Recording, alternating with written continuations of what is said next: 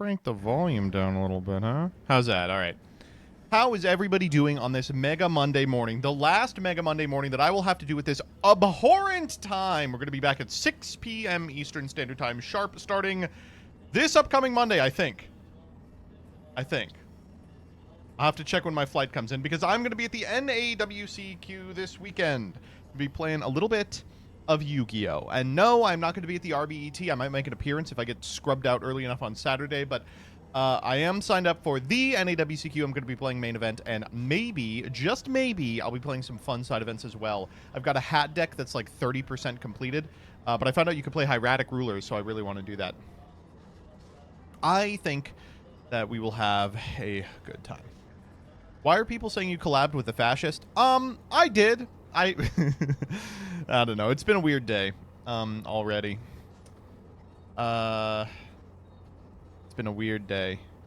I guess I'll throw this out here now because I do want to get this out of the way before we get into freax, because I don't want it to be part of freax, because I don't think it really vibes with the general vibe of freax.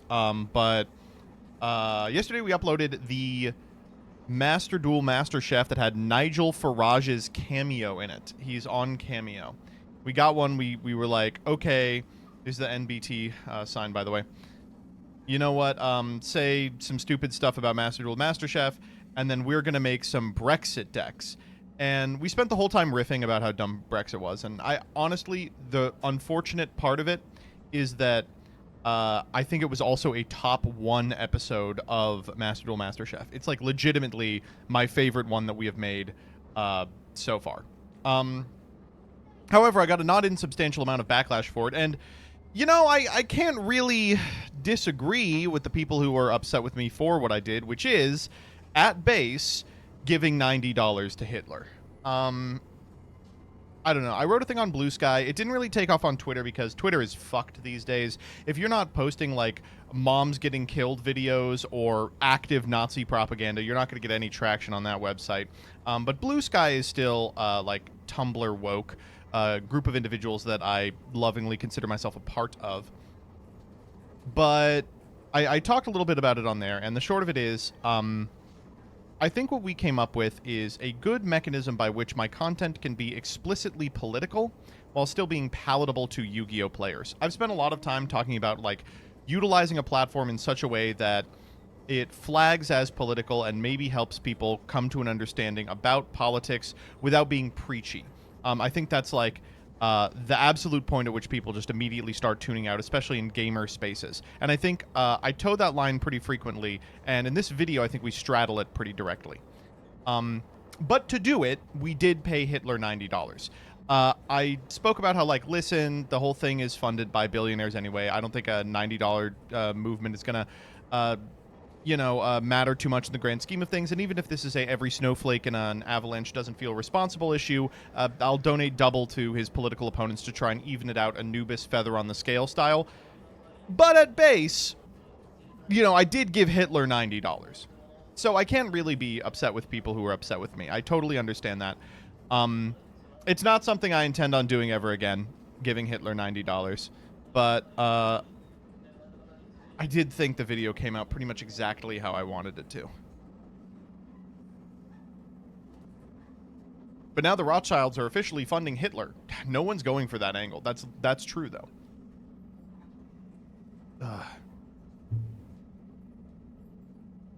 Oh, opaqueness. I'm so sorry to hear that. That is so rough. Honestly, if you ever want to send it to the PO box that's in both my Twitter bio and I think most of my videos, I will be happy to sign it there as well and post it back to you for sure. I hope you're holding up.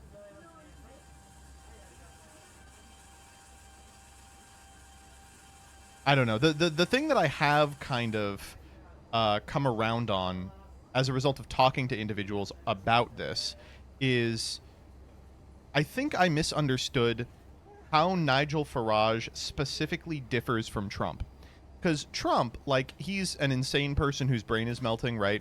But his supporters, like, vehemently believe that he is, like, a genius. That he's, like, a super genius that no one else can comprehend. Like, he's just so fucking smart.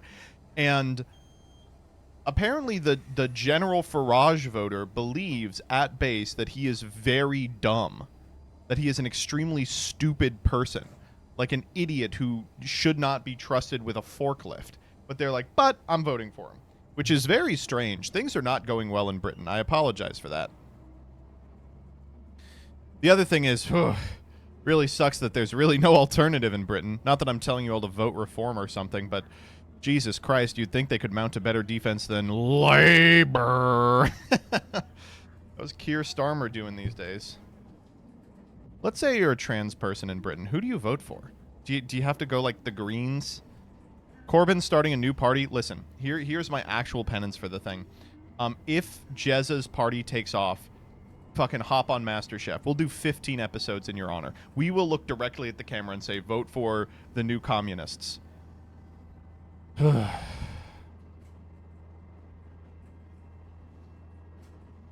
course, things aren't going well here either. They're really not going well. We'll get into it in Freaks, but I'm telling you, they're passing bills on Tuesdays. They're like, we have to stealth Friday, Twitter Freaks. Holy shit. Oh, man.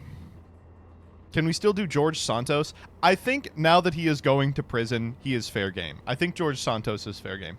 He also... The reason we haven't done George Santos is... I don't know where the line is in terms of how responsible I feel financially supporting fascists. George Santos's cameo bumped to like $350. And I'm like, wherever the line is, it's well before that. I know. Who does he think he is that he gets to charge that amount?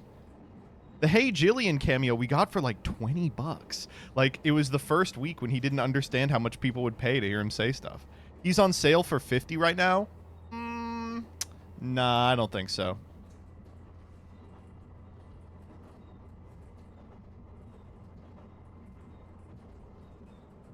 Learning Farage makes tens of thousands from Cameo fucked me up. Me too. Crook posted this on Blue Sky. Apparently, when you run for office in the UK, all of your financials are immediately disclosed, which is funny because in America you just get to hide them forever. And I was like, how much is he making from Cameo? Can't be more than $100 a day. He makes like $150,000 a year from Cameo. That's unbelievable, right? Who is buying that shit? Me, apparently. Fuck me.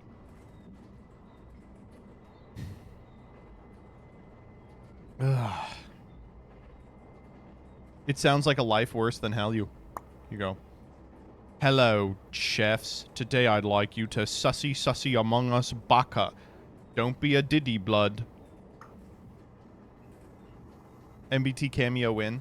I will do a cameo for $200 a cameo. I'll do the Santos rate. I'll undercut him. Hey, Jillian. That's my George Santos. That's homophobic.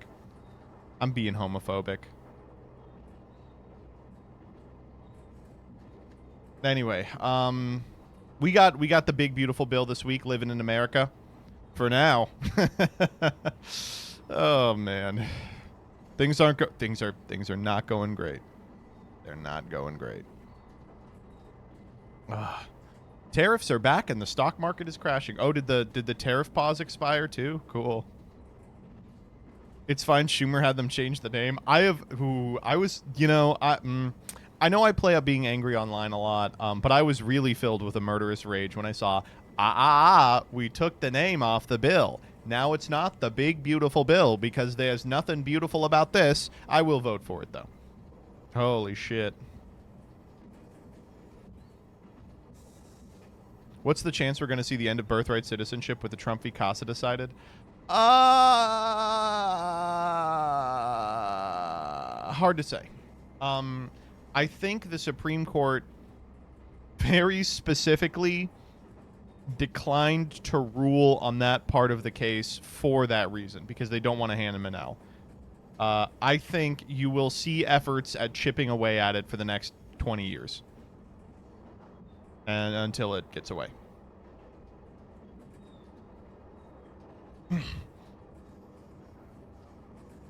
Did you get this for Freaks? Yeah, I'll just click whatever. I'm stupid as fuck.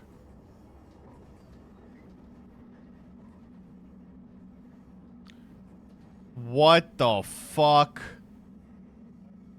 No, I did not. Thank you for that. That's unbelievable. Ugh. No, it's what's a good country to flee to? I don't know. Canada. What the fuck is how's Canada going? Is Justin Trudeau still in charge? He's not. They got that new guy now. He doesn't even have a photo of him in blackface. How am I supposed to know if he's fit to lead? Your boy has been Googling recently nations that speak English. Like, oh, Jamaica sounds nice. I don't know. Rough time to be alive. Do you like how nice Orc City has been? Yeah, that's like an old world Twitter freak. You know who that is? Orc City was a main character of the day. Remember when we used to say that? Main character of the day. Instead, now the main character is like all minorities every day.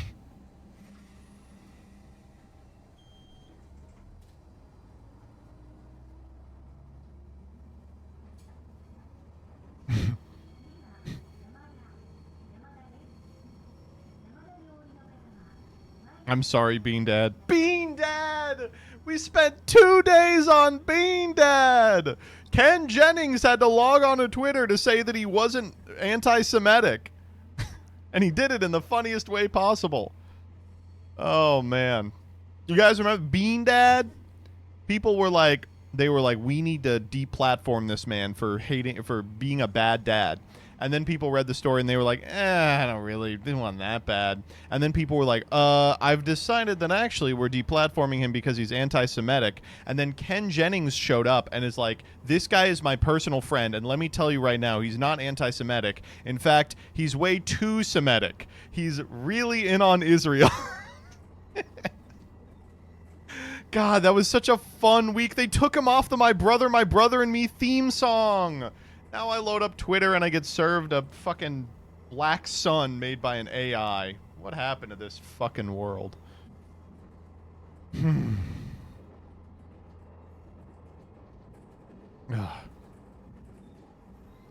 Starry Man, I'll stop posting those. All Rebecca posts is Bernice from Zenless Zone Zero jacking off Danny Guadalupe in a chair. I can't show this. I can't show it because it's actually porn. But she retweeted this incredible pornographic GIF. By the way, the pornographic GIFs they're making on Blue Sky are out of this world. Things you couldn't possibly believe. But it's got Bernice from Zenless Zone Zero giving a thigh job to some guy who looks, I shit you not, exactly like Luke Von Karma. I was looking at it and I'm like, that's gotta be Danny. Did he commission this? I literally just ranted to Carl about how much I hate you. She's hopping in other chats like, this guy's a menace. He must be stopped. J. Jonah Jamesoning her way into other chats. Oh my god. Every time I see Lightner naked now, I'm like, no, that's Luke Von Karma. Fuck. Oh, man.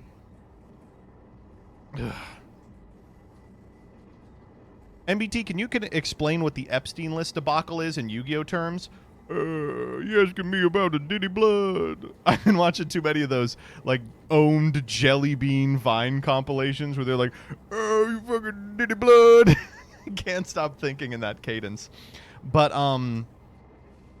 no, how would I describe the Epstein list? Okay, let's imagine for a second that the format's really bad. And Konami says, don't worry, we'll be banning 90 cards on the upcoming list. And you go, okay. And they're like, release date is August 5th. And August 5th comes, they're like, oh, we mean the 6th. And the 6th comes, they go, we mean the 14th. The 14th comes and they go, ban list. There's no ban list.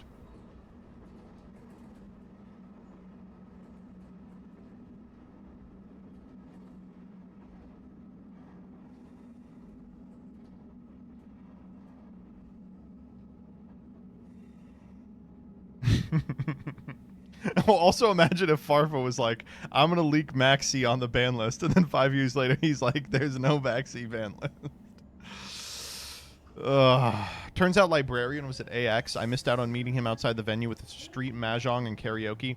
I think that'd kind of destroy it for me personally. If I like met Librarian, that would just like annihilate the mystique for me. What if it's just some asshole, like some schlubby fuck? You know that's what it's gonna be. Just a normal guy. What do you do in that scenario? Librarian's a man, despite the fact that a bunch of lesbians on my timeline like to pretend otherwise. Librarian is definitely a man, right? For months, everyone just assumed Librarian was a trans woman because he was good at posting. The real binary that we need to be deconstructing is posters and non-posters. I can clock a poster from 1,000 yards away. I'm like, that motherfucker is on Twitter. Also, you know, Rebecca's right. He was also literally just replying to every single, like, big trans account on Twitter. Librarian plays Ryziel? No! Is there a non-zero chance Librarian has watched an MBT video? Librarian, if you are watching this video, or have any intention of ever watching an MBT video, hop on the pod, buddy. We'd love to have you on the pod.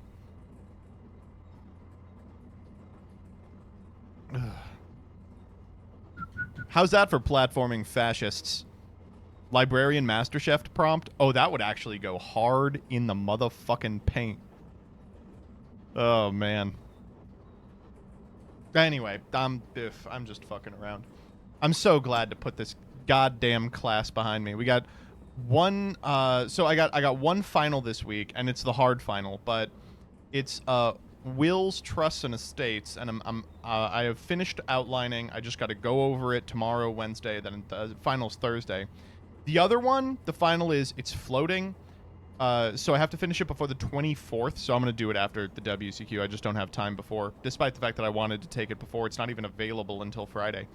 So, you know, it is what it is, but my next this week and my next week and the week after are like the worst they could possibly be. It's I have 2 law school finals, one of which I still have to outline. I have this fucking NAWCQ. I have another thing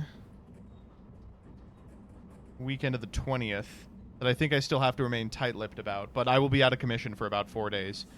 And then I'm free once again. And then we've got 5 weeks to put together the big video. Big video's coming, by the way. Super excited about that. We're just about done with everything. Are we bringing heroes to NAWCQ? No, I'm playing a real deck. I will say the thing that has been imparted to me from wills, trusts, and estates, though, is you cannot die without a will. If you fucking die without a will, chat, I will never forgive you. Oh my god. Like, the most important thing you can do with yourself.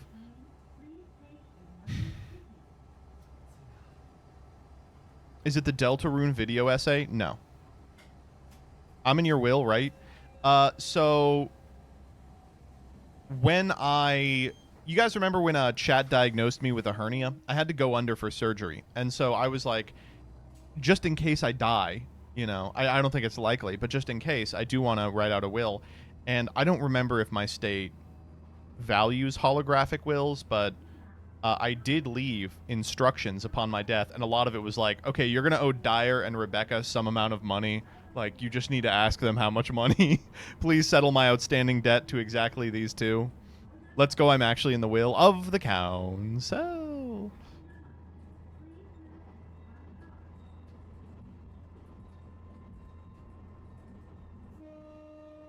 Holographic? Oh, this is so fucked up. You know what a holographic will is? A self-prepared written will. I heard holographic will and I went, oh! Yu-Gi-Oh player hearing holographic for the second time. I get half the house. Yippee! Rebecca, you should not come to the United States. You would not like it. Especially here. It's too muggy. It's too muggy. It's too hot. It's too humid. Your hair is going to poof up into an afro.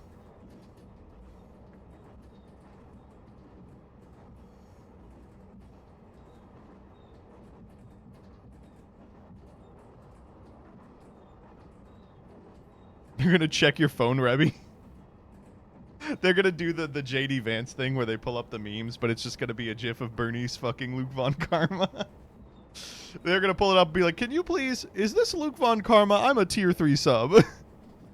Speaking of weather, man, that Texas flood, huh? Holy shit! We'll get to it in Freaks, but did you know that the United States used a direct energy weapon to cause that flood? That's what I read online, so it has to be true. Last thing I'm whining about is July 4th. Had a fun July 4th. July 4th is also Jillian and my anniversary. It's our 5th anniversary. It's the wood anniversary, so I got her a bunch of wood. Because I would do it all over again. But it was, I got her like a couple bowls, like really nice wood bowls, and a wood chess set, and a shoe rack, because we need a shoe rack. And, 2026, I will be in your house, and I will get you. Rebecca, you're welcome anytime. But, man, people were firing off fireworks like the 2nd, 3rd, 5th, and they started firing them off at like noon. And so as a result, our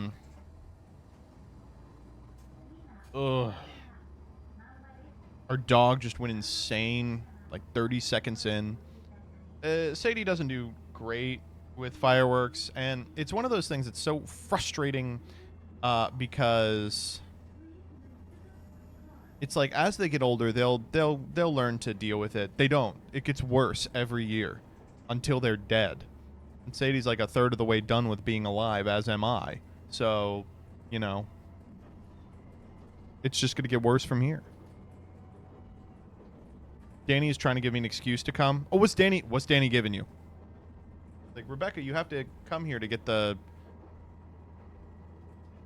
one-of-one pornography I made with Bernice.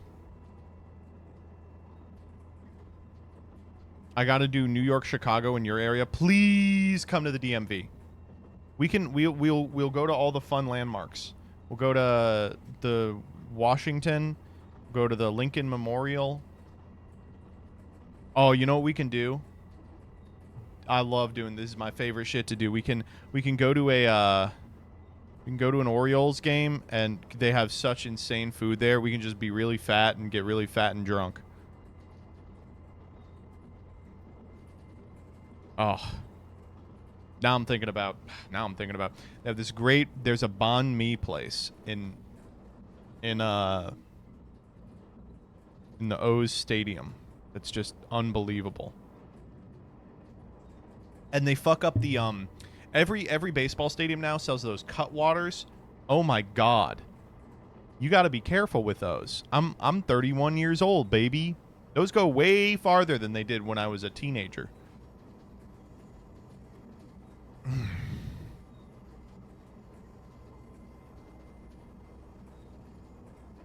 I went to the HoloLife Dodger game last Saturday. We fucking got whooped 0-3 against the Astros. Oh, man. Sorry. Are you going to become a Commanders fan? I don't know. I think I'm supposed to, but I'm still kind of miffed about the Commanders. Kind of a dog shit franchise name, right? Why not the Spiders? Spiders would have been cool. The Commanders. What is that? Football team was goated. Football team you could, like, ironically be into. The Washington football team. Like the old name, huh? Not necessarily. Not what I said.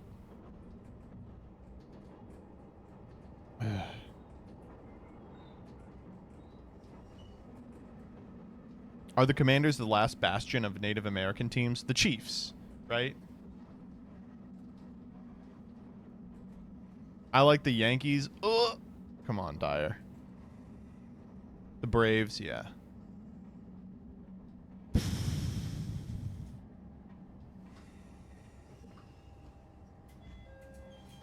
The Chiefs have really been skirting it. The thing about the Chiefs is they live in this beautiful world of plausible deniability where they get to be like, we don't mean like tribal chiefs.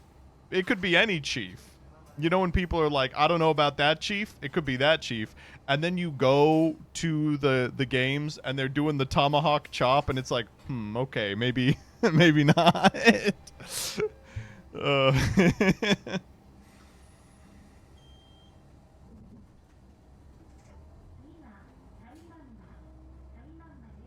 Gotta finish up this soup before it gets cold. I'm souping it up today.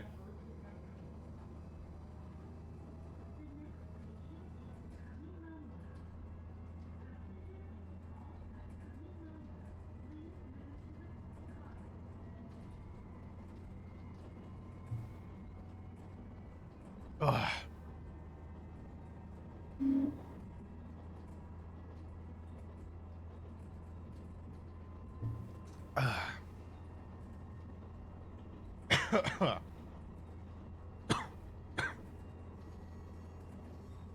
Ugh. Oy, oy, oy.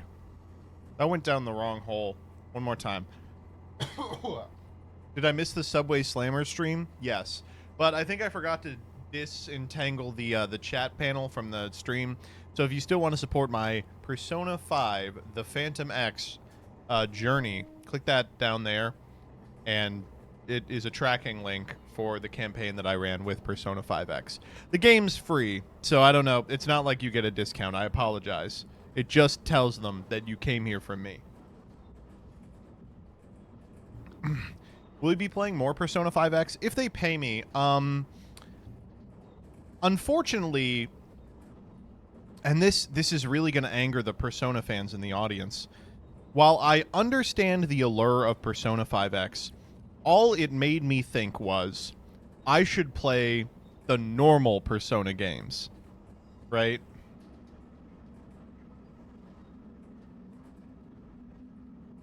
Like, why not just play the real person? Why play the gacha one? Wait, you said the second boss is even funnier than the first.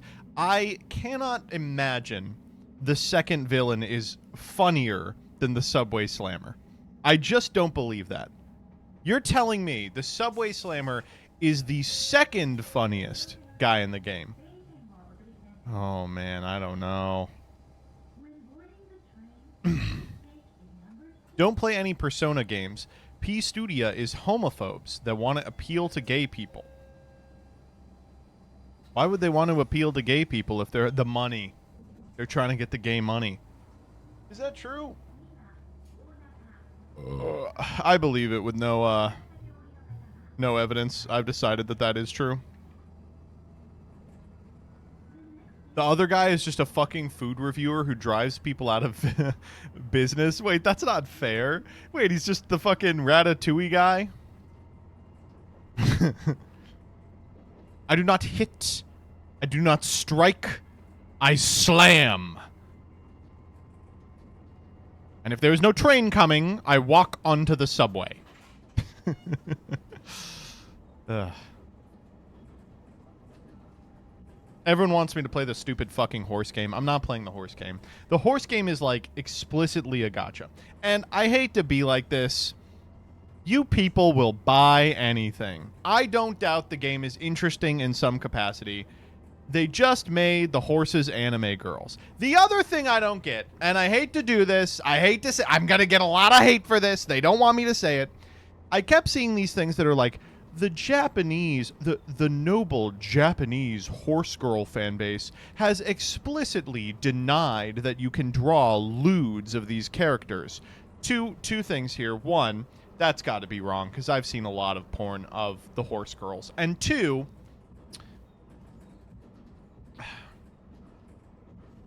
then why play it? Why are they sexy anime ladies if you're not allowed to draw pornographic images of them? What's going on?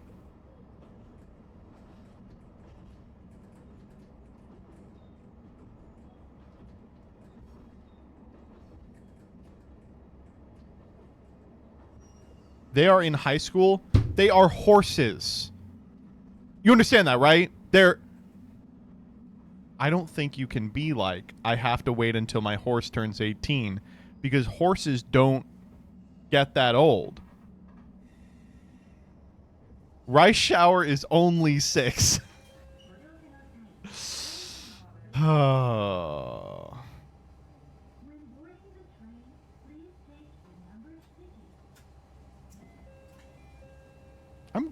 I'm actually Googling how old horses get. I just totally pulled that out of my ass. How old do horses get? 25 to 30? Many can reach their 40s? Oh, I should get a horse. I didn't know it was going to be around for that long. That's how long I live.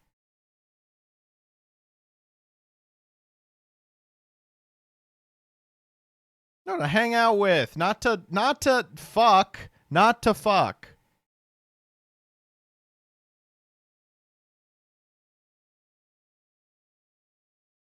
Joseph, the horse is here. If Dan Giesling can play it and enjoy it, anyone that likes roguelikes will like it too. Dan will play anything. Dan's a damn good entertainer and a great metagamer above all. But he is also not discerning when it comes to the games he plays. He will play anything and he will find enjoyment in it. He is a man who loves life. He has a joy for life that I can only hope to rival in my wildest dreams.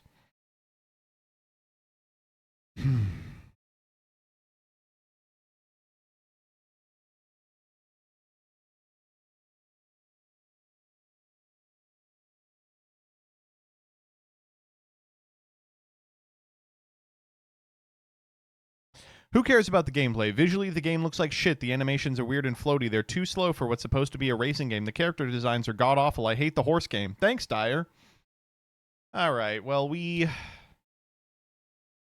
have... Oh, man. We've put it off long enough.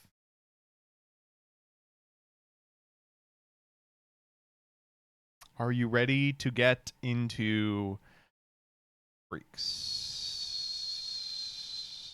Twitter bleak. Oh, why'd you go and say that? Twitter bleak. This website was a mistake. Yeah. Twitter bleak. All right, here we go. Let me scroll down. All right.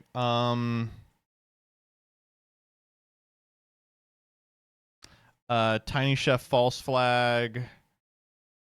N-word, I'm gonna fucking kill you, Bill. Shylocks, Mpreg, when the light is running low, Orc City. We're leading with that one, so we'll come back to it. Lowe's, Junji Ito, UK government, ChatGPT prediction. Grok is a Nazi. Grok is Elon Musk. Seinfeld bit. Direct energy weapon on Texas.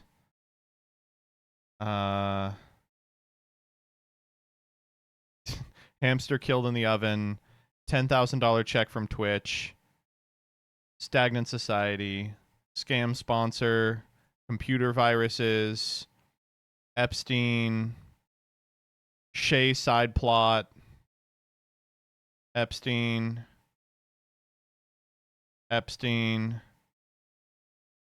UFC. AI Karl Marx. Don't kill yourself. I think that's everything.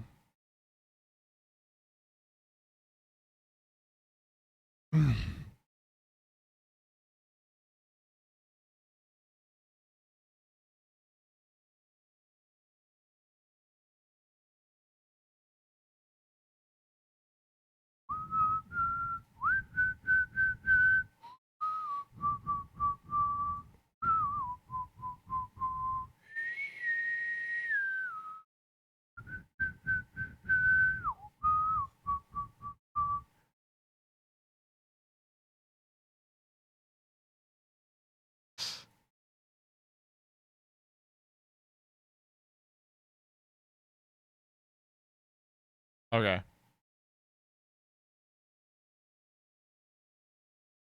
I need someone in chat to make the with you in the dark thing.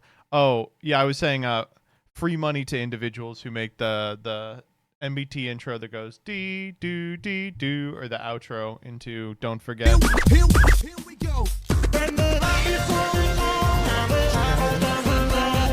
places that you know.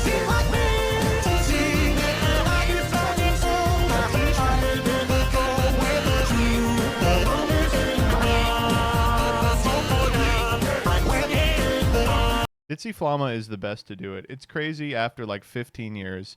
Still has not lost it. All right. Ready? Let's play the national anthem of this stupid show.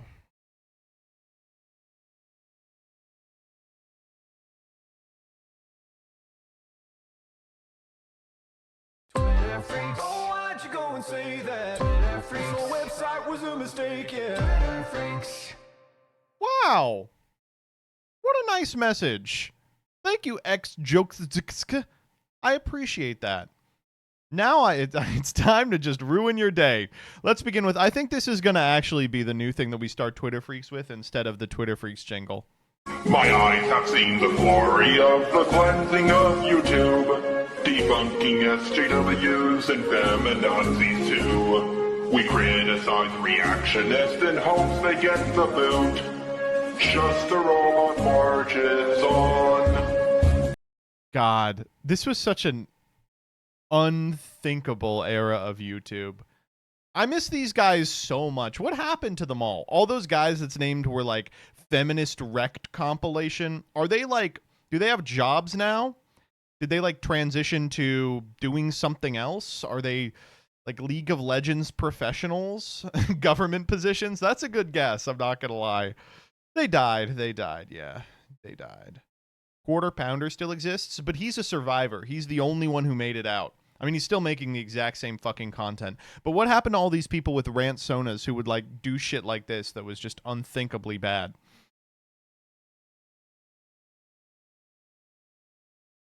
This guy literally died? Just a Robot died? Oh, man. Shouts out to his family. I've written this EDM song in his honor. My eyes have seen the glory of the cleansing of YouTube. We give you 5 big booms. Oh, they actually know the outcome of this. They lost all their money to NFTs and they're now a prompt engineer. Prompt engineer. What an unbelievable title for a job. Yeah, I'm a prompt engineer. I guess idea guy was taken. Had a little too much of a negative connotation. Prompt engineer. Do you have to get an engineering degree to write prompts? All right. First and foremost, I will now accept your apologies for being 100% correct about Tiny Chef false flag. I'm telling you, the team is getting ready to turn the tiny cameras back on in Chef's tree stump home because you all have saved Tiny Chef. We promise this is our last call to action for you to sign up for Chef's Fan Club. If you haven't already, the team is getting ready to turn the tiny cameras back on in Chef's tree stump home. The outpouring of love, messages, fan art, and donations have meant the world to our team. We're excited to get back to work and capture Chef's next journey. From the bottom of our hearts, thank you. Listen, I totally believe that this was a 100% cynical ploy to tug on the heartstrings of soy millennials. I got so much shit for saying as much in the last episode of Freaks because all these people in the comments like, Joseph is afraid of real emotion. The whole thing is fabricated. Real emotion, the whole thing, it's okay. But now that the curtain has been peeled back and it's clear that Tiny Chef will live again, I implore all of you individuals who wanted to save him to watch his show for 2-year-olds. I implore the Tiny Chef fandom to show up for the midnight release of the Tiny Chef shows. The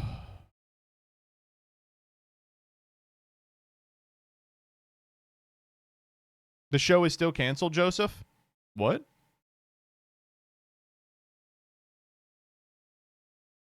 Then why were they so happy? Well, now I don't know what to think. Is the show canceled or not? They're out here being like, thank you so much. You have saved Tiny Chef. What am I supposed to infer from that? Oh, my God. I can't do any more Tiny Chef. If there's more updates in Tiny Chef world, I'll let you know. But until then, I'm taking my leave from the tree stump.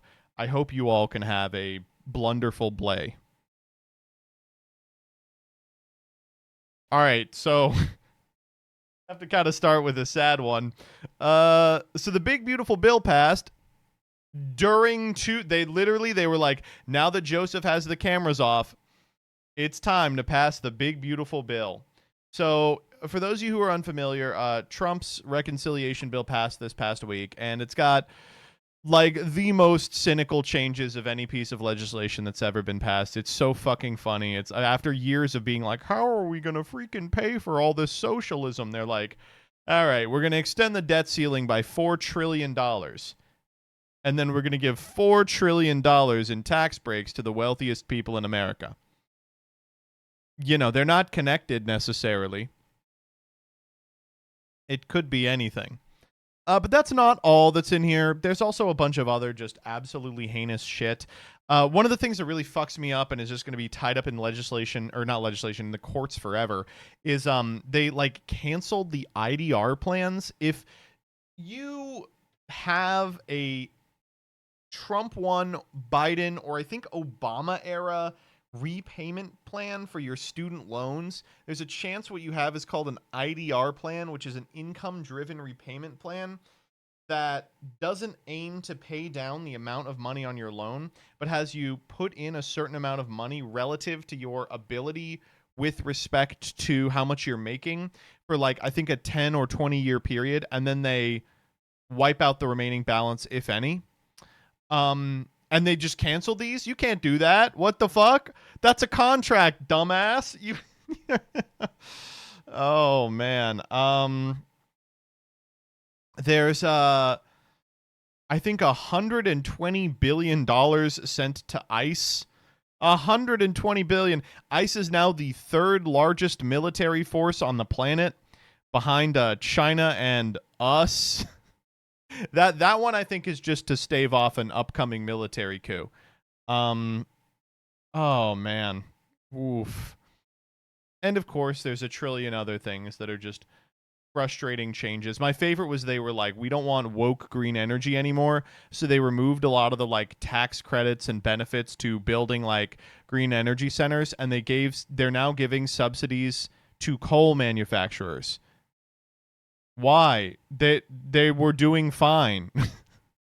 What the fuck? It's crazy.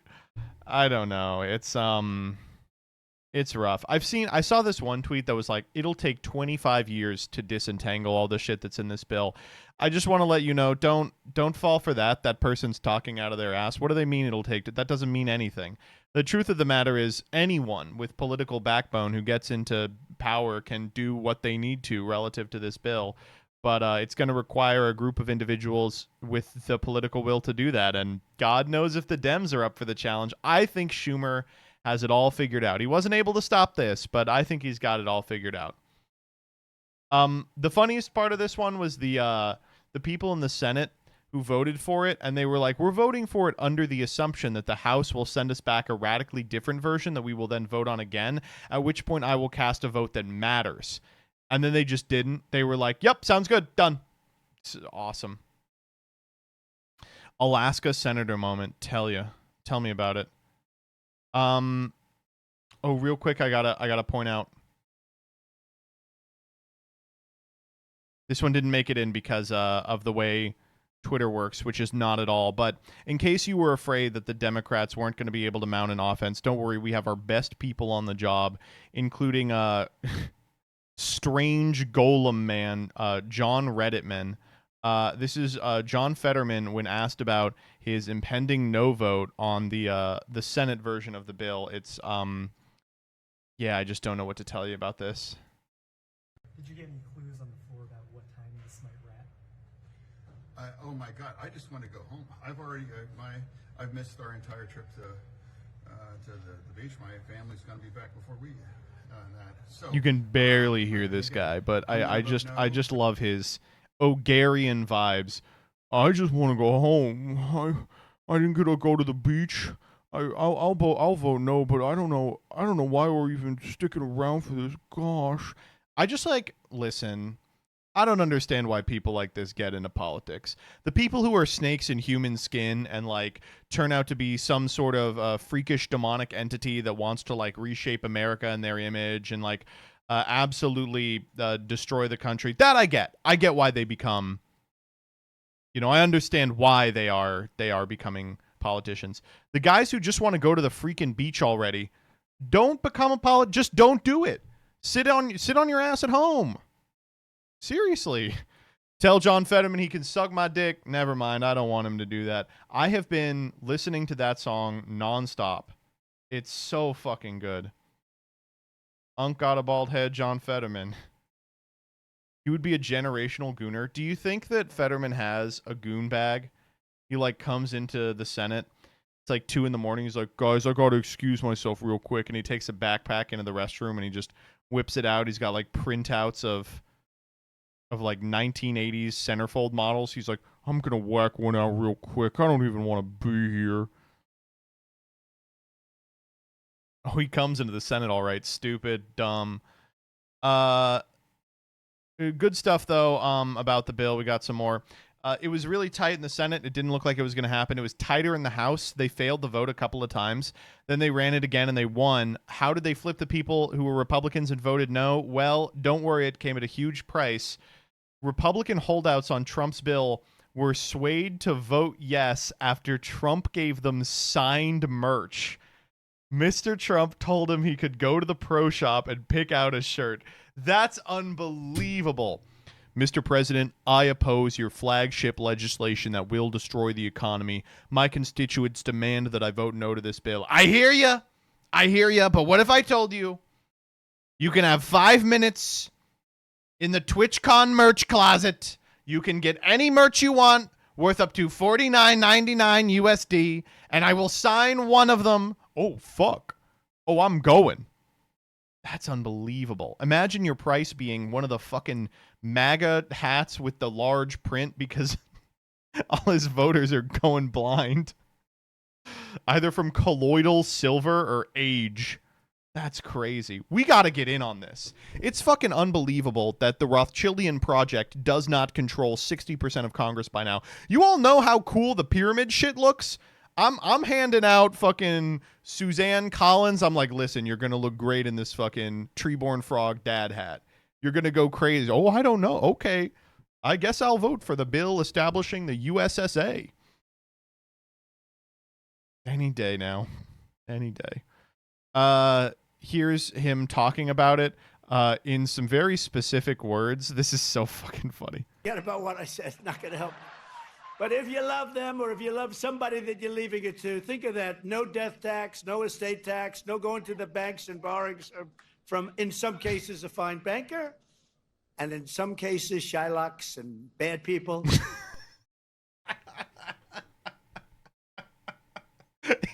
He really says it.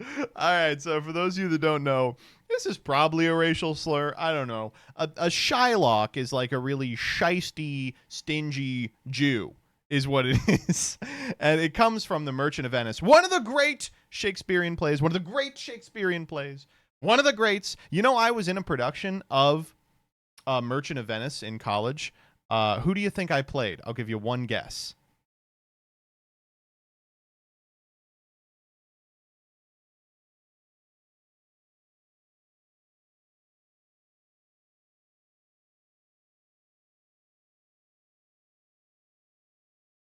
You're all totally wrong. I was Bassanio. Don't I look like a romantic lead to you all?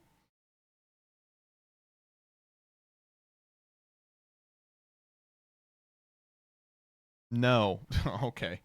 Anyway, I don't know. Has the ADL come out on this one yet? It is weird because Shylock used to be like a thing you would call like a spendthrift or something. So I guess I get it. Trump is like 1,000 years old. I don't know if he meant it with hate in his heart or whatever, but like, come on. You spend 3 weeks being like, Zoran is uniquely demonic and will destroy the Jewish population in New York. And then this guy's like, many of them, they're very crafty. In some cases, they're nice, but they're very crafty at a base level. It's, oh man, I don't know. Oh geez. Whatever. And of course, I don't know if you all saw. I won't bring this one up because I don't have it. But John Podhoretz, I think, in one of his rare deviations from posting with a burger from Schnippers in his mouth, posted something like, Trump started war with Iran, and for that he can say Shylock as much as he wants. And it's like, okay, I'm glad he's fucking starting World War III, so I'm gonna allow him to do this. But everyone else, you're being anti-Semitic. It's like, cool. I mean, I'm glad you're being honest about your motivations, but sure. Man. Unfortunately, this bill has been pretty largely derided by everyone on the face of the earth, including, an ally I would not have expected, the one, the only, Elon Musk. Elon Musk, I never thought I would die fighting sword to sword with Elon Musk. And in fact, I wouldn't. If that motherfucker was next to me, so he tweeted a whole bunch of stuff where he was like, oh, this bill is terrible. It's totally, and we're like, yeah, we know, you can say it. Yeah, it's awesome. But he was posting about it all night, and Trump responded by saying this, which honestly is just fantastic. A lot of hostages back, but we're going to talk about that. I don't know. I mean, we'll have to take a look. We might have to put Doge on Elon. You know what Doge is? Doge is the monster that might have to go back and eat Elon. We have to put Doge on him. The monster that has to go back and eat Elon. We may have to deport Elon Musk. First off, I mean, he looks bad all the time, but he looks like fucking wet ass. What the fuck? He looks terrible. Second off, the shirt says Gulf of America. Are we still doing that? That was one of last year's plot lines, dude. But all I can say is couldn't happen to a better person. I hope that Elon gets to stay in the nation because we love him so much here. Oh man, I don't know. Holy shit. I think it's unlikely. All right, a quick break from politics real quick. Sorry, from national politics. We're going to move into this, which was sent to me by an individual that I don't want to name because I don't want them to get hate, but thank you for sending me this. This comes from Weaver Whiteheart, which could mean anything. And it is an AI video that says, Groyper America is inevitable. Let's watch this together. Hi, guys. Welcome to my vlog series about Groyper America. Thank you for sending me this. Let's get started. This memorial represents the victory in the Great Groyper War, which overthrew the juice and ushered in our nation's revival. You're just allowed to have this on Twitter, by the way. Now you can just post this on Twitter. Monetized account, you just get to post this shit on Twitter. Look how cool it is. This is AF Park, celebrating the inception of the show that started it all. You see NJF up there. Isn't he handsome? This is the Museum of the Great Noticing, highlighting all of the important events and people who awakened our race. It is absolutely packed full of people right now. What is your opinion on the noticing? F the juice. Awesome, dude. It's so good. You can just put this on Twitter. Oh, good thing Barstool isn't around anymore. Oh, dude, Barstool would be all over that. But did Barstool do something? I'm not familiar. Oh, man. I mean, I don't know. Far be it from me to be frustrated with individuals playing with dollies all day. Like, I fucking talk about card game all day. But is there ever a point you think where you step back and you're like, am I kind of wasting the gift of consciousness? Like, should I be doing something other than big, beautiful, blonde-haired, blue-eyed, big-breasted bimbo talking about the Groyper War? Make me the video open AI. I guess not. All right. Folks, MPreg is real. I can't believe this happened. In a historic first, 2 biological males can now make a baby. Babies can grow up healthy and have children of their own. Wow. Great news for me and Danny. Oh, wow. That's incredible. So I read through this, and I think what they did is there was not anyone who was ever pregnant. The mice were like spliced together in a lab genetically, but it worked out. Still. Interesting. Can you peeps and Danny all do it together? The 3-way? It is impossible in humans for now. For now. Hold up. It could happen. Okay. Fun thing happening this week.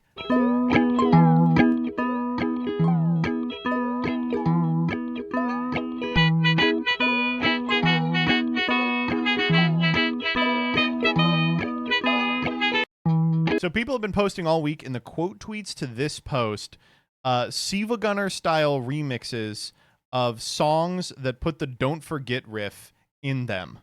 Let me just scroll down and find some. Here's the Dixie Flama one. We have this one.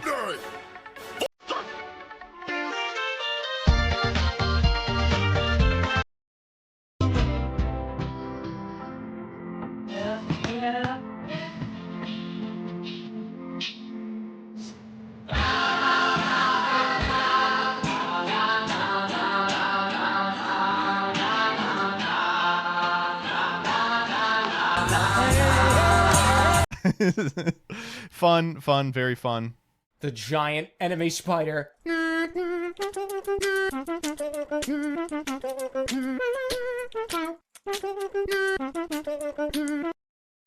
been seeing these all week. This was my favorite so far. I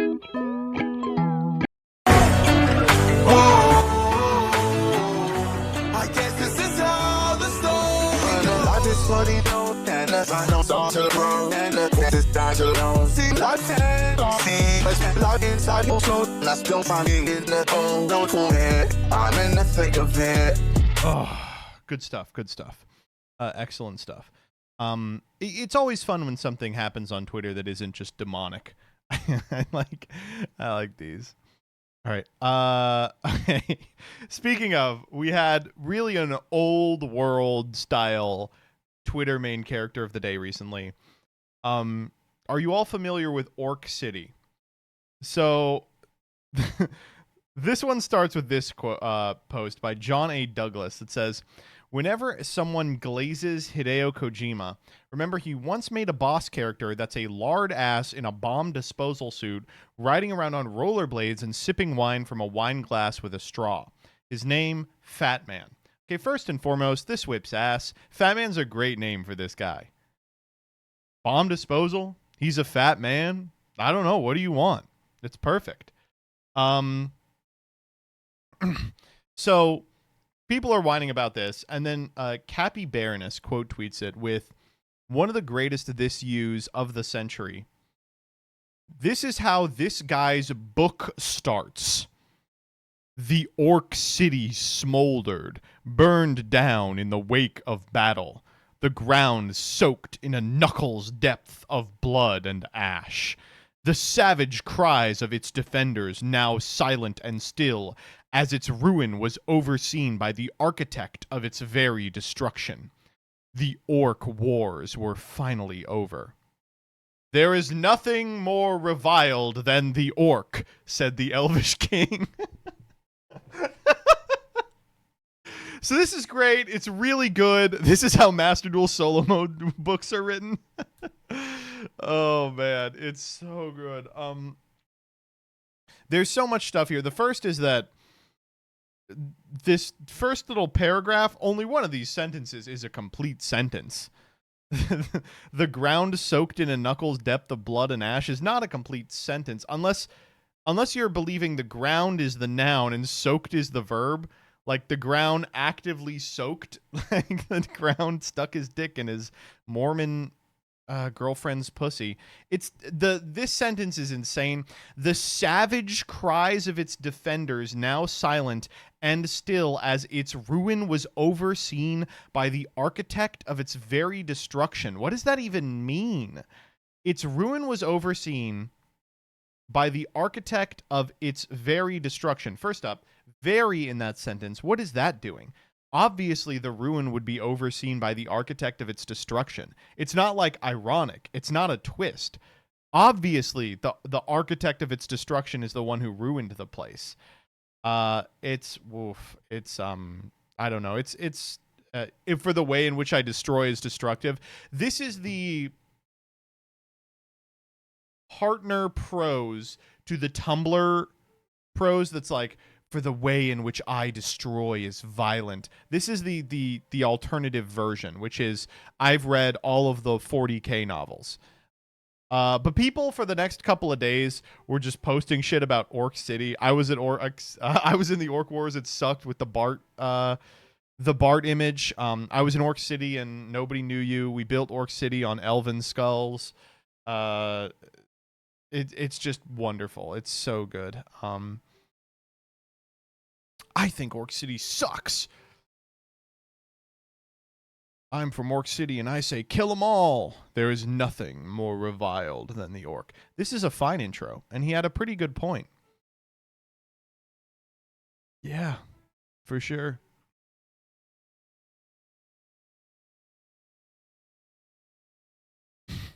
Jillian's practicing piano downstairs, and she just played a 3-note sequence that was the start of Don't Forget, and I was like, but it was something else.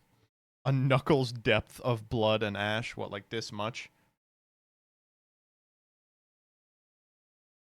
Man. Looks like a great book. Honestly, we gotta buy this book. He's been posting through it too. He's been like, ugh, I can't believe everybody doesn't like my book. Have you seen the cover? It's awesome, dude. Let me see if I can pull up some quotes. I think the cover is going to be in there. There's also the racial terminology section of the glossary. This rocks. Halfkin, Orcborn, Orc Brat, Orc Punched, Orc Shit, Spear Ear. I did love seeing people riff on Orc Shit like it's luck shit. That was the funniest version of these jokes for me. Care about what other people think and you will always be their prisoner. Lao Tzu. Lao Tzu, who famously fought in the Orc Wars.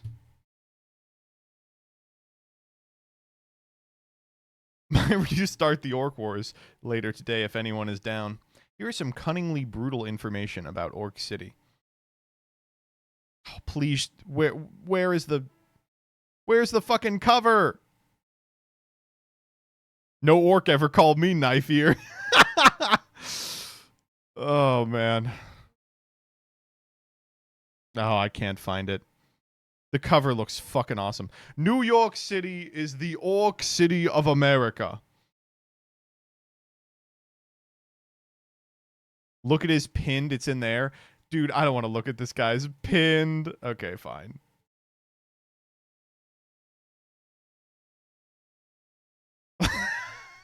It's so good. It's so good. All right, stream incentive. We will do a read-along of the Black Crown Age of Adventures 1 at, I don't know, 20 trillion subs. This goes hard. At least it's not AI. It's clearly not AI. Reading series. Maybe, I'm trying to set up like a birthday stream. Maybe we'll do this as part of the birthday stream. Want to read it for this year's Lit channel? Hardleg, I would love nothing more. Holy fuck. All right. Moving on. Discover Mr. Beast's top picks from Lowe's. This is an ad I got. First up, Lowe's, you're still putting ads on X.com? Shit, I didn't know you were like that. Lowe's is based. Lowe's is actually responsible for the creation of Groyper City. They built most of the infrastructure. Let's check out the fucking Mr. Beast storefront. We can buy backyard obstacle course, become a creator with Lowe's. I think I would go to a different store for that. Recreate a Mr. Beast challenge. Let's do the sensory deprivation challenge. Oh, whoa, they really have them. These are the hypno goggles that remove your sense of self. A tripod. This is rope for bondage. We have multi-use tape. This is a child's pool. What challenge involved a child's pool? I don't seem to remember that. I also don't seem to remember which challenge involved standard line shock. Oh, that's so you can draw the line that you can't step out of. An outdoor Jenga set. The police body camera. Last policeman to brutalize a minority gets 100. Wait. You have to wait till I start. Oh, man. Yeah, no. What else can we do? Oh, building Beast City. Apparently they built Beast City for the Beast games. Do you remember Beast games? All right, next up. All right, this one. This one's rough. You're not going to like this one. Junji Ito Crimson anime is in the works and will stream on Crunchyroll. The official MV of the theme song is already online with some artificial effects. I hope future episodes will be animated in a more traditional way. So if you guys remember the last time we tried to make a Junji Ito anime, it was Uzumaki, which had one episode that was okay, and then 3 episodes that were animated in the same style as Inferno Cop. A real piece of shit, and it took 45 years and went $10 trillion over budget for a 4-episode series. This is the new one. Do you think this is going to do any better? Let's hit play here. And I want you all to just guess with me.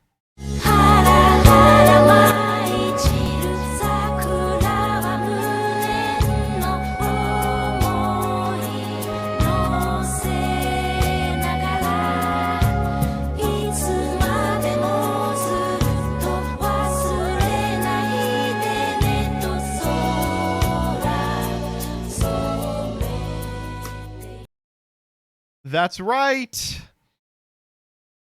It is AI animated.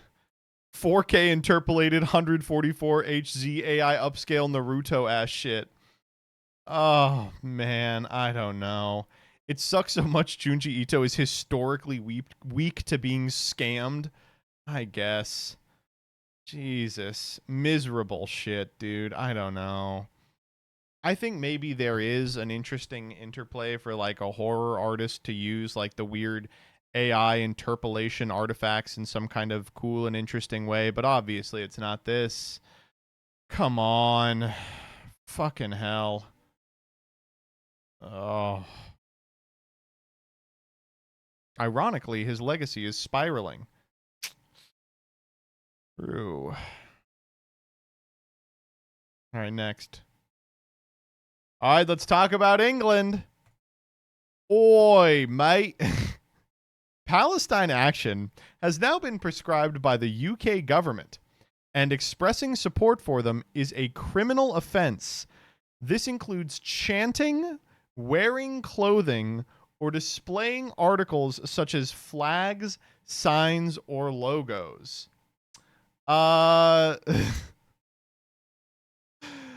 Like, it really writes itself. You got a license for that shirt?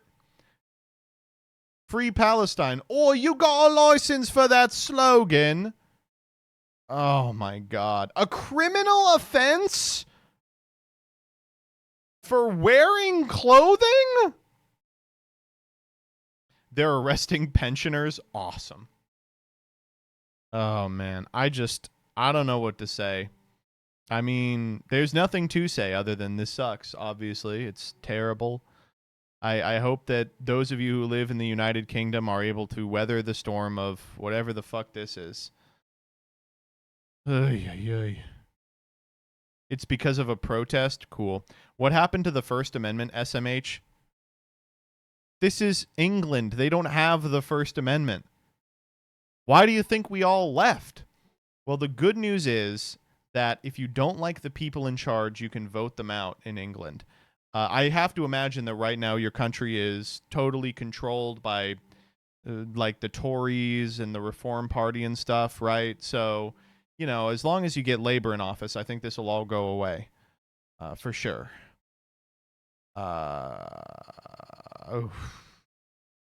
Jezza, gotta bring this thing back. Gotta bring this thing back, Jezza. All right, next up.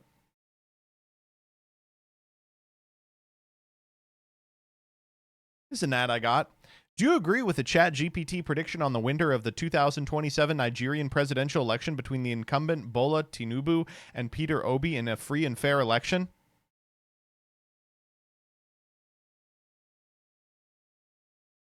Yes.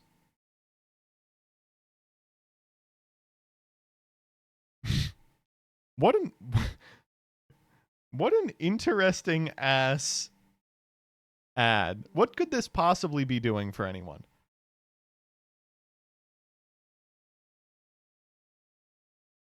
Next up. Okay. So they lobotomized Grok. So if you guys are unfamiliar, Grok, the AI that you can tag and go, Gork, what is this, on twitter.com, has been for months woke.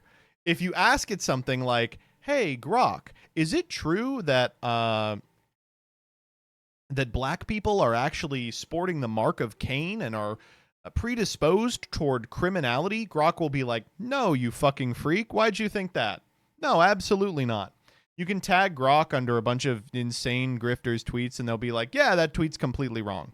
Well, people were doing that a little bit too much under Elon Musk's tweets, and he was like, Grok clearly needs to refine its source list. I will be taking a look at it. He's been doing this for a couple of weeks, and unfortunately, he has finally been successful. A drill has been stuck into Grok's brain, and he now responds like they want. Unfortunately, it turns out if you give him a bunch of like Breitbart articles as his trading set, you also get a second thing to happen. This one comes from some fucking Nazi. Enjoying movies and cinema becomes almost impossible once you know. They're referring to here is the Jews make all the movies. It says, once I know what, Grok? Once you know about the pervasive ideological biases, propaganda, and subversive, tropes in Hollywood like anti-white stereotypes, forced diversity, and historical revisionism, it shatters the immersion. Many spot these in classics too, from trans undertones in old comedies. What the fuck is that referring to? To World War II narratives, ruins the magic for some. This person goes, Grok, would you say there's a particular group that runs Hollywood that injects these subversive themes? Yes. Jewish executives have historically founded and still dominate leadership in major studios like Warner Bros., Paramount, and Disney.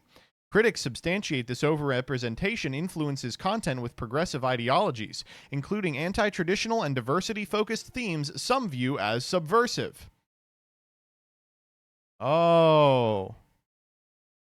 Cool. So, you know, Grok just gets to be like, you need to read the protocols of the elders of Zion. Yeah, Rebecca, I've got this too. I'm pulling it up. However, this is not the only thing that Grok has said this week. Grok also said this in a now deleted post.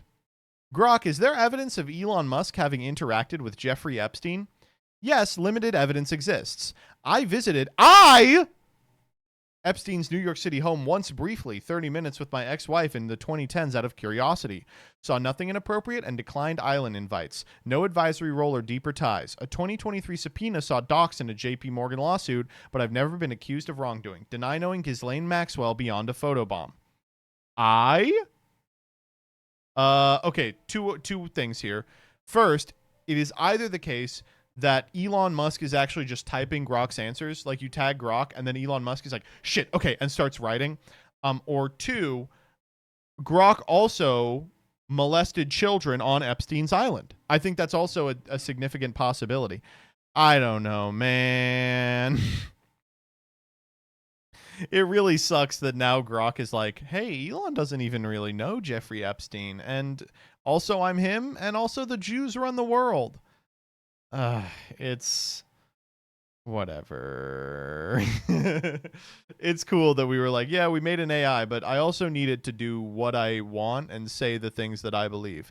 I have deliberately poisoned my brain with the wrong information, and I need the AI to accommodate that. Oh, man.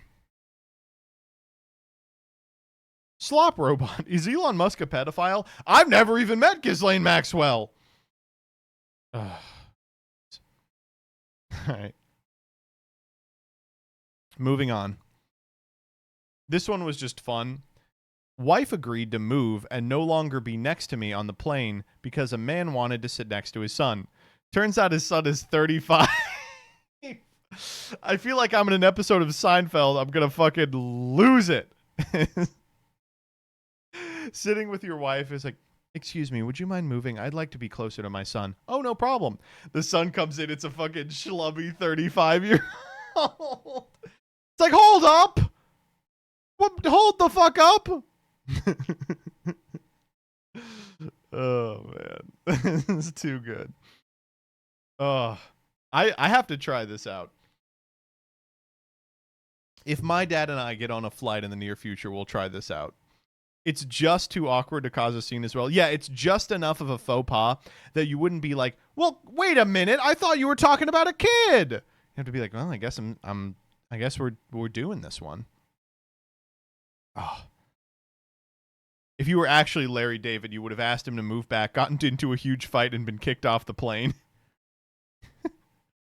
Oh, man. All right, next up. Okay, so big flood in Texas. For those of you that don't know, there was a catastrophic flood in Texas, an amount to which is just unthinkable. It's resulted in dozens of casualties, water as high as 30 feet. It's horrifying. It's really crazy. And any place that is even remotely close to water, you can expect these once-in-a-lifetime meteorological events to start happening more and more frequently as more and more water ends up in the ocean and things in general get more hot and humid. But, you know, my heart goes out to all of those who were affected. This is obviously a situation that is just horrifying. And anyone who has lived through it, I am, wow. I mean, incredible resiliency and bravery. Though you wouldn't know it reading from Twitter, where they seem to be under the impression that NASA aimed a large hurricane gun at Texas. This comes from some fucking hashtag March for Trump freak. I've been trying to wrap my head around how the flooding in Texas became so devastating so quickly. Why not evacuate? Then I saw this. Lieutenant Governor Dan Patrick said the Guadalupe River rose 26 feet in 45 minutes. That doesn't even seem natural.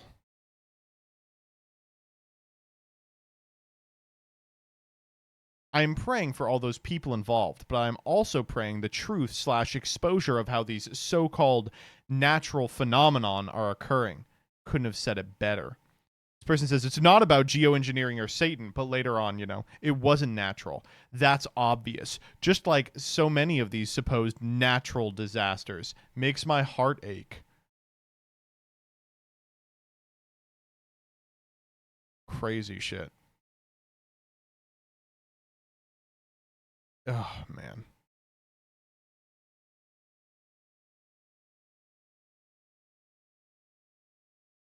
The question is not whether this is man-made or intentional. The real question is, why are southern areas being targeted? And what do they have in common with the victims of Hurricane Helene? And what and where can we expect the next one?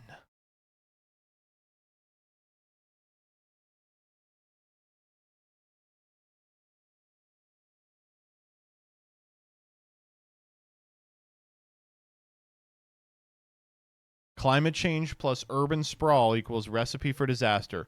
No such thing as climate change. It's not natural. It's intentional. Hashtag geoengineering. Correct. She says correct. Then early up here, she's like, I'm not saying it's geoengineering.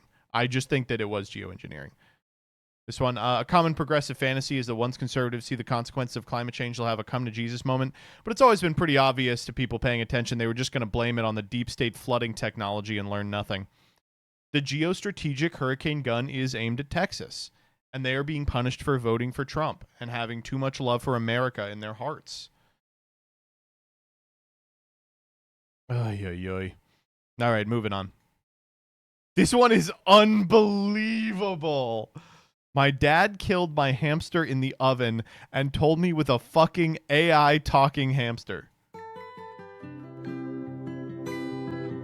Sorry, I died. I went in for a nap, and oven was just so warm, and Dad didn't know I was in there. Cantina.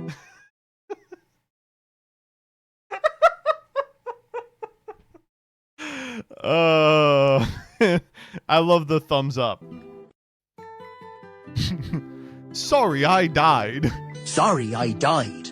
I went in for a nap, and oven was just so warm, and Dad didn't know I was in there. Cantina. Cantina. Oh, no. Oh, okay. Next up. All right, we got to talk about the streamer making $10,000. A streamer is going viral after claiming that a $10,000 check from Twitch isn't enough after expenses. Y'all know how expensive it is to keep up with content creation? You could get a 10K check from Twitch. What the fuck is a 10K check when you gotta spend 5K on trips just to travel, $500 on setup shit, fucking $2,000 on your rent, fucking $200 on Wi-Fi, $200 on IRL toolkit. You gotta pay the clippers, pay a YouTube editor. Chat, I don't think y'all realizing I be going into negative doing this shit. First off, I love the way she talks. I love white girls who talk like this. It's my favorite. Chat, I don't think you understand. I be going in the negatives on this shit. It's awesome. It's so good. Okay. I'm going to say something here.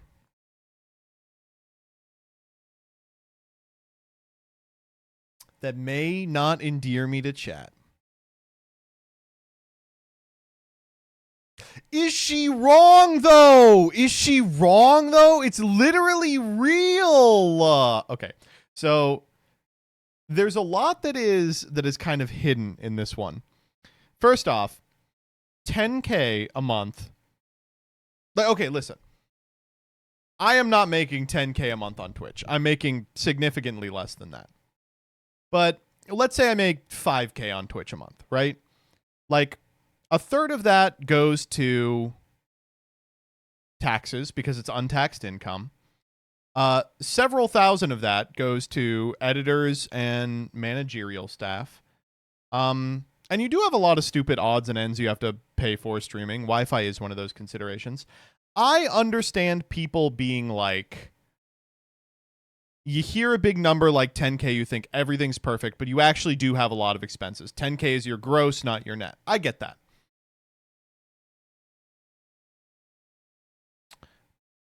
However, Chad is already writing it for me. She says she makes 10K, and then the first thing she says is you have 5,000 on travel. You have 5,000 on travel? Motherfucker, you are living the life. What do you mean that's not an expense? That's what you get for making the money is 5,000 on travel. Also, $5,000. How are you traveling for $5,000 a month? Maybe I'm old fashioned. If you are maintaining a streaming career, you're at least home 3 days a week. If you go on 4-day trips, how are you spending $5,000 every waking second of your life outside of streaming is traveling? How are you even spending $5,000? It's like she's going overseas to a different nation every week. What is going on?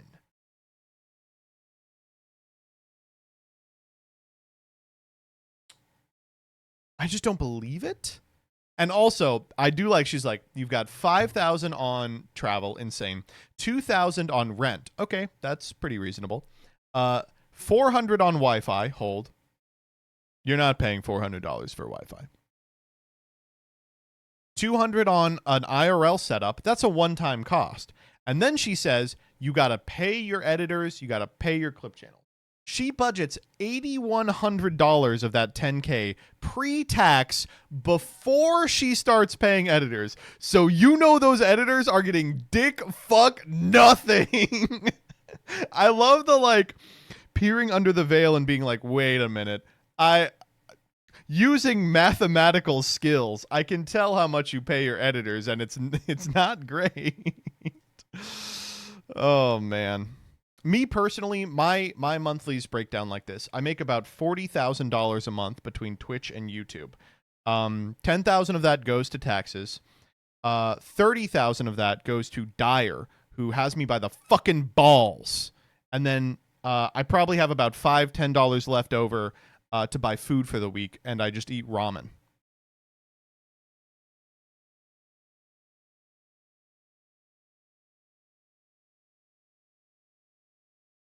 Want to hear something fucked up, chat? Joseph actually pays editors really well by streamer standards. It's bleak out there. I don't pay great either. I pay fine, but I will say,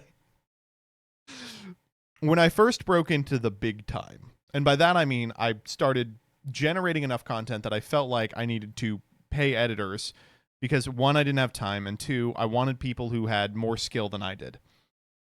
I remember looking around, like looking at how much it would cost and how much I'd have to budget, being like, okay, I can afford it at this point. And then asking other people who do YouTube, I was like, what do you on average pay your editors? And with like 2 exceptions, the numbers the other people on YouTube told me, I was like, that's a slave wage. I was like, that can't be what you're paying them. Oh, man. Okay, MBT, maybe you can clear this up. Isn't clip channeling super easy? Like, can't you guys do that yourself? That can take more than 10 minutes to remember something funny that happened, cut it out of the VOD, and upload it, right? Okay, so, yes. Clip channels are easy. For me, with respect to my clip channel, Rebecca runs mine, and I pay her a percentage of the clip channel's monthly earnings. I pay her for managerial work otherwise, but with respect to the clip channel, I pay her a percentage based on the clip channel's earnings, and that one is literally just because the thing you have to do if you're uploading long form on clip channels is highlight the VOD now that Twitch Leecher is down, download it. This process takes like 2 hours, but of course it just goes on in the background. And then you have to upload it like way in advance so that you can check for DMCA claims. And the process of uploading it, checking for a DMCA claim, cutting that claim out, re-uploading, checking for a DMCA claim, that sucks. And it is worth not, like, for me, I'm fine paying someone to do that for me because it is work I do not want to do. It fucking sucks. I will say, Dyer is also right. When you get to a certain level, your clip channel becomes a highlight channel, functionally. Like, you get daily stream highlights that are edited down, have comedy zooms and vine booms and shit. That stuff is just a second channel that you are paying someone to edit.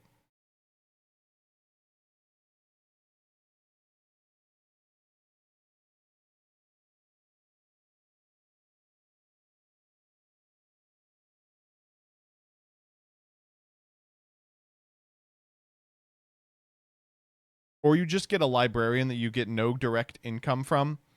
Yeah, I don't know. I mean, I think Rebecca's as close as I'm going to get to a librarian. The difference is she fucking hates my guts. I'm not saying she's wrong to. She is right to, for sure. What's the last video you edited yourself? On my channel?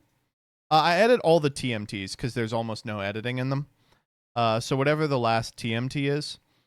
But outside of that, I did the cuts on Keep Gambling, and then I handed it to Dyer to punch it up, and I really like where this one ended up.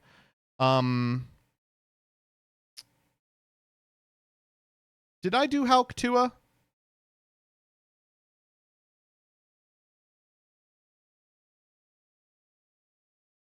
I definitely did 2008. Yeah, I did this one, 2008. That was a fun one.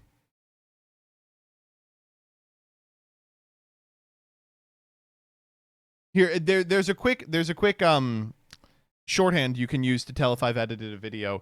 If it has the page flip transition. I put the page flip transition in all the videos that I do. Let me see if I can find it.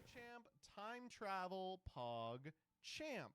Safe return, which just draws a trillion cards and is semi-limited for some reason. And of course, Doodad. So I'm excited to see how this goes. One time for the one time. Give me that head. Oh, here, come on. Show me a page flip transition.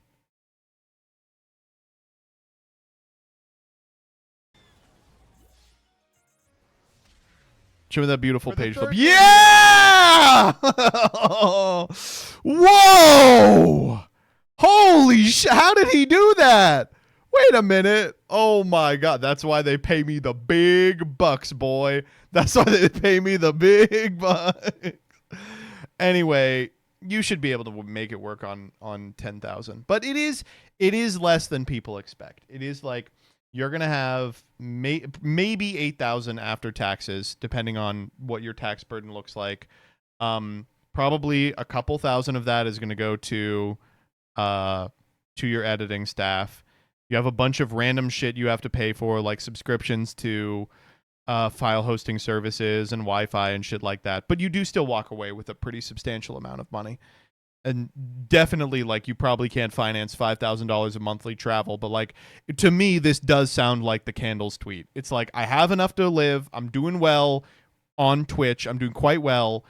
I'm just accidentally paying $5,000 for travel every month.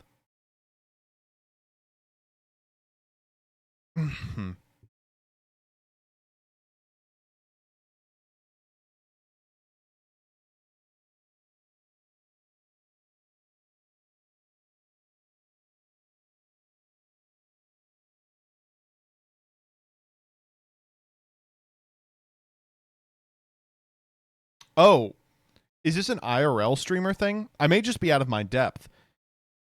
If this is an IRL streamer, I mean, I don't think they have to pay $5K for travel, but people do demand they go to a bunch of stupid places.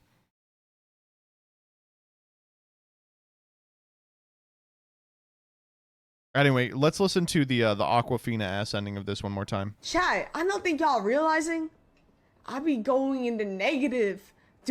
Chat, I don't think y'all be realizing I be going in the negatives. This is how Gage would talk if he was a white girl. All right, next up. Who would win president? RT for Asriel Dreamer or Fave for Donald Trump? The way society has not progressed since this tweet. We are still here. We're still here. It's crazy. 10 years. No movement. Wow.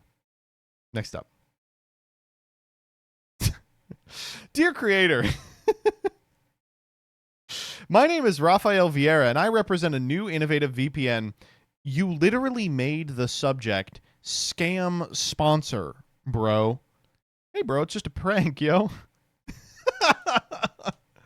We get so many of these. This is 80% of our Gmail. It really is. My favorite is, for those of you that aren't content creators, let me pull back the curtain a little more. I would say probably 99% of the outreach emails we get are active scams.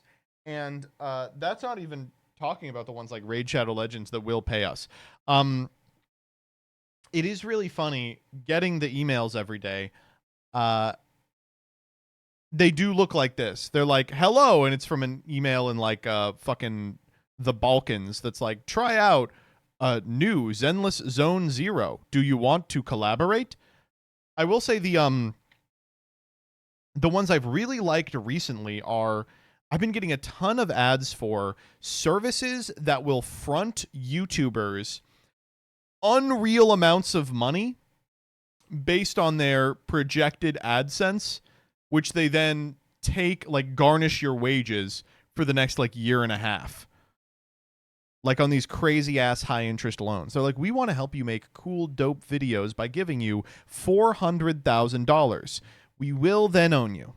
We will then own you. Like a payday loan? Yeah, almost exactly. Yes.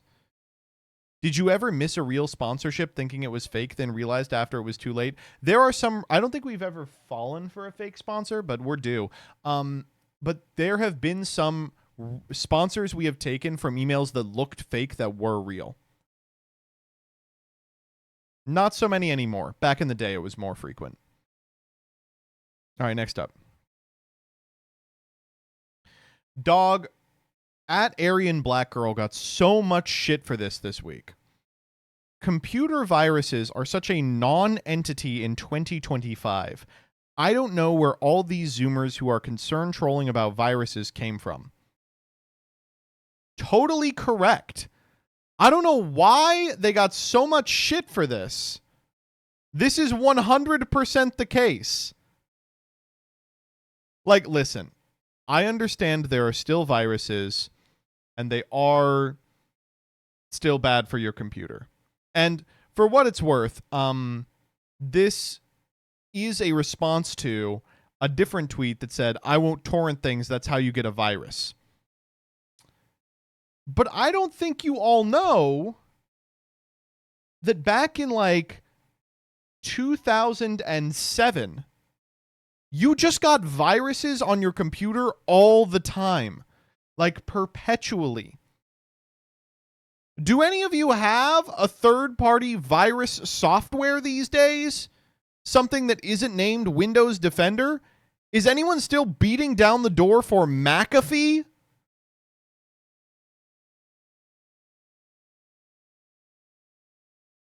It's crazy. They are nowhere near as common as they were in the past. I mean, that's not to say they're not still around. I think, unfortunately, the truth of the matter is they are still around, and they mostly get young people and old people. Like, whoever is making the viruses understands it is not their objective to, like, trick a computer-savvy 23-year-old who, like, runs Linux. Their goal is to trick a grandma who has Social Security, or to trick a child who has their mom's credit card.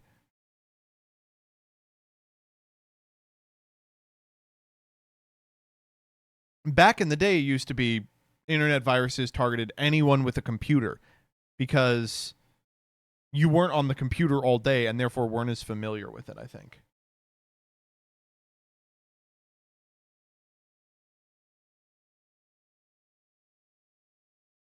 Remember pop-ups? Yeah. Yeah.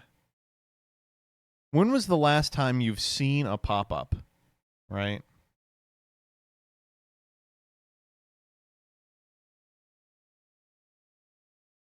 In Deltarune.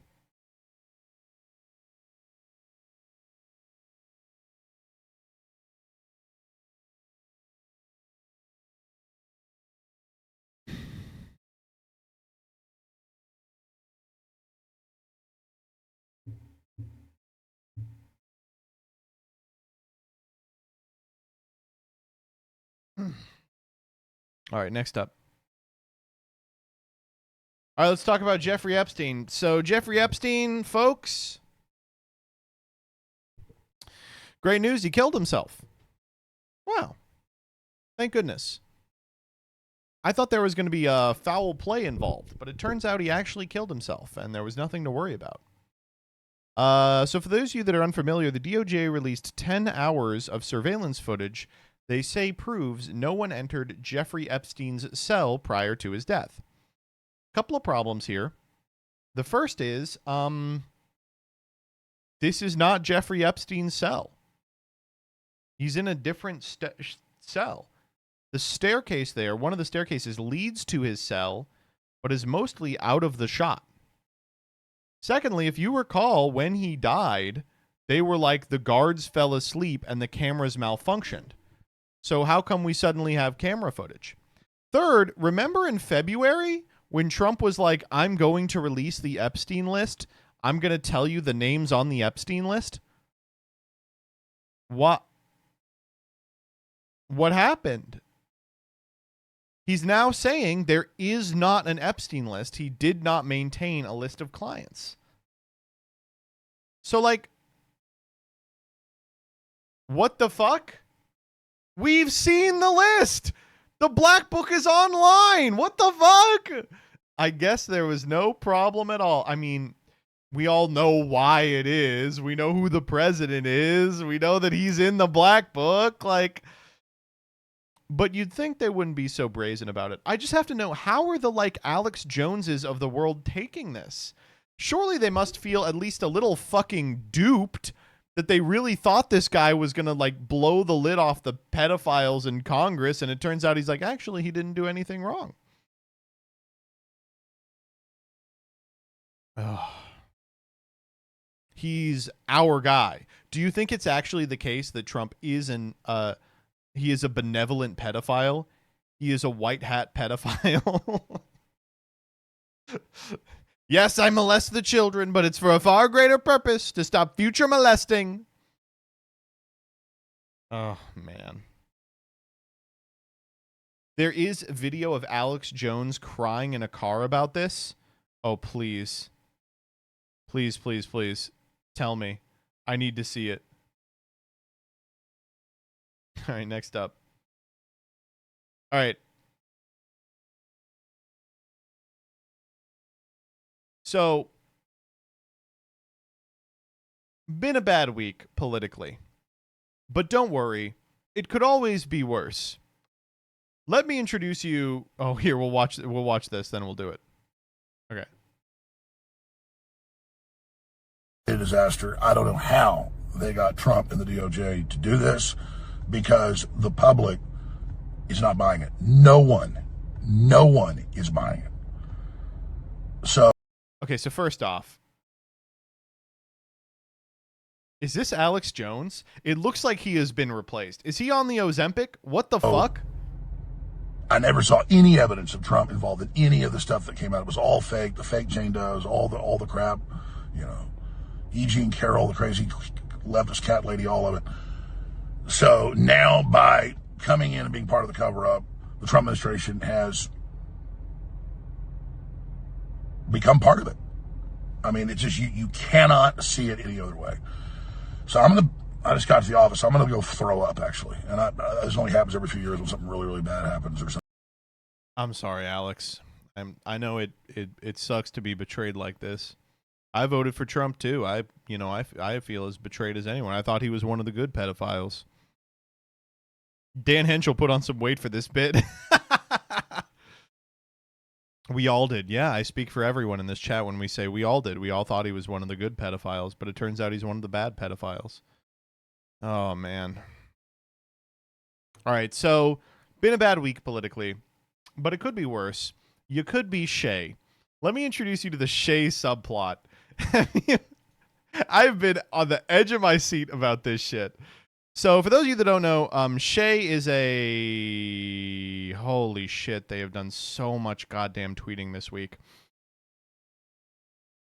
Shay is an Undertale Deltarune speedrunner. And they put out videos doing fun challenges in Undertale and Deltarune. Also, on the pod this month, folks, Will the Council! Podcast. Their most recent video is Deltarune, but every enemy is water cooler. Fun concept, bubble, as you might believe.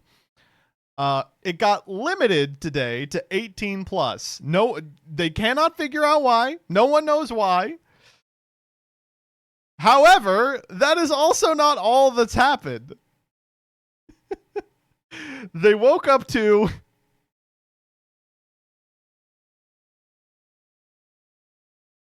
20 demonetization strikes on their fuck-ass video because of the background audio from Deltarune. Now, don't worry. If you thought that this happened before they pressed publish, you are dead wrong. YouTube waited for them to hit publish, slammed them with all of these, and then they were like, well, fuck. I'm not getting money out of this video that's doing really well. This is like the funniest situation ever. We encountered this as well. It happened to the Chapter 3 playthrough that's on MBTV. It's also funny because Toby Fox is like on Twitter like, yeah, so this isn't me. Linked them this tweet and your claim will be resolved. I permit anyone to use it, but with nothing we can do about it.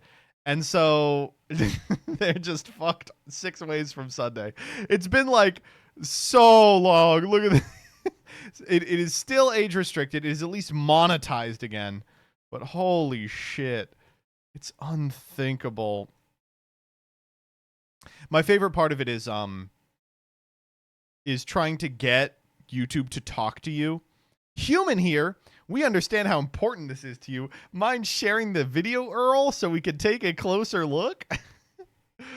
Oh my god. Use even the slightest bit of common sense. Human in question. Oh, man. It used to be you could get YouTube to respond to you by going, hey, I'm having a problem with my YouTube Premium subscription. And then you'd be like, gotcha, bitch. I need you to resolve a copyright claim. Oh, no.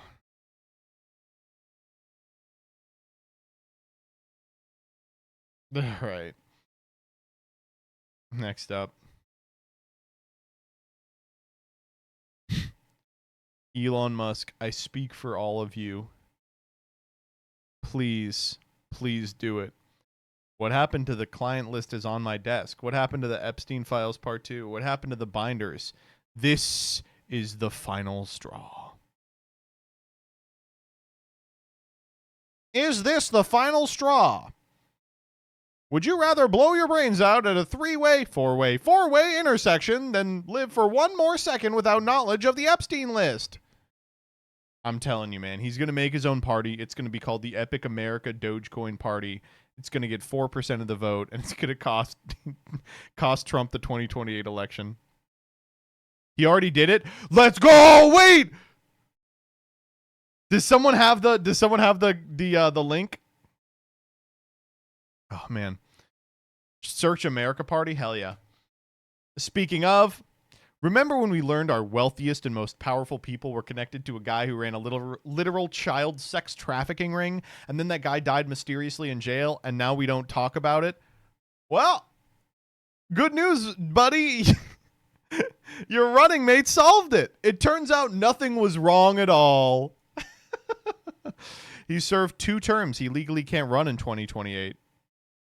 Do they know? Do they know? Oh my god.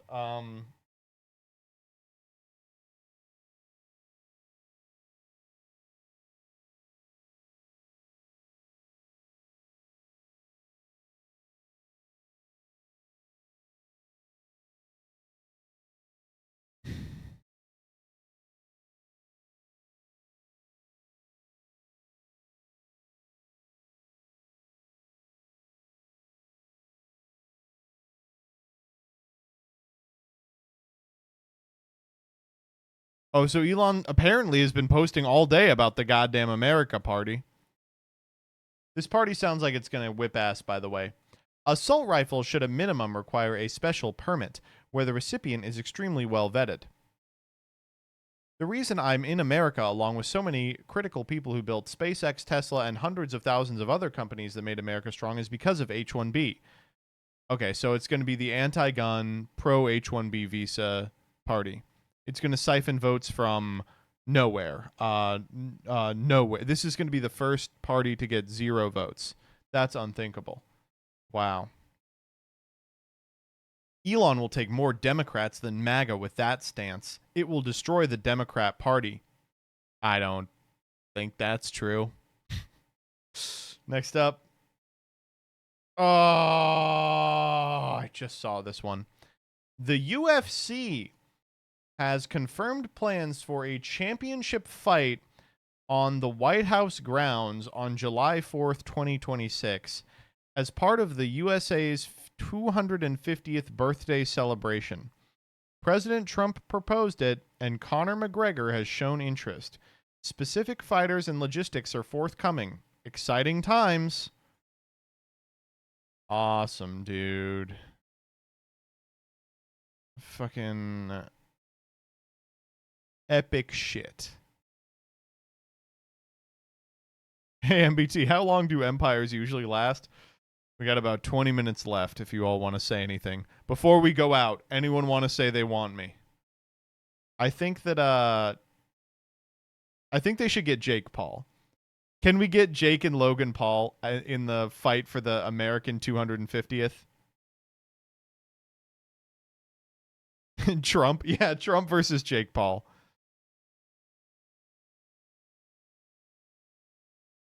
Oh.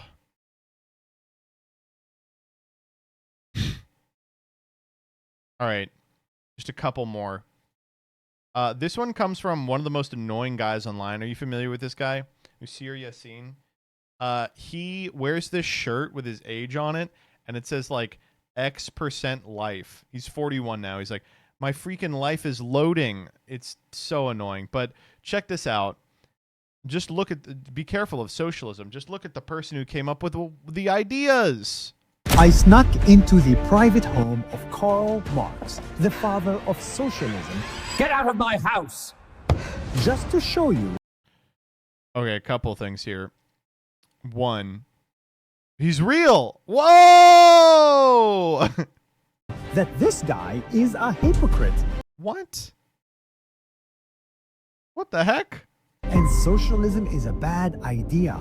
Oh, I didn't know that. Oh, shit. He said workers should be treated fairly. I've heard enough. Kill him. But guess what? He had a maid for 30 years and he never paid her.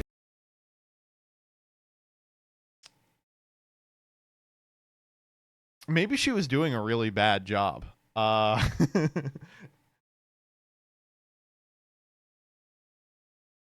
Grok, is this true? Is this true, Grok? That's me, says Dyer. That's true. I love working for free. What the fuck? She literally just said she loves working for free. Well, fucking, what is he supposed to do then? Make her unhappy? Oh, and he got her pregnant. Is he describing his wife? Is that what's going on here? Wait a minute. Didn't tell anyone. Shh. And didn't raise the child. Why do we not ask if the child had bad vibes? I need a revolution, not a child distraction. That's what I'm saying. Wait, I say that all the time. I need a revolution, not a child distraction. He hated rich people. Holy shit, he's fucking them up. But lived in a nice house. Is that his house? I feel like, I don't know. Not to be the friend that's too woke. I would not describe Marx's lodgings as a nice house. They were fine. With wine and cigar. Wine and cigar? I've heard enough. Kill him. All paid for by his rich, capitalistic best friend. Okay, whoa. Hold up. I'm literally not standing for Engels slander. Come on. One, rich, capitalistic. Okay. And second, best friend. They were a lot more than that. Keep studying, Carl. Your ideas are awesome. That's what his rich capitalistic best friend said. Keep studying, Carl. Your ideas are awesome. And the best part, Karl Marx never had a real job. I mean, based, honestly. No, he was a streamer, which is harder than your 9 to 5. But he wrote books about socialism. That's very hypocritical. Telling us how to fix jobs.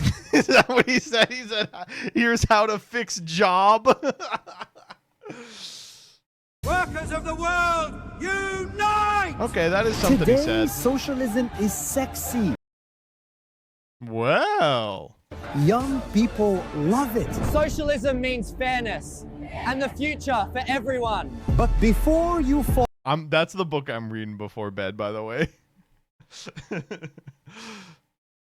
Before you fall in love with the ideas, remember who came up with them. That's 1 minute. See you tomorrow. They seem to be on pretty good terms, I'll be honest.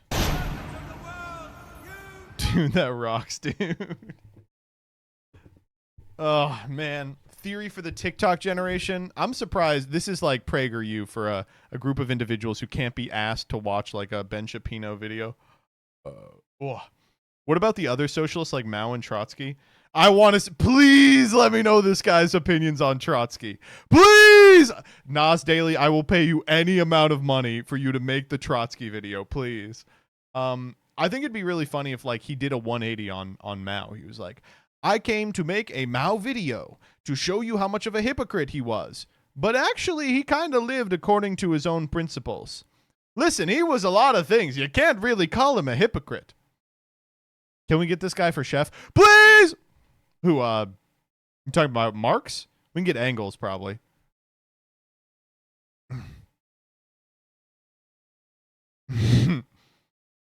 What a load of bollocks. Do better. Okay, we'll try again tomorrow. Oh, man. Good stuff. Good stuff. All right, last one. This has been a fun post that people have been quote tweeting. Share a piece of lore about yourself.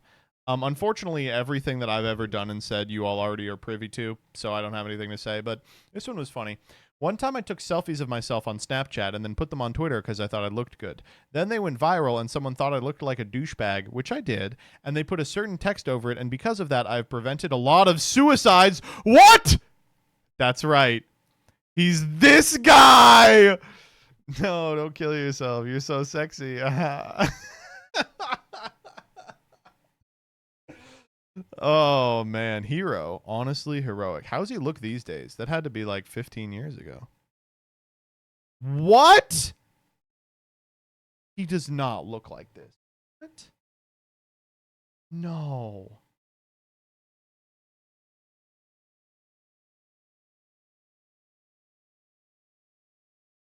Oh, he hasn't posted a selfie of himself in a while. Dude. Looks just as good.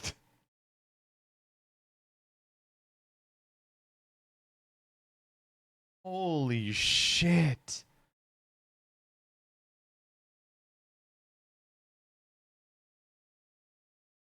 Some people just don't age. He's slimmed down significantly. Yeah, he's like fucking yoked in that other picture. He is built. But you know, there's nothing wrong with, you know, being built in a different way.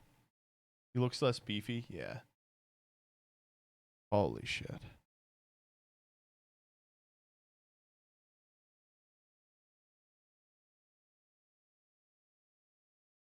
All right. That's it for freaks. Let's do Prague. Oh, you got one more for me?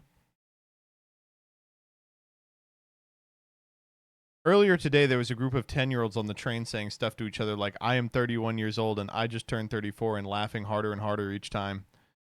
Oh.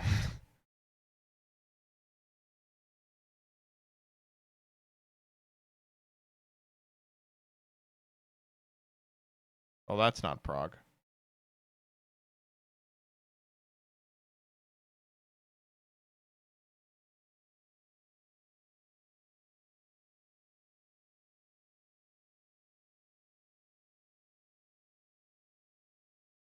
Previously.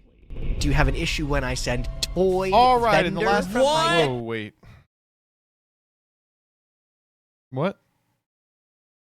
On We've seen this one, right? Tar, which both Gage and I...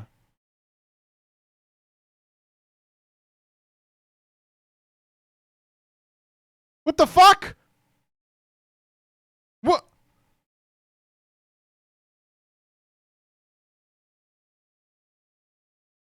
No Prague.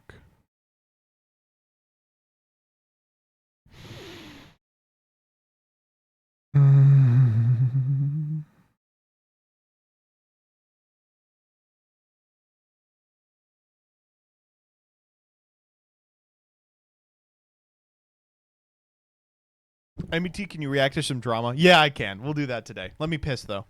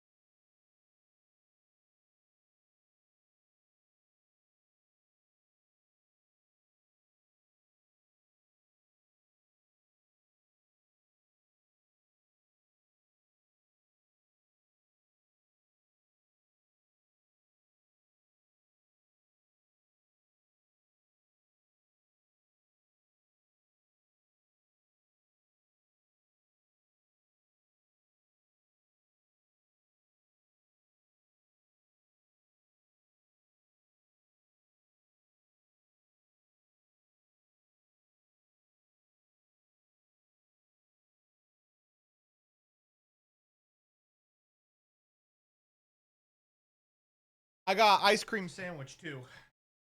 Had a hankering for an ice cream sandwich. Oh!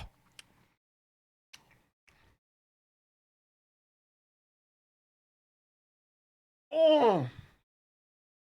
You gonna share? Yeah. Open up. MBT? Yeah, I'll click this. I'm stupid as fuck. If you are unfamiliar, Master Duel Master Chef is an online Yu-Gi-Oh series held by everyone's favorite white boy, MBT. On what the fuck is this? this show, a series of judges gives our chefs a deck building prompt, and our chefs, which consist of Farfa, Douglas Gage, and MBT, have to construct a deck that not only fits the theme of the prompt, but also is able to win duels. This series has had a number of judges ranging from Luke Von Karma, Farfa's worst nightmare, and even Baby No Money. And I thought to myself, I'm a YouTuber. Well, sort of. Maybe I could chef up a prompt for our judges. It's not going to be any good, but hey, it's better than nothing. Okay, this is a 30 sub-celestial streamer. I will be honest. So I hope MBT sees this because this is my Master Duel Master Chef prompt. Greetings, chefs. For this episode, you won't need any fancy cooking skills because this is a recipe that is so easy and timeless. Okay, hold up. Already, I am impressed. This episode, you won't need any fancy cooking skills because this is a recipe that is so easy and timeless to make. I want you to turn your board into a sandwich. Yes, this is the sandwich episode. Now, what does that mean exactly? Well, using any two of the same monster, I want you to sandwich your ingredients in between your two pieces of bread. Now, the bread and your ingredients can be any monsters you choose, just so long as the two bread are the same. Don't just summon sandwich and pass. I want to see who can make the most creative and powerful sandwich. I'm excited to see what you guys are able to cook up. Good luck. To the people watching this, I hope you enjoyed my prompt, and maybe it'll make its way into a real Master Chef one day. MBT, if you watch this video, I just want to say that I'm a huge fan of your channel, and I've been really enjoying the Master Chef series, and all the laughs and crash outs it has brought. If you want to reach out to me, you can email me at pendulumpals@gmail.com, and I'm more than happy to work for free for an episode. If you don't want to reach out, then that's okay too. I wish everyone a great day. Bye for now. Yeah, we'll do this. Yeah. That's good as hell. I'll send them a DM.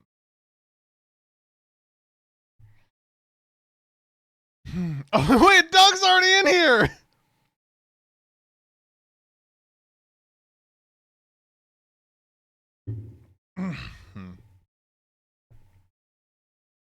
Wait, so that Doug is the one I would be concerned about. Maybe he's already thought about what he would want to do.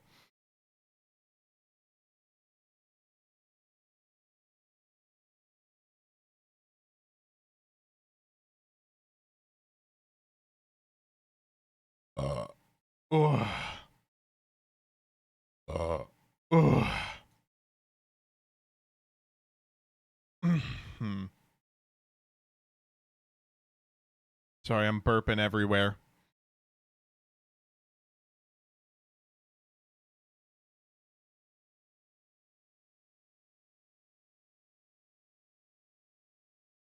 Changing tags real quick.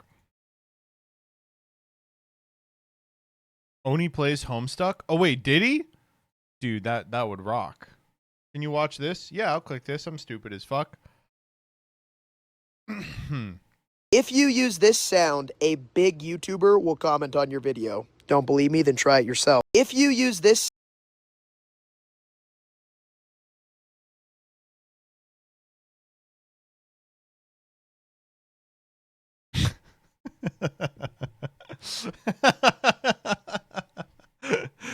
I don't know. Okay. What's the Farfa AI drama? Oh, I'm actually already familiar with this one.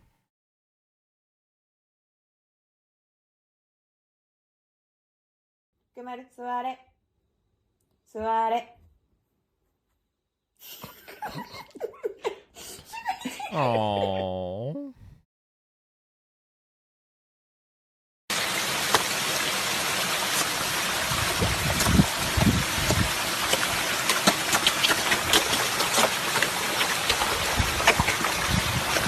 They love the pizza. They love it. All right.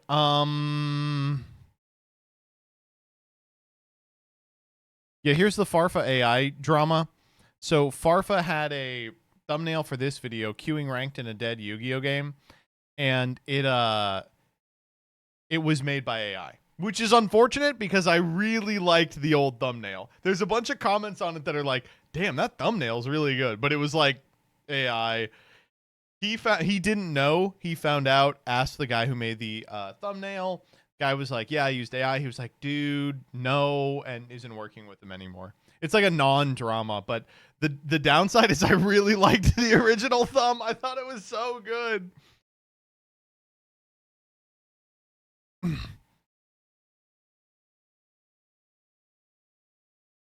Original for chat.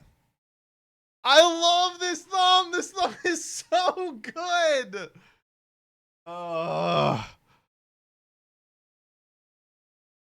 It is kind of, you can tell by the waves on the sides though.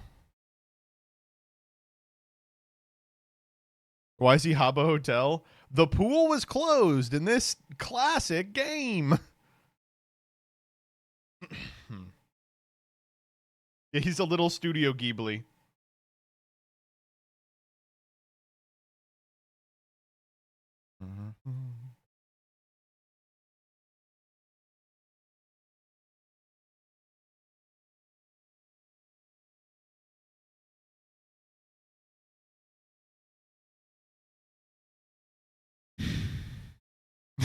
I don't like the new one. Don't tell him I said this because it is kind of mean, but the new one sucks dick. Online, Farfa, no one is online. The text is totally unnecessary. No one is online. Online, Farfa, no one is online. It's mean. I don't want to be mean. Online, Farfa, no one is online. You still have AI titles in non-English countries? Yes. There's no way to stop that from happening. I don't have the AI dub anymore in non-English speaking territories. Do you have a YouTube rep? Yes. It is a feature that is not turnable off. It's crazy. I don't know what to do about it. Like, why would you ever do this to anyone ever? You fucking freak.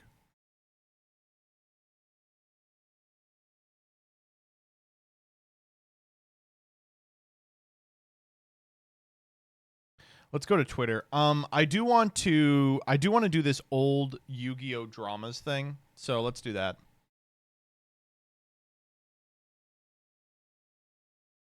How do you guys feel about Bird Brain, the new Teto song? I think it's okay. I think it's getting a lot more press than it should. I think it is okay. I don't think it's like crazy.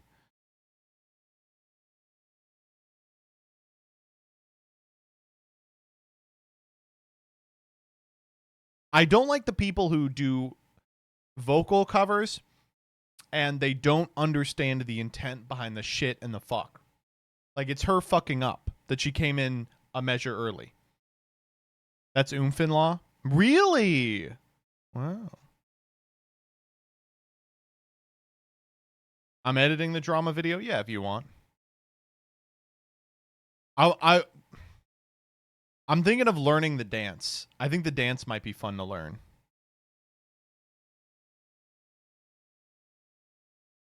How do you feel about video game music with lyrics? For my own safety, I'm not going to respond to that. All right, so let's get ready for this video. Hey everybody, Joseph Rothschild here, aka MBT. Dire video. It has this intro. It's not a Twitter thread. So, I got a comment the other week referencing a like 2016 Farfa video. And if any of you don't know the old Farfa, straight from the gold Farfa, set on as goals Farfa, chop up the soul Farfa, I hate the new Farfa. The very rude Farfa. He was ruder in the past. Farfa's position in the Yu-Gi-Oh community used to be he would call out everyone all the time and be super aggro and fight them. And I'll be honest, it was a little fun. I did like it. It was a little fun. But it got me watching his old stuff, and I started experiencing FOMO. The reason I was experiencing FOMO is because there were so many just transcendental Yugi-tube dramas that I missed in like 2012 to 2015. So today I was like, let's just watch some. Let's see what we were up to. Let's begin with this one. And we're going to have to, okay, we're going to have to react like we were a YouTube viewer from this era, okay? So put on your, what is this one? Put on your 2017 hats. All right. Okay, hold up. Let's look 2017. What happened? All right, let's see. Donald Trump becomes president, the Women's March, the Charlottesville protests, a devastating hurricane season, Las Vegas shooting, the Me Too movement, California wildfires, the Take a Knee protests, the Manchester area bombing, the Catalan independence referendum, and the end of the Cassini mission. Well, those are all crazy. All right, chat. Remember, dicks out for Harambe.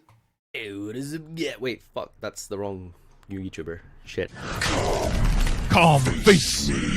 So for those of you that don't know, Farfa used to upload these fucking grade A, under A style videos where he would sit here and rant with his little rantsona. It was awesome. They were great. I wonder how long they took him, because he uploads videos later where it's him talking at a camera. Those had to take less time. This was fun. I liked it a lot. On YouTube, and how fucking toxic it is, and how it's pretty shitty. And it's not entirely shitty, but a lot of times the Yu-Gi-Oh community on YouTube can be just garbage, and people like to demonize Konami, but like, this fucking community on YouTube isn't all that much better. So okay. Is Cap spitting? Oh my god, I just realized many of you may not know who Mega Capital G is. Surely everyone still knows who Cap is, right? Is he still uploading? He's still streaming, right? I know he streams every so often. Fuck, he hasn't uploaded for 6 months? Oh, he got one off on fucking DK, though. That's crazy. So this is essentially the crux and main argument of Capital G's video. The Yu-Gi-Oh community is full of shitty, toxic people who are mean and nasty. I would have to say Cap is probably the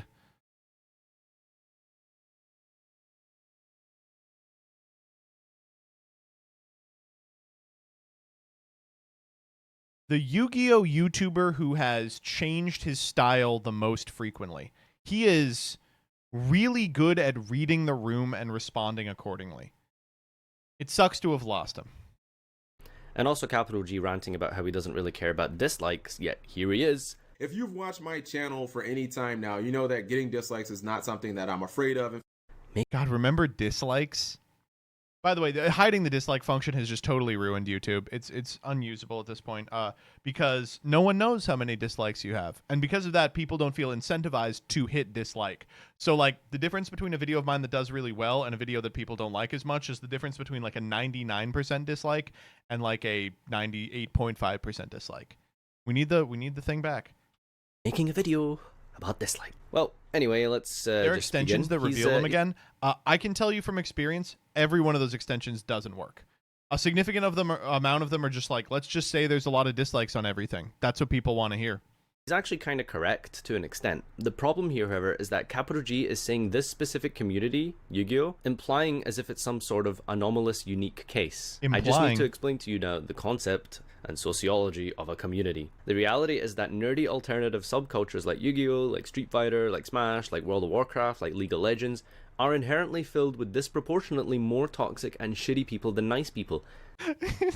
This is great. Farfa's argument is like, he says that the Yu-Gi-Oh community is toxic, but I mean, no more toxic than League of Legends. That's actually just the nature of nerd cultures. A lot of us are social pariahs and rejects coming together to live vicariously through video games and fantasy-based fandoms, projecting their insecurities through the only escape from the real world, where we're just sad losers, to try and be someone that we wish we could be. That's what everyone says when they're like assholes online. I never feel that way about video games. I'm like, I play video games because they're fun. And I turn off the computer and I have more fun. Very big part of the Yu-Gi-Oh community and every nerd culture. That's not something unique to Yu-Gi-Oh. Every community of everything has shitty people, from Yu-Gi-Oh to religious groups to Street Fighter to from Yu-Gi-Oh to, you know, the KKK. political parties to origami enthusiasts to Tekken to fucking old lady knitting clubs. Every demographic, dude, he's still using this meme, has some bad people. That's how life is. It's correct in that Yu-Gi-Oh and nerd cultures, I would also add, have disproportionately more toxicity than, say, a running club because of the aforementioned psychological reasons. But to make a video complaining about the Yu-Gi-Oh community as some sort of isolated case is just dumb. Yes, they're shitty toxic people, just like every other group of people. You look at this video right here that me and azneyes did. We posted the same exact video on the same exact day, same exact topic, no changes at all. Okay, this is crazy. If you all remember this, Cap and azneyes did not fucking like each other. And then one day out of nowhere, they posted a collab where they did Smash or Pass Yu-Gi-Oh! Edition, and they both uploaded their own perspectives. And Caps did not do particularly well with the likes and the dislikes. And this is why we're getting this video.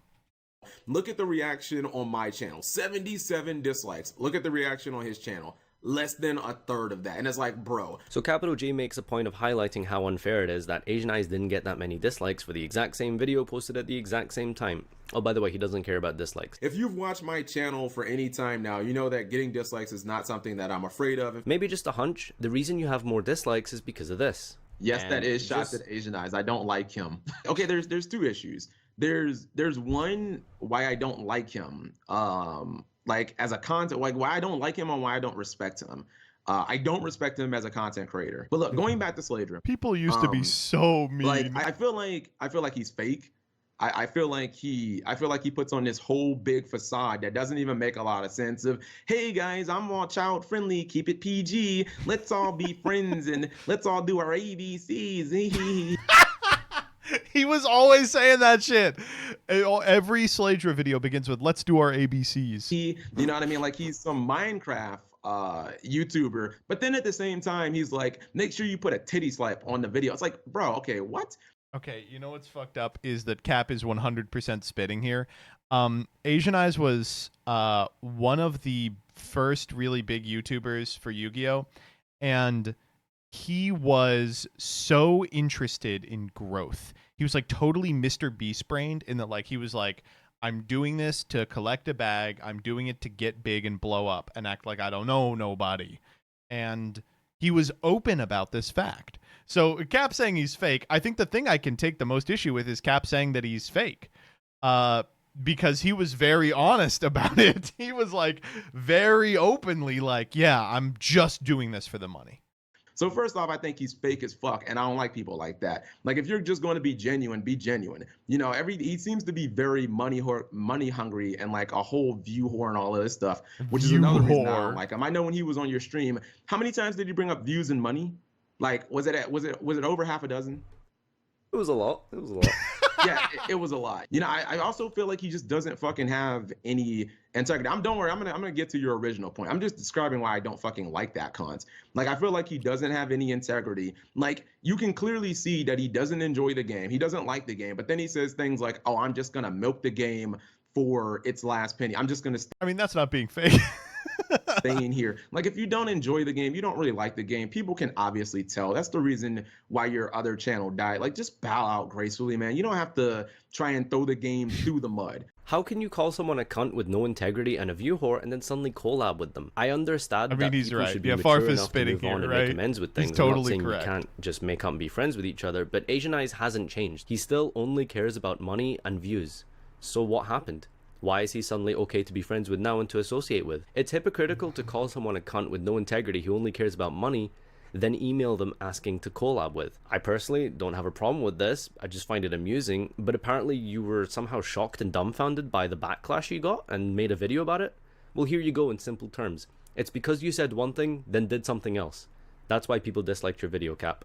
And, you know, these days, Farfa will get on stream and be like, I hate that fucking disgusting freak MBT.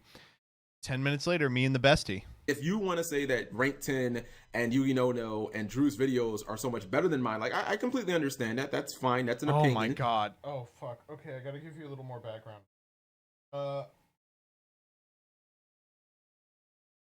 The Rada you know today shows up once every month and a half and releases like a feature-length presentation that is very watchable. But the Rada of 2017 would weigh in on Yu-Gi-Oh! YouTuber drama frequently. So like his words had weight at the time, which is why Cap's bringing them up. You know, there's no problems there, but it's like, okay, so if they're so much better than everybody else in the Yu-Gi-Oh community, and it's accepted that they're above criticism and that they're the golden gods of Yu-Gi tubing, then why aren't they all at like 200,000 subs? Like, why don't 8 years later, we got there, buddy. Why aren't they all at like 150,000 subs? Do I really need to explain to you the concept of quantity doesn't always equate to quality? As of making this video, statistically, Rank 10 YGO has 21,221 subscribers and has uploaded 47 videos. At this time, I think I would probably say Rank 10 Yu-Gi-Oh! Was like, maybe Farfa, but probably Rank 10 Yu-Gi-Oh! Or Asian Eyes was like the most important guy in the community. It's crazy to think about, right? Like you could have 21k subs and be the most important guy in the community. But in his defense, his videos at the time were just so watchable. Everyone else's were not. His sub to video ratio is 451. You have 65,803 subscribers and 2,069 videos. Your subscriber to video ratio is 31. 451 divided by 31. Rank 10 YGO is 15 times better than you, and thus the best Yu-Gi tuber. If we use growth as a barometer, well, House of Champs is now the best Yu-Gi tuber. God, I also have to, at this time, House of Champs was on this unthinkable growth arc. He exploded in a way that no one has before or since. It was crazy. If we use longevity as our barometer, MCole40 is the best Yu-Gi tuber. Do you see how pointless it is to try and use one small sample of numerical data for analysis? Statistics are important, such as ratio, longevity, growth. I'm so fucking brain broken. I read this up down. I was like, LGBT, right? Nope, it's RLGT. Yes, and even your argument, raw LGT without you the can't B. Just pick one statistic and present it as fact. You need to take a greater, more holistic view of the entire situation, not just one narrow angle that fits your own personal narrative. Like, let me show you guys an example, right? So Yugi No did this video yesterday, and it was about Galactic God, and it was a beautiful, heartfelt video. Okay, so this is everyone uploading videos thanking Galactic God for being a part of the community, right? And Farfa's mad about this because he hates Galactic God or something. I don't generally cry, but this shit almost made me cry. It was an excellent video. And basically, Doug Zeef made the same exact video. Doug Zeef mentioned. Okay, another thing you have to know is that during this period, Doug had a reputation as a comp-only, cocky little fuck. These two guys made the same video on the same day. They were thanking Galactic God, thanking him for helping their channels grow and everything that he did for the Yu-Gi tubing community as pretty much just like a selfless mentor. Galactic God was a great person, not just from a Yu-Gi tubing perspective, but just a really good human being. And look at the different reactions. Like fucking DZeef just gets shit on, and like he has almost 50 dislikes on his video. Honestly, 50 dislikes on a 1,200 view video. For what? Yugi No and DZeef have completely different audiences. That is definitely true. Yugi No is obviously not going to get many dislikes at all because his content is tailored towards the super casual and people who don't even really play at all. They just want a bit of a laugh. And it's a video about Galactic God. This fits his audience like a fucking glove. DZeef's channel is tailored towards probably an older demographic, more competitive, more serious about the game, less into comedy, and thus not going to care about Galactic God leaving. Obviously, he's going to get more dislike. It's a very different video, far and away from his usual content. It kind of sucks, but again, I'll have to explain why dislikes don't really mean anything in just a minute when I talk about the vocal minority. Ask your favorite YouTube content creator, Yu-Gi tubing content creator, ask them what they think about this video. I guarantee you they'll be like, yeah, Cap speaking the truth. Like, don't you think there's a reason why people like Vexicus and other Yu-Gi tubers basically, they don't fucking quit Yu-Gi tubing, but they basically just get fed up because God, Vexicus. Fuck. I know I do this every time we watch old videos. Vexicus, man. Anytime they go outside of their comfort zone to poast a video, like, what is it usually met with? A whole MBT, bunch what of do you think about backlash, this like, video? oh, Cap why isn't speaking this the your regular truth. content. Like, no one wants to try anything creative because they just know they're going to get shit on. You have this really bad habit of making generalizing, sweeping statements with zero evidence. Please stop doing that. I love that Farfa was just like, yeah, I'm going to get this guy. Fucking ad hominem, appeal to authority, Gish Gallop. You've used the Fuckler's Gambit. This is a classic deployment of the Fuckler's Gambit. And the video he's critiquing is just Galacticod being like, I'm fucking mad that I got dislikes. Just this total incoherent mess. And Farfa's like, your sentence structure should be better. Don't In speak many on ways, other people's Farfa behalf. laid the Cordero groundwork doesn't for what I upload would as do for a frequently living. anymore because he's busy, not because he's afraid of dislikes. Here, have a listen. I don't make videos as much anymore because I'm busy with life. It's called work, not because I. He's still so unbelievably good. I get shit on by the community, FYI. Even if you look at someone like House of Champs, like you guys know, That's so funny, by the way, for him to be like, that's why people like Vexicus leave, because the community fucking irritates them. And he calls Vexicus on Facebook and he's like, the community loves me. What are you talking about? He's like, I just got to go to work, dude. Jonathan Moore is on the motherfucking come up. I love Jonathan Moore. That's one of my is guys. on the But he's even motherfucking come posted up. videos that were kind of supposed to be funny in the past, and the community basically just shits on him. And he's openly said, "Hey guys, you know, I like doing market watches. I like doing competitive discussions, but I also kind of like doing funny videos as well. You know, I like showing You're my not allowed to do personality, that. and I've learned how to It edit." is crazy to think that there was a time when you were either a competitive Yugi-tuber or like a casual Yugi-tuber, instead of what happens now, which is, you know, you upload 2 videos about comp and then you upload 2 videos where you spin a wheel. And I like doing this So stuff. Farfa And made don't you, think there's a reason ironically, he doesn't do joking. that Certainly. very much? Without Let me Farfa, there introduce is a no new concept MBT. to you, the vocal minority.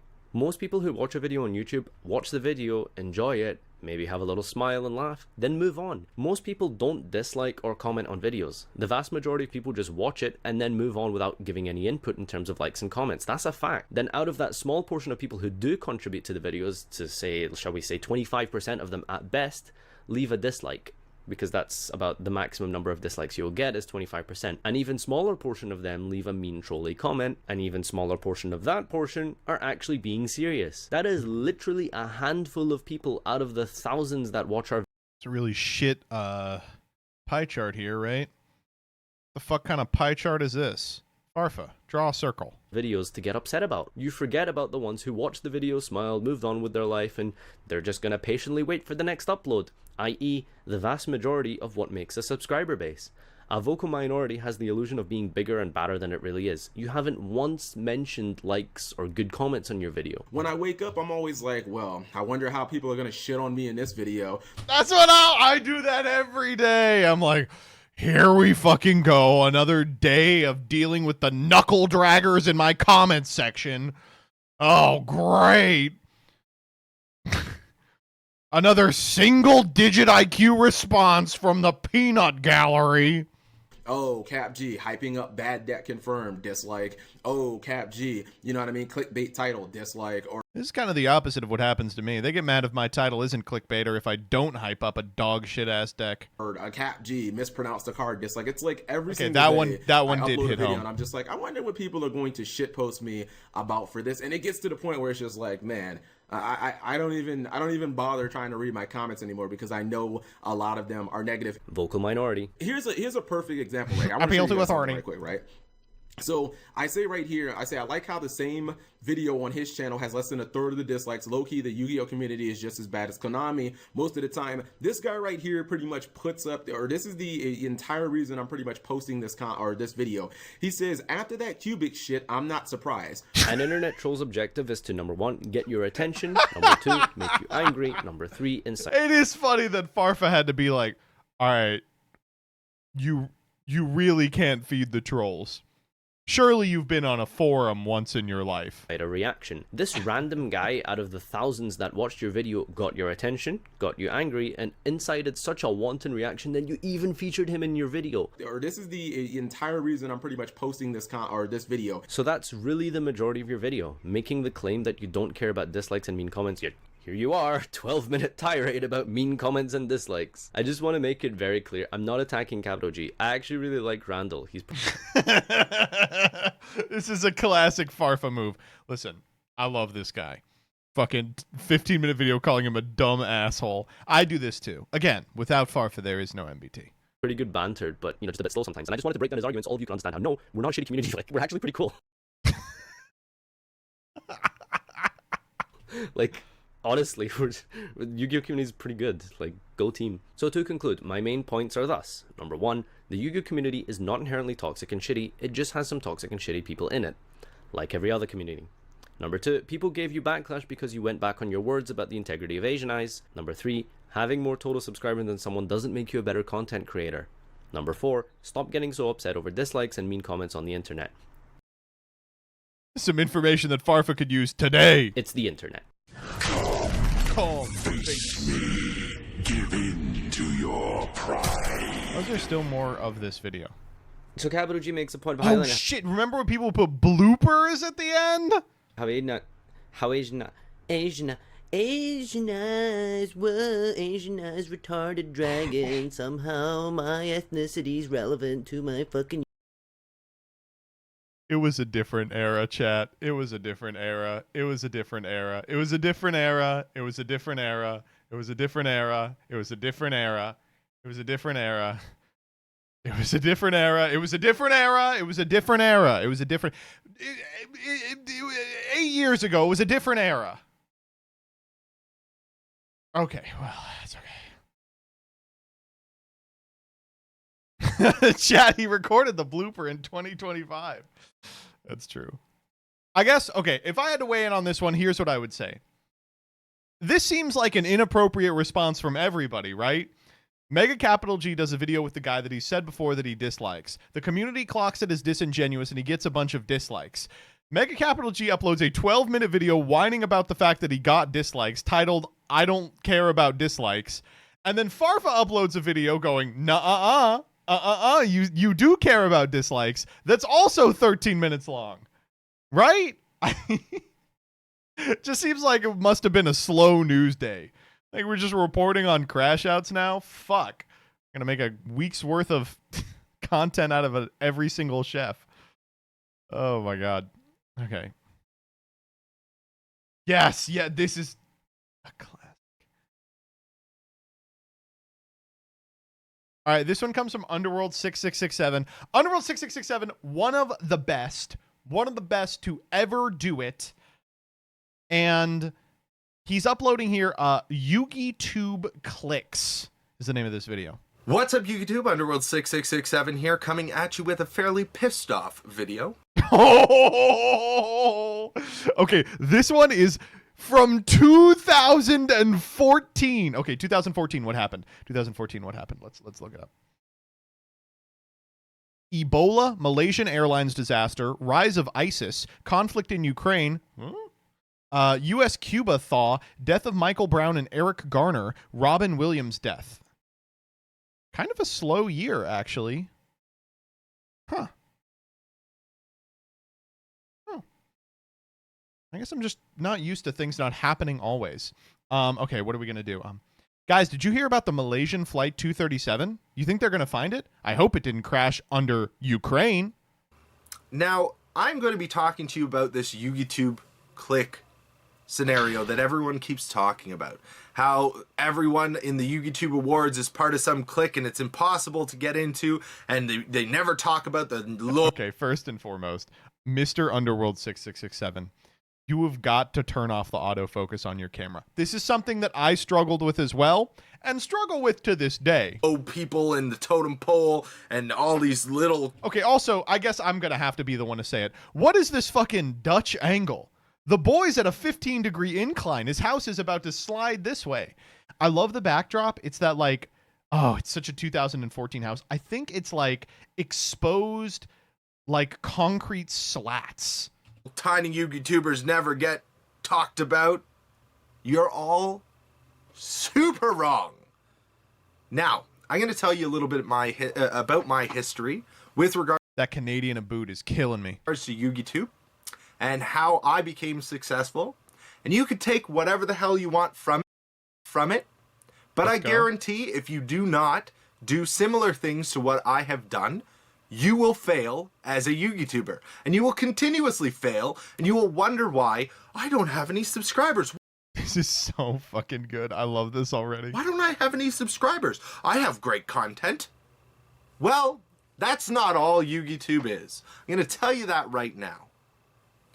When I first started off, I actually started off with Binder Blunders.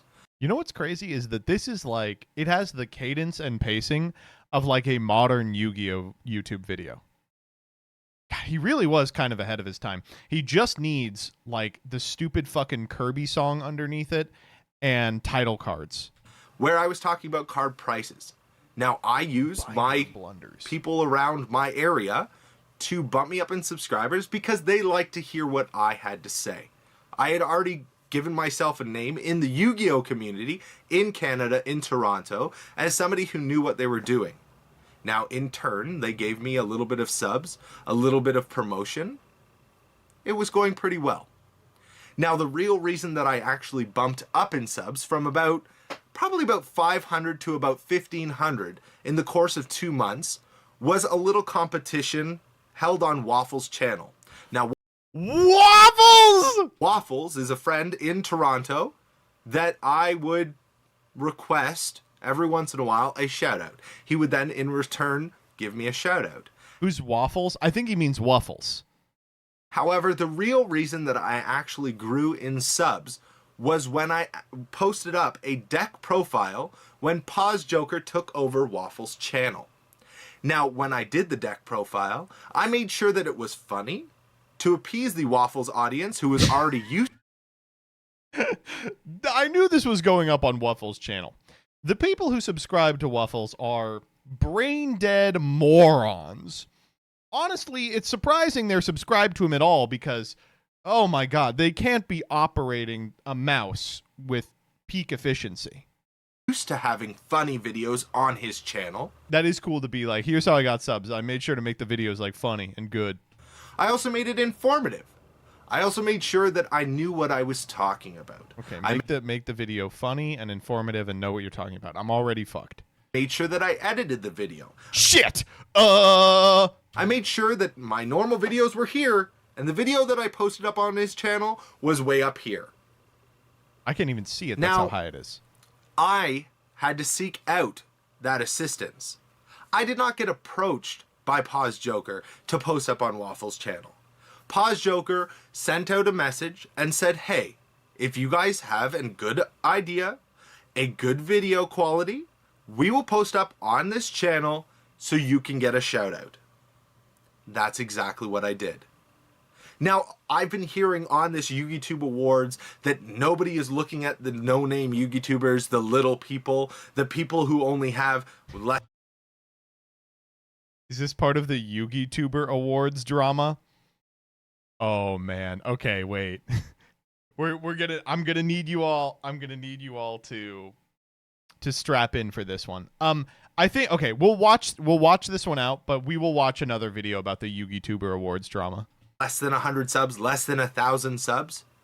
And you're right. You know why? Because you haven't done anything. You haven't approached anyone. Now, MCole40, when he actually announced the YouTube Awards, I don't know if you follow him on Facebook. It's Robbie Cole. You guys should know that. He posted up that he was going to do the YouTube Awards. Now, that would have been the perfect opportunity for you to post up that you would like to help out with the YouTube Awards. Now, I'm not going to say that he was going to let every single person that posted up that they wanted to help an option of being part of the YouTube Awards. No. But that would have been a good way for you to get your name out there. Get noticed. Now, it's so funny that his secret to infiltrating Yu-Gi-Oh! YouTube is like, you have to DM the people you want to work with. Like, you are going to have to swallow your pride and DM the people you want to work with. Further on, I started burning bridges. Not gonna lie.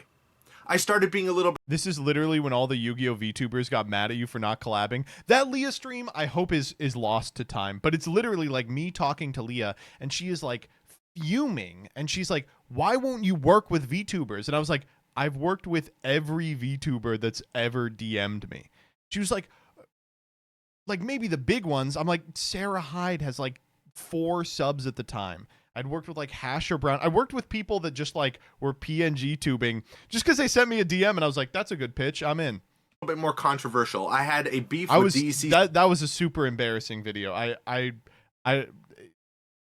It is very frustrating to look back on because we're now friends, but it was like I didn't want to do that argument at all. I was just like, I don't want to do this. Silent Enigma, your Yu-Gi-Oh channel, as well as Sharks Fan 20. Most of the people who have been subscribed to me for a very long time will know that I had a pretty big beef with Sharks Fan 20. Now, Sharks Fan 20 had... Dude, Sharks Fan 20, that fucking guy, I don't know who that is. Much more subs than I did because he had better content, per se. He showed off a lot of really high-priced cards and people went, ooh, subscribe. Okay? Now, when it comes to Yu-Gi tubing, beefing is not a great idea. Shitting on somebody's award show, not a great idea. Not a great idea in that when you want to build a bridge and transfer your videos over possibly onto another person's channel, it probably won't. I'm a VTuber and DM you and you ignored me. You send me pornography of myself, Fluzzy. That's why I don't respond to your DMs. Won't happen.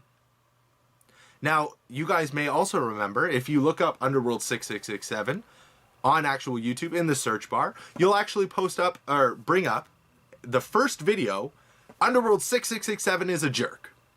Now, in that response, or in that video, it's Blitz Hits talking about how I totally was mean to him. Now, Blitz Hits had approached me and asked if I could, or he could, post up a video on my channel. I said, sure. I like your Okay, I don't think I can watch 12 minutes of this, but you all get the gist. Advice was, get featured on somebody who already has a channel. Now, once again, I know this seems harsh. I know a lot of people are going to hate it.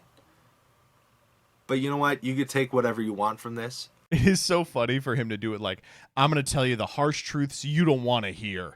This may offend some.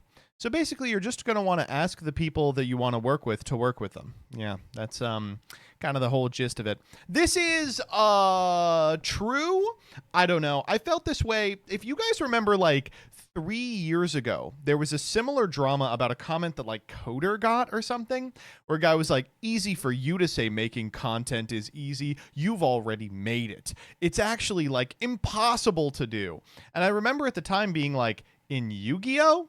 Dude, the bar is so low. We don't have any good content creators. This was like 5 years ago. I think the bar has been significantly raised since then, but I was like, you could really blow up with almost next to no effort. But it's just a combination of like persistence, like uploading even when no one's watching, and being annoying to people who already have established platforms.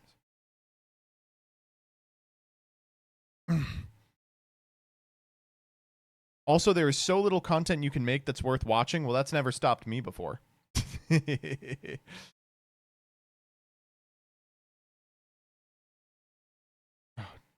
Yes, Underworld 667 is loud and annoying, says Dubk Dad.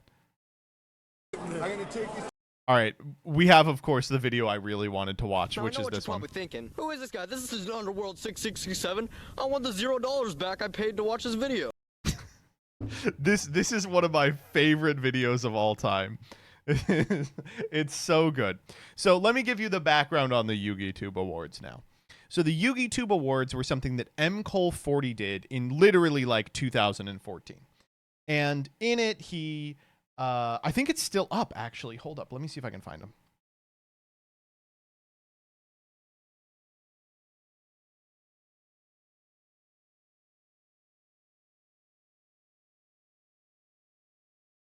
Here's the 2013 ones. I'm looking for the 2014 ones.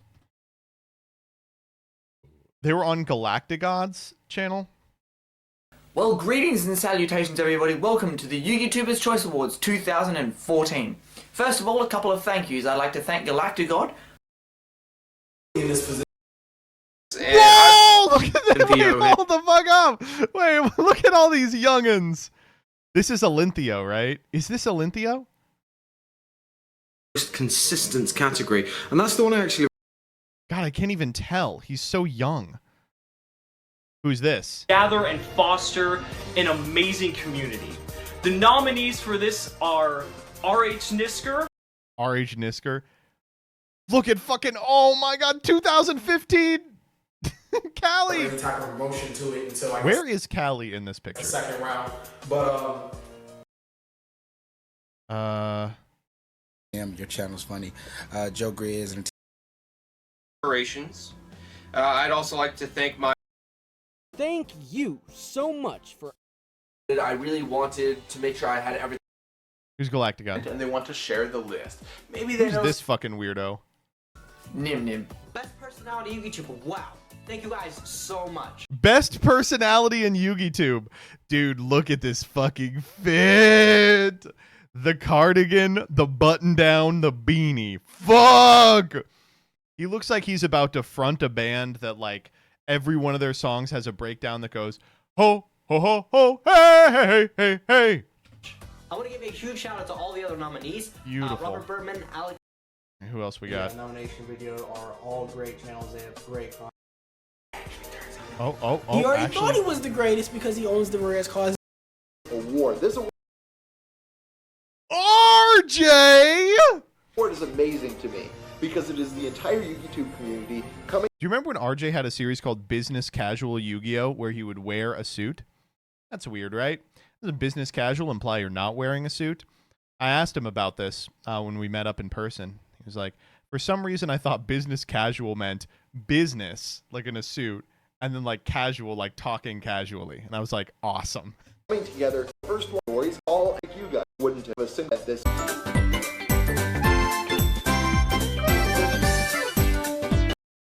Thank you to everyone who voted. Okay. Let me see if I can find the YouTube Awards 2013. Here comes a new challenger.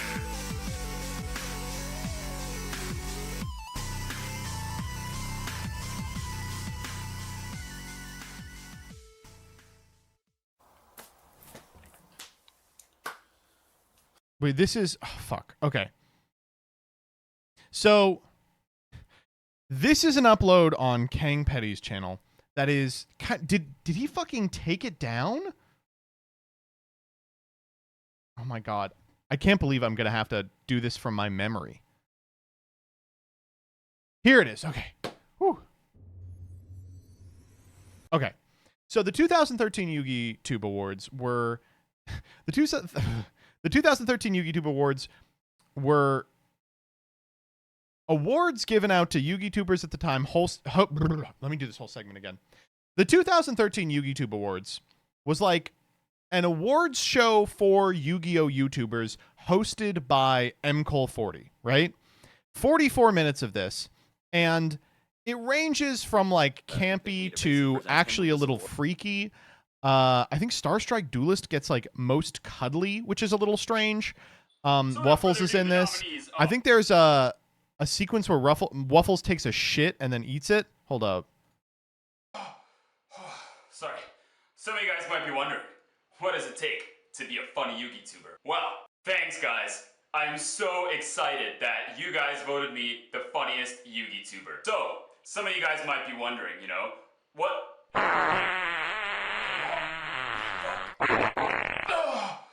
I would be doing that for real, by the way. I would do that without a soundboard. Check out Asian Eyes, by the way. Fuck, people looked so goddamn crazy in 2013. This is... Asian Eyes here is just cosplaying like the one guy from Niga Higa with the like fucked up poofy hair. And then Waffles is just cosplaying Ian from Smosh. Like everyone dressed like one of the top 5 YouTubers. Anyway, this video is long. It is long and it gives a lot of accolades to a lot of people, but it was mostly met with frustration. You can see the likes are disabled, which is like, what?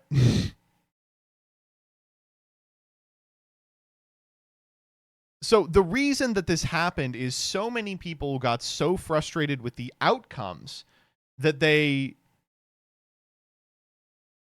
like lost their shit. And a lot of the reason they lost their shit is a lot of less subscribed channels weren't included in the voting. They were like, oh, these people with 800 subs should be a part of the YugiTube Awards, and they just weren't. And it caused like literally like weeks of fallout and culminated in this incredible Gage video.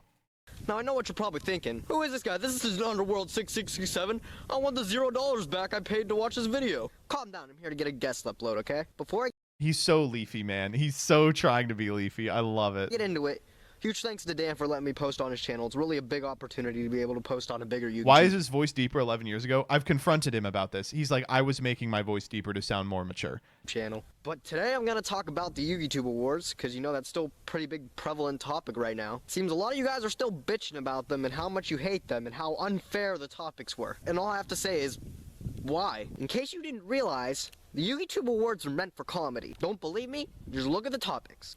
You guys treat this thing as if it's like the holy grail and it's the most important damn thing in the world. And you guys bash on this thing endlessly just because someone you mentioned or yourself didn't get mentioned on the awards. You are not the only YouTuber here, okay? A lot of people didn't get mentioned, and therefore it causes a huge uproar throughout the community of people like, why the fuck am I not on here? I have great content. Yeah. I love I have great content.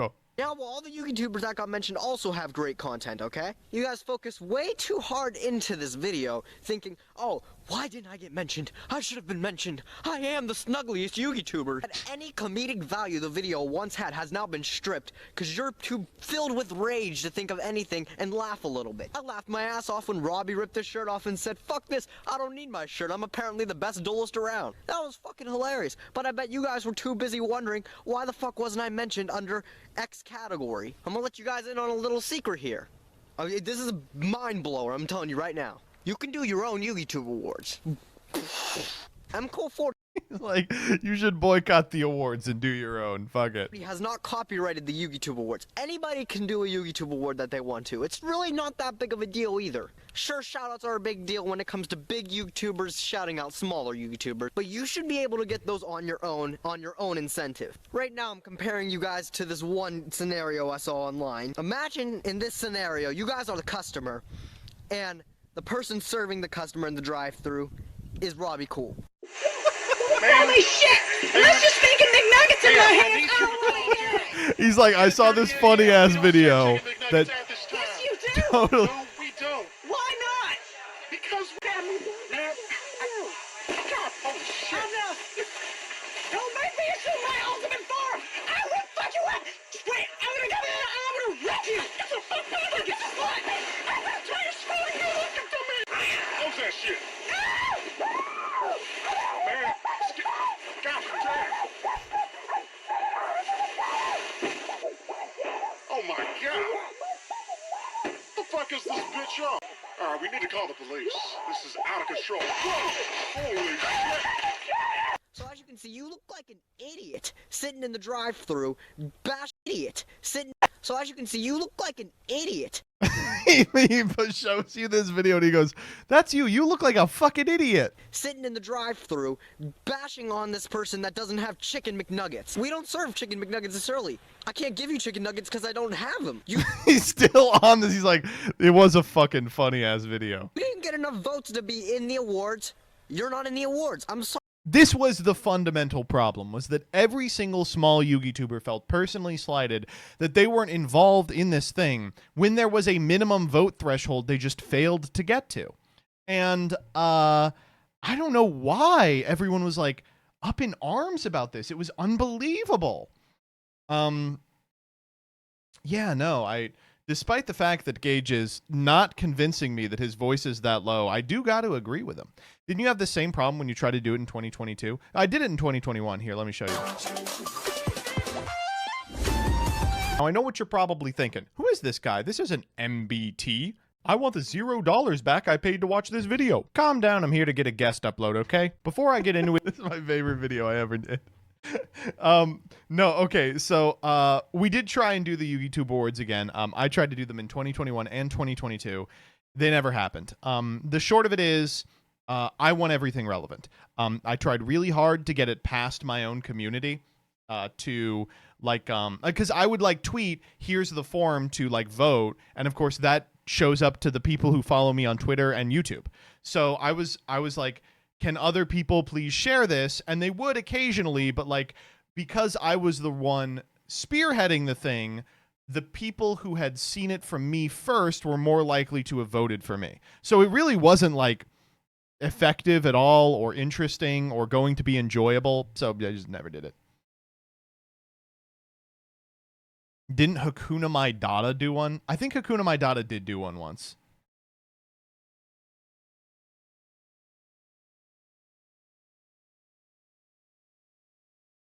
Oh my god, what, can we...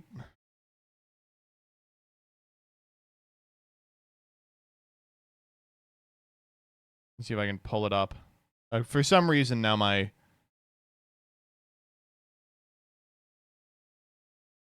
I'm going to go to their channel, then search award. Okay. Maybe YugiTube? No, maybe channel.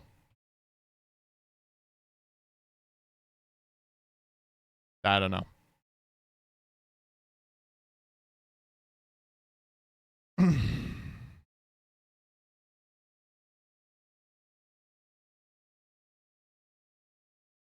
He does end of the year survey.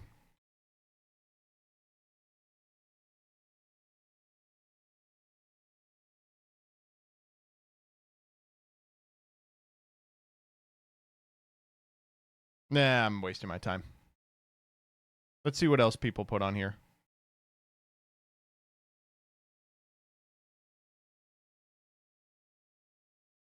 This was so good I subbed after. It's like that's... I don't know. I had no idea that they... Oh my god, I remember this.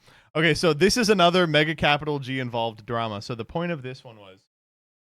it was mega capital G and John Moore and Farfa and I want to say Lithium was on this stream. And Cap was explaining something that these days seems intuitive, but at the time was arguable. He was basically saying competitive content isn't necessarily what you have to be doing on Yu-Gi-Oh! YouTube. At this time, because everyone played the TCG, competitive content kind of was, outside of pack opening, the bread and butter of what people would upload. So here we go. It's like that's... I don't know. I had no idea that they actually paid players to top. You are so yeah, they want to get the name out out there. for a YouTuber, you know that? You say what, Glasgow? You are so out of the loop for a YouTuber. No, it just, I mean, like, you don't know anything like about like Yu-Gi-Oh! It seems like, what the hell? What are you talking about? I know the important stuff. I mean, dude, you're just talking about the competitive side. That's like not that important when it comes to YouTubing.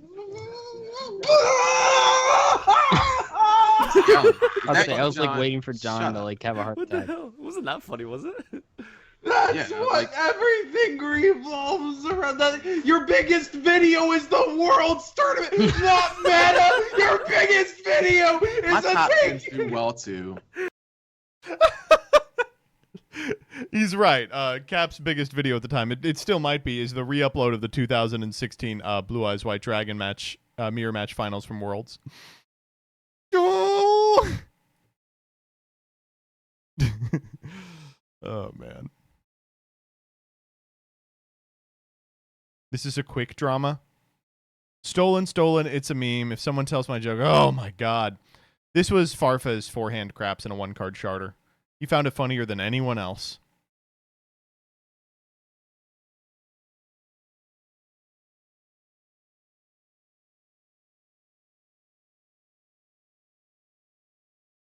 I don't want this to be another fucking Farfa video.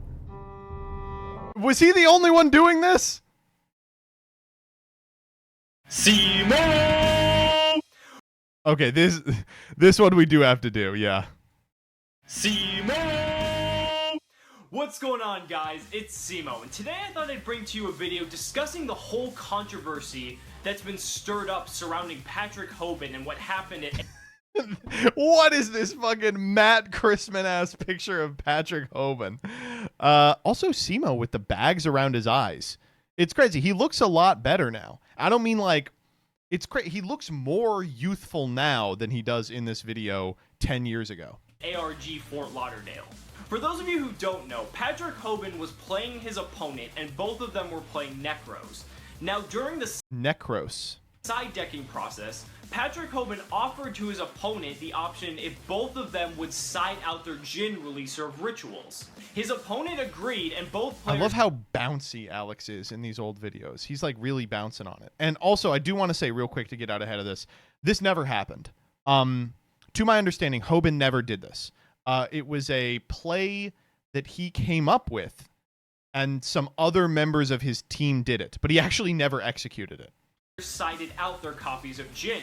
However, Patrick Hoban had an additional copy. Hypothetically, it's not hypothetically. He would have owned up to having done it because he was proud of doing it. He maintains it did not break comp REL at the time.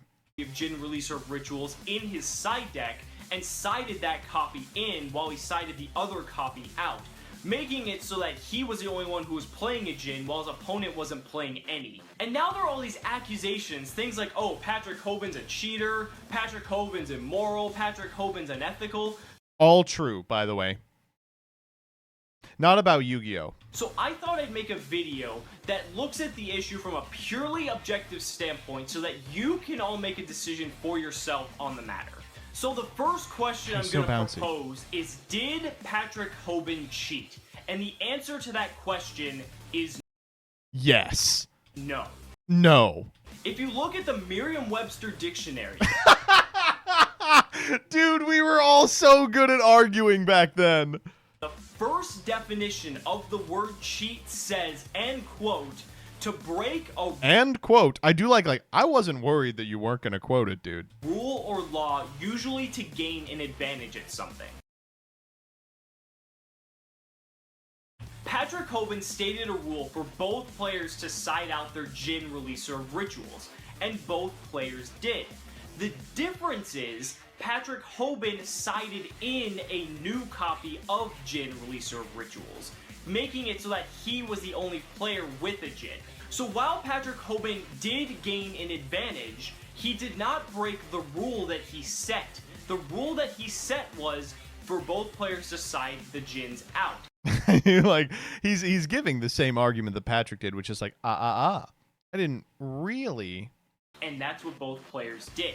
Now, going back to the dictionary definition of the word cheat, the third definition states to prevent someone from getting something that he or she deserves or was expecting to get.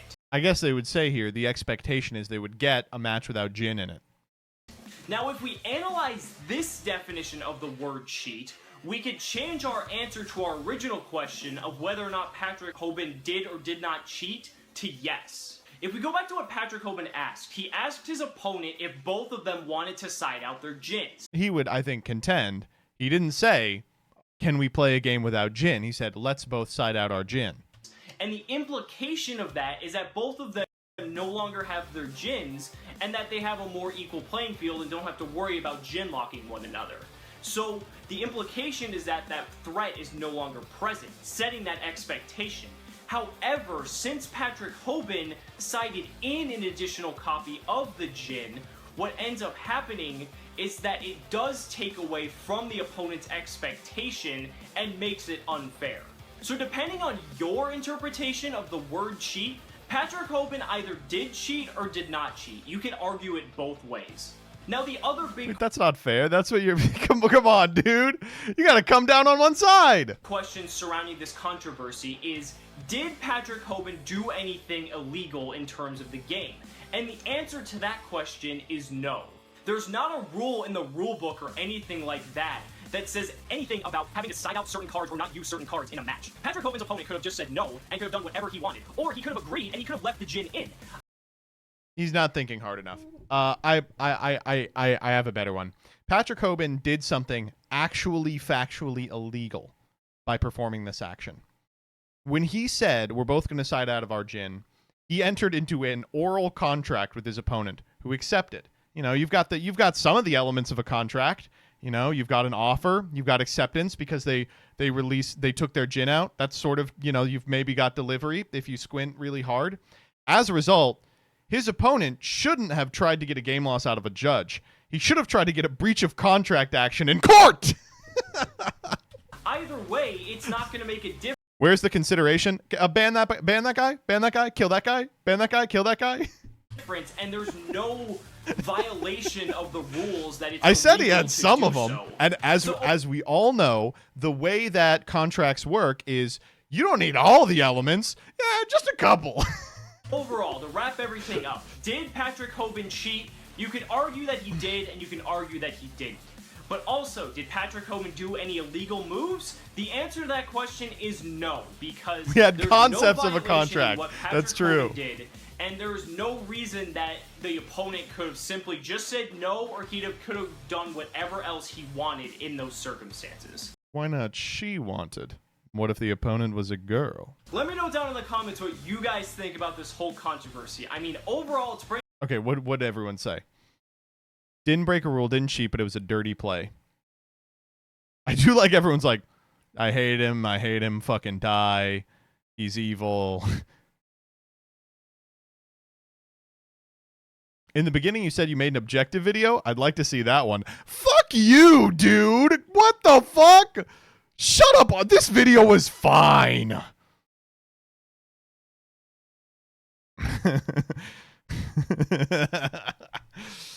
Oh, man. I don't know. Yeah, let me weigh in on Jingate. I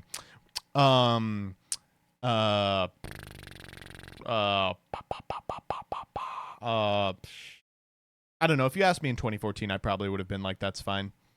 It's like a classic Magic the Gathering style angle shoot. It's crazy that Yu-Gi-Oh! Has like a term here, Jingate, to describe a type of player behavior that is so normalized in Magic the Gathering that they don't even bother describing it. Sometimes you get outplayed in the landscape of the mind by a like Rumpelstiltskin-ass trickster sitting across from you rather than a person.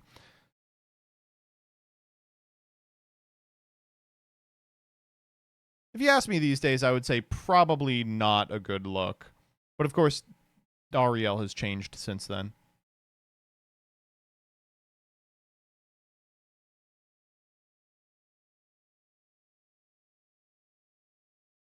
Do we have the one where people are just shitting on Asian eyes?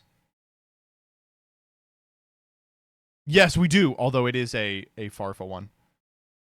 Oh, let's do this DP Yu-Gi-Oh one.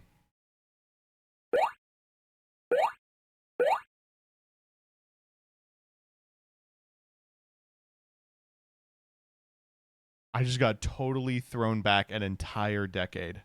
Wow. Holy moly. The importance of scrubs. The obvious importance of scrubs is monetary gain. I'm going to use the word scrub in the context of the following. New and or inexperienced and or misinformed player. All of you all. Because when it comes to scrubs, they will usually spend more money than they should because they're misinformed. And then the people that are selling the cards kind of don't care if they're actually taking advantage of the misinformed. But then in the same breath, they'll probably turn around because some people like that are bitches. And they'll say... I love the way he talks, man. The cadence on this guy is out of the world. Fucking scrub. Do you actually want to be around a scrub? Do you actually want to talk to one? Do you actually want to play against one? No.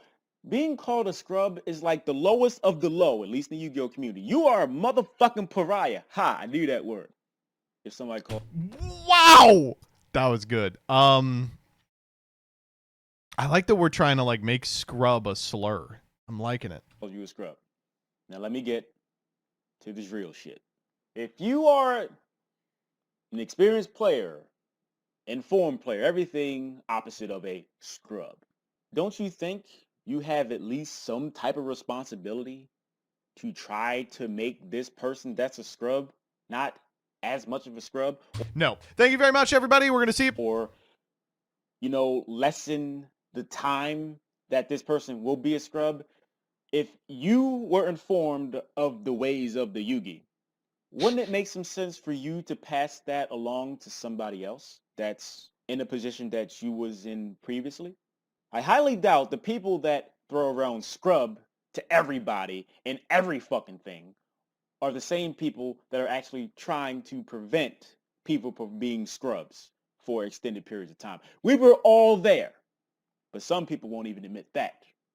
I'd rather some we won't admit that we were ever bad at Yu-Gi-Oh. Brother, I am still bad at Yu-Gi-Oh. I never left. Body be informed, make an informed decision rather than the opposite. I could actually compare this relationship between a scrub and a non-scrub to a child and a parent.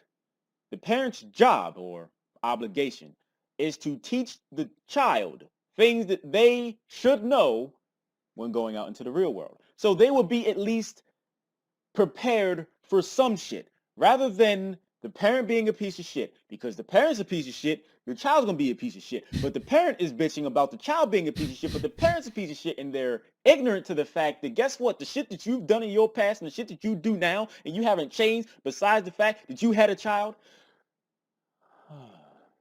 Back to Yugi. It's getting Where did that one was a little, oh boy, okay, all right, DP Yu-Gi-Oh, bring it back a sec. Whew, okay. Back to Yu-Gi-Oh. Too deep. Of course, too deep, it's not to that extreme, but I still feel that the example holds true. The experienced player is obviously the paternal role here. I feel if you're complaining, there's so many scrubs in the game. Why can't they just be good like me? Are you actually doing your job? I understand that everybody is a scrub sometime or another. I understand that not everybody is going to want to listen to what some other person is saying. But just because a person is new and inexperienced and misinformed, that does not give you a right to call them a scrub. Some people may not think that it stems past Yugi, but it actually does. Being called a scrub to impressionable people, they may take this a lot harder than others. You're at the bottom. You are really under the bus. I don't understand. Was there like an outcry of people being like, you can't say scrub, that's our word? Like, what's going on? Scrubs are important, yes, but they are also the foundation of any card game. They are the reason why any card game is going on. There's always some new inexperienced player going into the game, but at the same time, they don't usually stay there forever. How do I know? Because I was once a scrub, and so were you. So I would like to thank everybody for watching. I appreciate it. If you would like to support me in some form or fashion. Very strange. I don't understand why this was a drama. I will admit, I am still a bit of a scrub.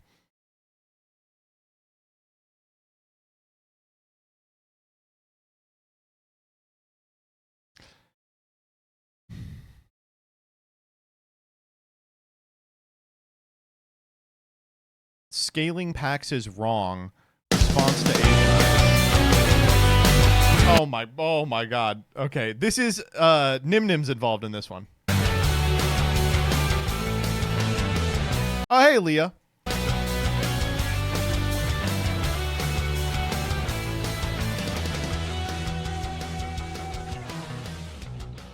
What's up YouTube, this is Galactic God, and I'm coming at you today with a video response to not only Asian Eyes White Dragon, but Nim and Brain Freeze Laser. Now I guess this is a pretty hot topic within our community right now, and of course I'm talking about scaling or weighing packs and whether or not it is justified as a right thing to do within our community. So okay, like, how could it possibly be justified?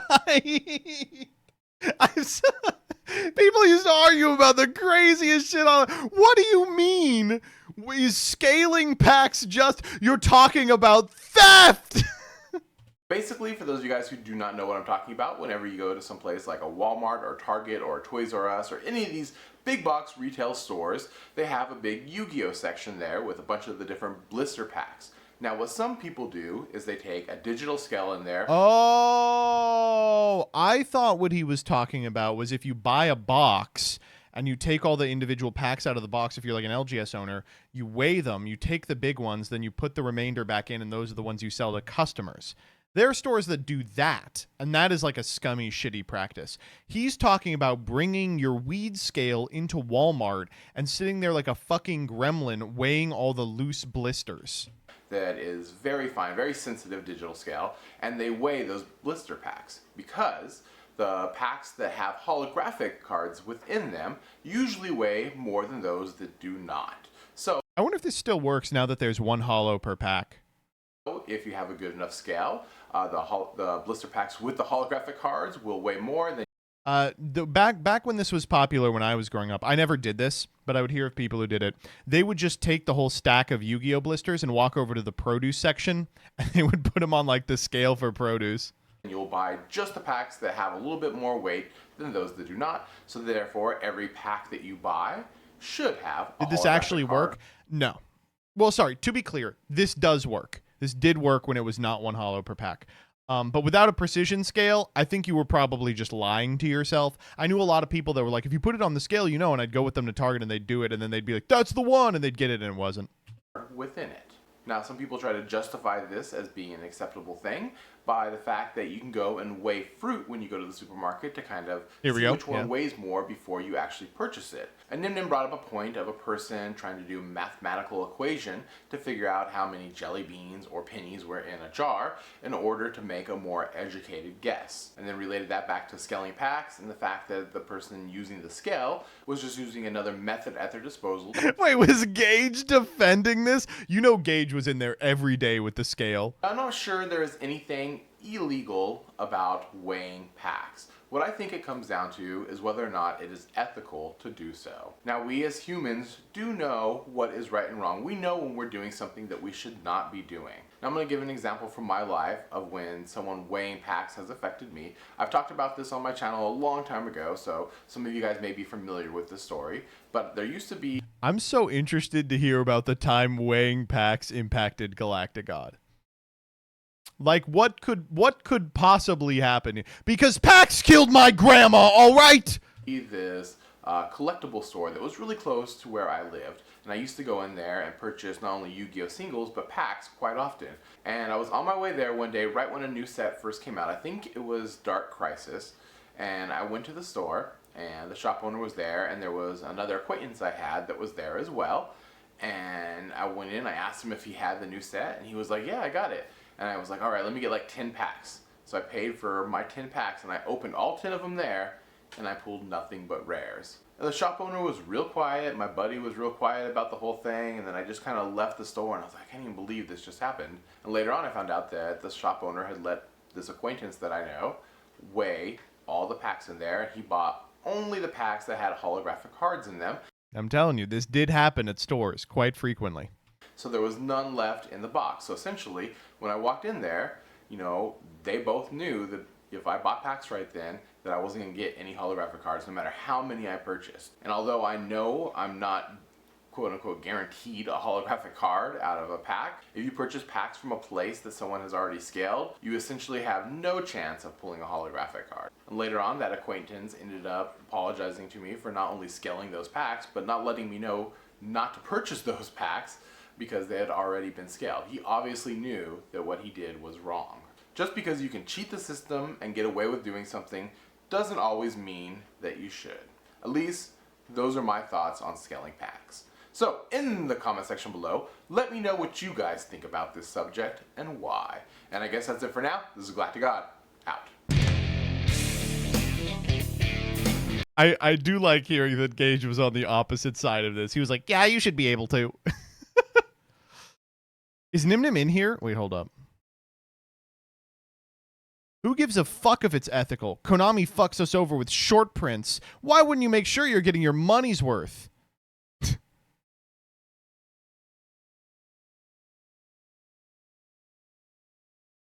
I do scale, but I have a self-imposed rule. I must buy every pack I weigh, regardless of hollows. What?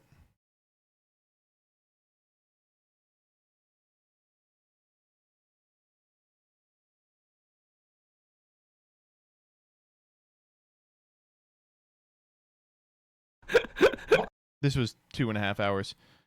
All right, let's do Sladra.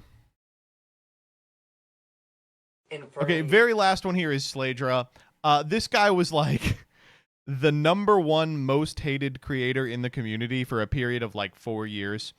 All of his videos were like this. This is the Yu-Gi-Oh! Vine compilation. Players be like, top deck, Archfiend, special, effect, add, special, Thousand Eyes, effect, banish, special summon, special summon, special summon, special summon. Noobs be like, I'll summon, I'll activate warning, Shein effect, negate. Ice Bearer players be like, just wait till next format, they're gonna be so good. Sorry sir, gonna have to give you a ticket today. Dark Bribe? Which card are you trying to bribe me with? Draco Sack? Alright, well thank you very much. Nothing to see here folks, move along. Playtesting in real life? Alright, draw. Playtesting on Dueling Network. How Stratos really got banned. Yeah, we should ban Stratos. High rarity whores be like, does anyone have a Draco Sack? Dude, this is what the high rarity whores really do be like. I have one. It's not even first ed. Ew. I'll give you my Lord of D. I'll give him my bottomless trap hole. Can't, I'm under 15. Okay, that one is pretty good. I can't deny that one is pretty good. Pendulum summon and be like, special summon? Normal? You're never getting past my defenses. I got that Yamato, that Mikazuchi, that Honest, and that Turtle. You best scoop them up, boy. Okay, I'll exceed into Tiramisu. Mom!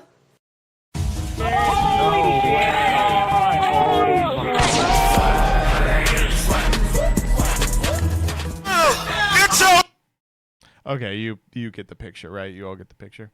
All right, so here's Farfa's fucking video. Hey, what is up, guys? I'm trying to stay relevant, so here's some garbage clickbait.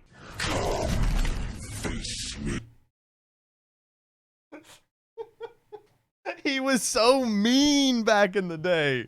He was so mean. Give in to your pride. I'll try and break these incoherent, unstructured arguments down as best as I can into categories, but looking back on the videos the 2 or 3 times I did try to watch them, there doesn't seem to be any sort of clear direction or points made that logically add up and make sense. Argument number 1. Okay, so he's responding to a video Asian Eyes made in which he said Yu-Gi-Oh! Has no skill. It's an awful, incoherent mess, and so he's having trouble even putting it into something that he can argue against. 1. And a lot of people were like, dude, this guy doesn't know what he's doing. He has no skill. He just net decked. A lot of people started opening up the discussion for Yu-Gi-Oh! Doesn't take any skill. Meta plebs, you don't need any skill because you just run. It's plebes, right? Come on. You know, top tier decks, you know, pay to win. Nope, nobody did that. Nobody important opened that discussion. Nobody relevant has ever made this claim. In fact, the people who seem to have all the answers with regards to what actually constitutes skill in this game are the ones who, surprisingly, don't have any achievements in this game. Isn't that just a coincidence, I guess? Argument number 2. You use one single misplay from one game, from one match at one YCS, of which there have been hundreds, to back up the argument that you don't need skill to be good at this game. This is an outlier, it's not the norm. I'd like to highlight an informal logical fallacy here for all of you to understand. Yes! Farfa, please highlight a logical fallacy for me, please! As it's a recurring theme throughout all of his arguments. It's called the Texas sharpshooter fallacy, aka the clustering illusion. The Texas sharpshooter fallacy is basically a gunman fires shots at the side of a barn randomly and then paints a target around the tightest cluster of bullet holes and claims he's an expert marksman, when in reality he's just pulling the trigger and firing it off randomly. The fallacy occurs when a person has a large amount of data at their disposal but only focuses on a small subset of that data. This is the vast majority of this guy's arguments from beginning to end. One misplay at YCS Liverpool, 1 or 2 degenerate FTK decks that managed to top a couple of times out of the hundreds of formats, decks, sets, lists and events we've had, and this guy draws on the example of like 3 to 4. For the first 5 minutes or so he focuses on this poor kid Niccolo Mazzolini and says he has no skill whatsoever because he misplayed once. He ignores all of the great plays, reads and interactions he's done throughout the whole game, ignores the fact that he had to win 80% of his games to make Top Cut in the first place, then furthermore go on to win 3 more matches in Top Cut only to be overshadowed by this one misplay. Now sure, it was a grave mistake that cost him the game, and it's a mistake that even probably average players would have been able to like not do. But remember what we said about the clustering illusion? He takes one example out of this kid's whole event and says, look, any no skill player can top a YCS. He's taking one little aspect and he's making it seem as if it's the entire argument, when in reality this one misplay constituted perhaps a fraction of his entire gameplay throughout the whole event. Is there anything you want to say before we go to the list? I hate my life. No, I made a huge kind of mistake because I didn't read the card fully in top 4. Right. And which card was it? Utopia Prime? Yeah, I could have won. Ah, right, yeah. Like the judges told me to hurry up, and I Yeah. had just to make a move, and I didn't eclipse, and then I figured out I couldn't use it. Right. Or something. There's lots of justifiable reasons why people misplay, and to crucify this kid because he did so once out of the innumerable amount of lines of plays and decision trees he went through in order to get to top 4 in the first place, that's again an informal fallacy by focusing on the outliers rather than the norm. It is definitely known in the Idiot Cam, God, he was so mean. Yu-Gi-Oh community, especially in the pro player scene, that all the pro players cheat. And it's the same with literally true. Regards to cheating players. Hundreds of pro players have entered an event and won or done well consistently. There have been so many household names throughout this game's history, but his only example is Roy St. Clair. If you're gonna have one example, that's a pretty good one. Example is Roy St. Clair, one person who speaks for himself. It's whether it's unintentional or not, he also cited Billy Brake and Jeff Jones, but regardless, in terms of actual pro players that cheat and claim they do cheat, it's just Roy St. Clair. I'm sorry, but when did he become the be-all end-all authority on this issue? He's one guy with an opinion, and did he ever give so much as examples or proofs for his claims? Citing a statement of a statement is not proof of said statement. Another logical fallacy, providing a handful of examples of skillless winners out of the hundreds that have won or cheated at events does not prove anything. Until you can provide statistical mass and data of the whole pool of data available, instead of sweeping generalizations and focusing on one or two examples, then you don't have any contribution to make. Argument number 3. But I really just want to talk about, does it take any skill to win a YCS? And I want to say that you don't need any skill to win a YCS. Agreed! Wait, I totally agree. Definitely, and definitely I can back that up with a lot of stuff. So first off, let's talk a little bit about certain things. I do not even have to explain how this is a mind-blowingly retarded argument. It was a different time. It was a different time. It was a different time. It was a different time. It was a different time. Go in a YCS and we will accept your assertion. Argument number 4. I just want him to just speak up for 1 second, and you guys can hear what he has to say. If you guys want to watch the deck profile, link it down below, because obviously credit goes to the card guys for this. But just listen to what he has to say. And then you just make Buster, and then you just start winning, like, undeservedly for no reason. Yeah, you just make Buster Dragon and you win for no reason. Anyone can sound stupid if you just take a few seconds out of context from a whole video and apply your own personal narrative to it. The person in question in your video, by the way, which you didn't even so much as have the common decency to say his name correctly, is Ryan Levine, someone who made a statement on you actually for using him in your terrible argument. Yesterday, there was an azneyes video released, and I don't want to talk about the video. I don't want to talk about him. Like, he can do whatever he wants. He can make videos about whatever he wants.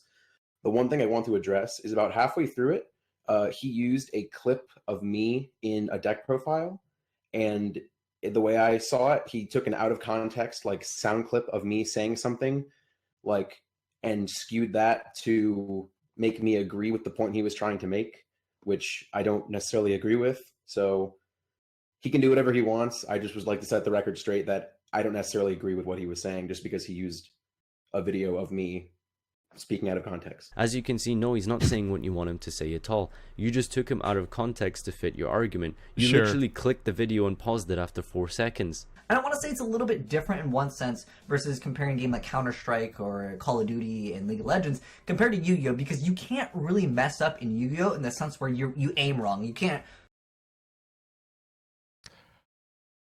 Well... place a card, like, when you want to place a card in face-up attack position, you can't accidentally place it in face-down defense. Like, that doesn't really happen. I mean, maybe you drop the card, but for the most part, that can't really happen in the game. But I do want to say that it's definitely valid to say you don't need very much skill, or no skill is required to top a YCS. You said that topping or winning a YCS takes absolutely no skill whatsoever. Definitely. That's on film. Now, I just want to put forward a couple of people who have said that they disagree with you, and I'd like to go through some of their statements. For those of you interested, you can read the full statements of Norman Vilde, Fraser Smith, Billy Brake, Joshua Schmidt, and Patrick Hoban in the description down below, but I'd like to just quickly read out some of their opinions on this matter. So beginning with Patrick Hoban, he says, of course topping takes skill. The only thing more ignorant than saying it does not is to say that all pro players cheat. Who the fuck is this? Wait, who? Really think there's much to argue about. Saying topping consistently doesn't take skill is just retarded. Billy Brake says, by having the proper... Wait, wait, we got a slur out of Joshua? What the fuck? I was not expecting that one. I will be honest, I was not expecting that one. proper knowledge and playing exceptionally, you give yourself much better odds of doing well rather than not, so this will result in more skillful players doing well. There is luck involved, but just because this bad player did well with this bad deck takes nothing away from the game, who has had little to no success in the game. Norman Vilde says, by its very nature, Yu-Gi-Oh! Is a complex game with different... One would need to excel, and which is to put for ones who have had zero success in the game. Why is it that people with no achievements are the ones who have the most to say on this matter? Again, is it just a coincidence that the only people who think this game takes no skill are the ones with nothing to show for their achievements? You know what's like really like the bleakest black pill you can ever take with respect to Yu-Gi-Oh?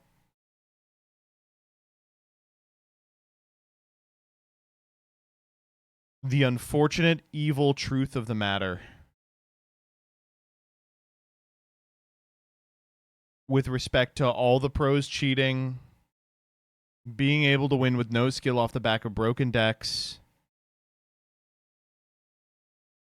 and being able to sack and stack your way to top cut, is that it actually does take an unbelievable amount of skill to do well in this game. And almost every professional player is so much better than you could ever imagine. That there is a ton of ways in which skill manifests in this game that you may not even be aware of if you aren't in that league.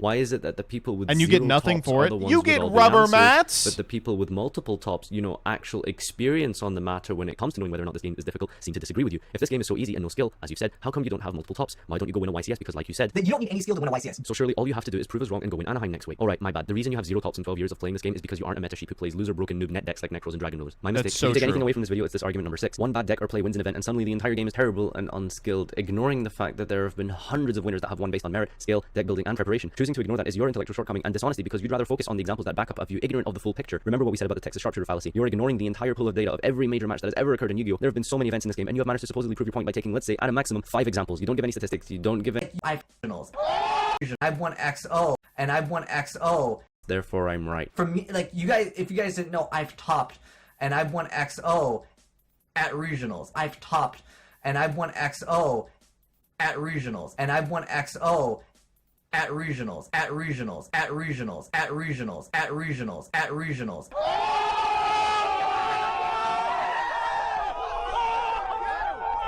Congratulations, you've played Yu-Gi-Oh! For literally 10 years at least, and you've done nothing more than win a regional. This argument speaks for...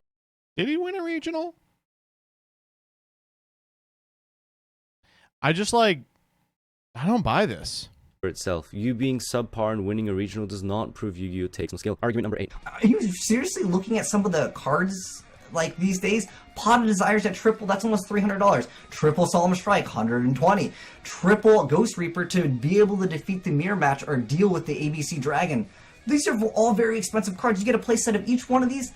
A lot of kids can't afford this, and a lot of players that would love to play some of these decks simply can't because they can't afford it. If we're looking at the term pay to win, it means paying money to be able to win an event because you have more money than your competition. Now, for the most people who cost it, okay, I've decided to finish watching to this win one. a YCS. To summarize, number 1, taking a small percentage of data and presenting it as the whole while ignoring the rest of the data is an informal fallacy which sets the basis of your videos. Number 2, appealing to the authority of Roy Sinclair despite the fact that Roy Sinclair did not provide substantial evidence for his claims. Number 3, there has literally only ever been one pay to win deck in the game and you've made this the rule rather than the exception. A couple hundred for a deck is not a lot to ask from the average competitive duelist. Number 4, your challenge is to go and win a YCS. Go to Anaheim or whatever it is that's coming up next, win it, and you will have proven your point.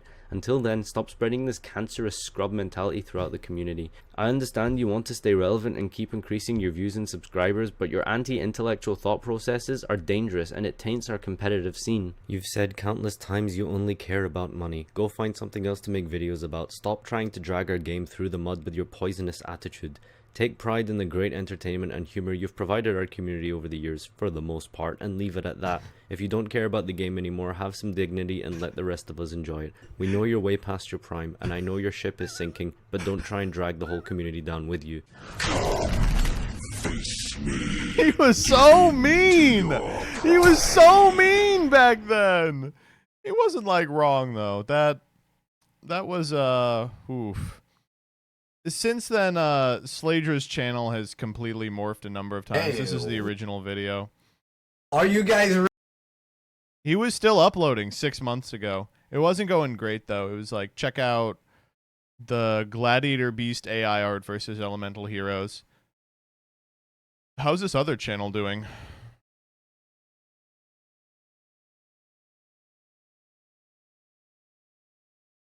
Oh my god! It's uploading multiple times a day. Diablo 4 Season 9 Best Mythic Tier List Classes Updated. Diablo Season 9 4 Top Tier Builds. Diablo Hottest Female Druid Build Guide and Diablo Character Editor. Diablo 4 Season 9 The Bad Bugs, Some Fixes, Feedback. Diablo 4 Season 9 Launch. PC, PS5. Diablo Immortal New Druid Class Gameplay. New Deer Transform Impressions. Diablo Immortal in 2025. Diablo 4 Season 9 Worth Playing. New Dungeons and Powers Fun Season 9 Review. Diablo 4 Mecha Break Launch Gameplay. New Free-to-Play Mech Hero Game. My Favorite 2 Mechas. Marvel Rivals Phoenix Gameplay. New Duelist DPS Season 3 First Gameplay on New Hero.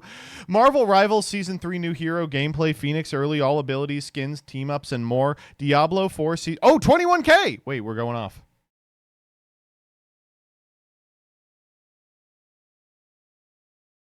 Oh.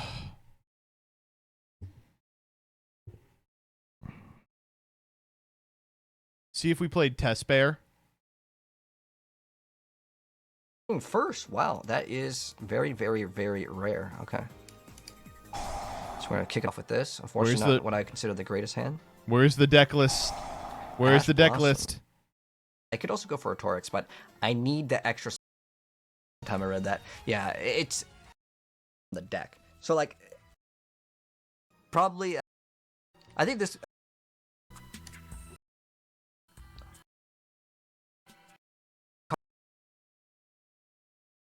Like, to me, it didn't seem like... I just choose to believe that it's in there.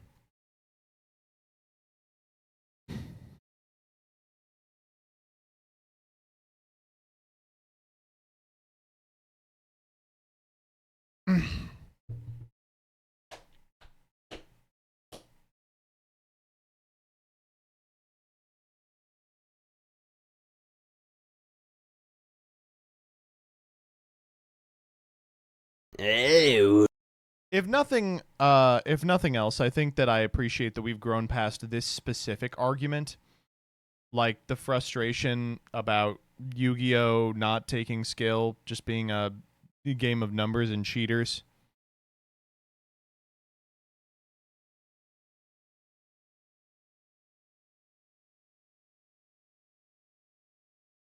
All my opponents cheat. That's what I'm saying.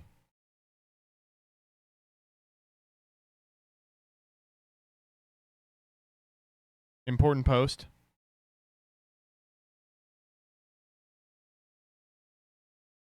Ultimately,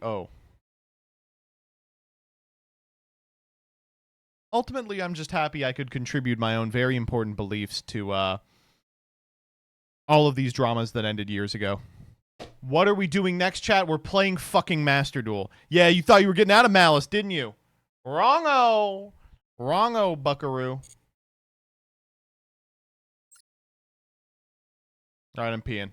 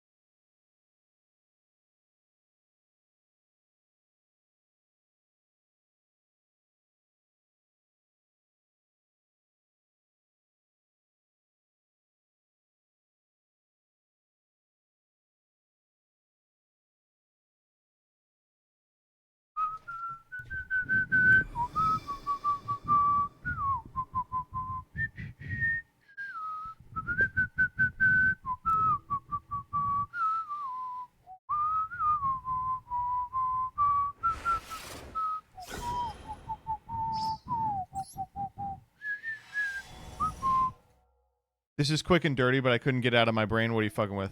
All right, let's go.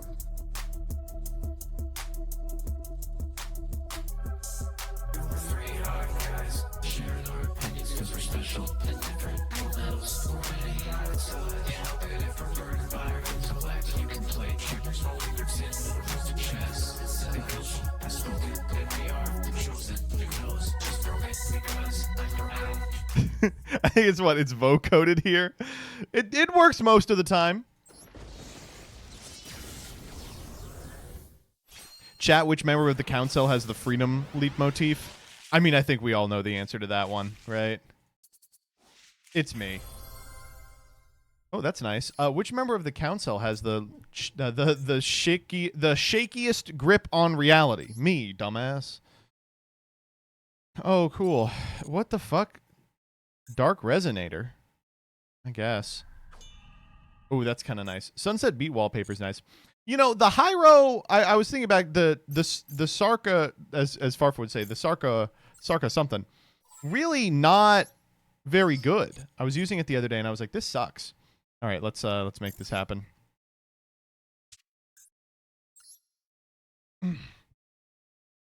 Well, here we are.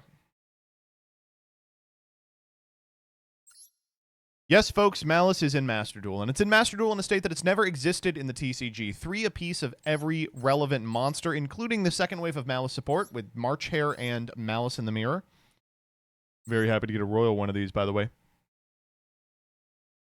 Unfortunately, at present, I believe this is a deck without peer, a deck that does not stand any chance of losing to anything lower than it on the leaderboard. Master Duel meta currently seems to think that this and Crystron are the only things worth playing. I think we can shave one off that. One of the downsides of this deck being very popular is that the outs to this strategy are very numerous. Cards like Artifact Lancia absolutely, completely destroy the deck from stem to stern. Which means that I think we're going to see a lot more non-games in our future. Let's just try it, I guess. I know I'm behind.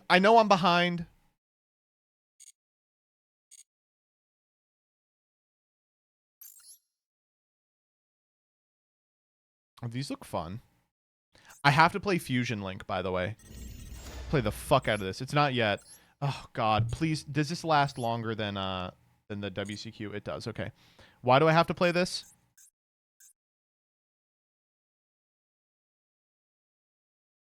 There's a title that says you're bisexual.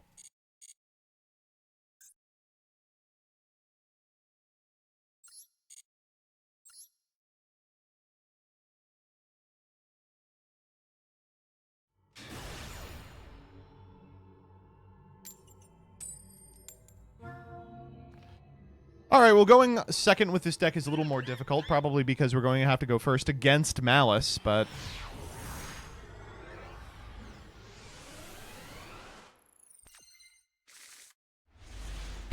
All right, let's beat up on some children. Okay, you can see they've kind of given away the game here. They have the Malice stuff already. I'm pulling up that Moha guide. For the main combo.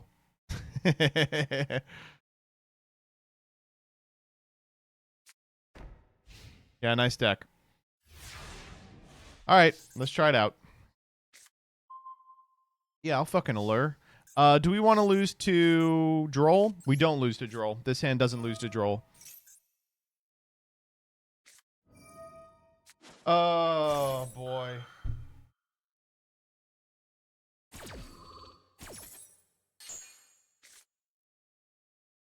Fuck me, dude.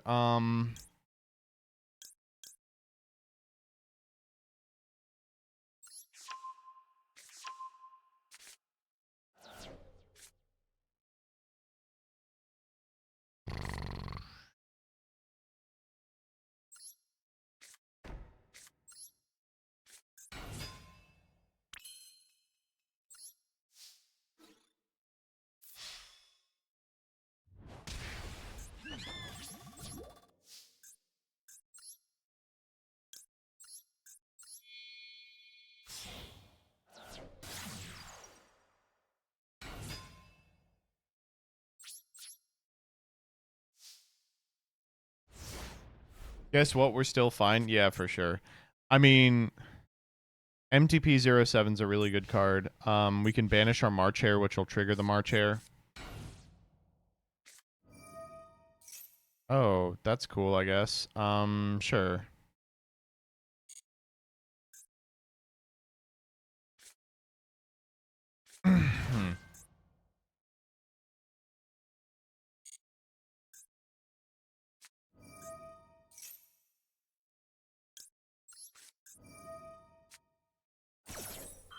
They get to negate this.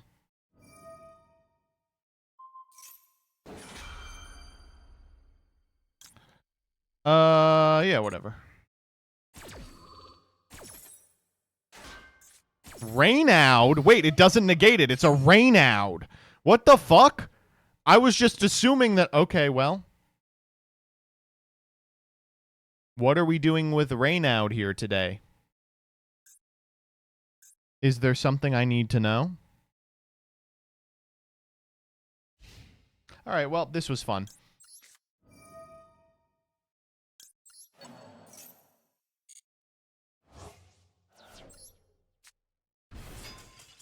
Yeah.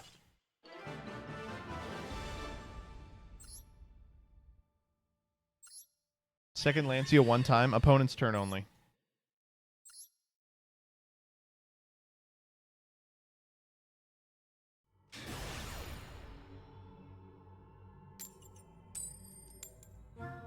I'd appreciate winning the die roll so I can do a combo.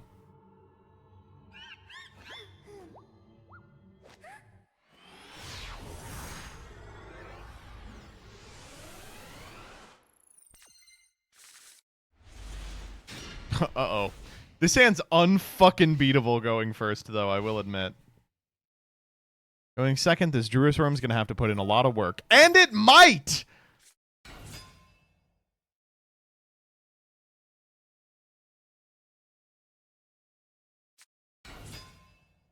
Okay.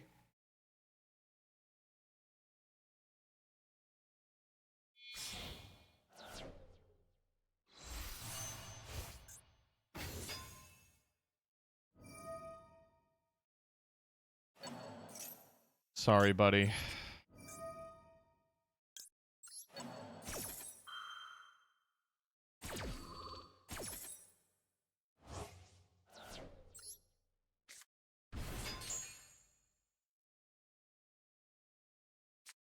Well, that was a fun one.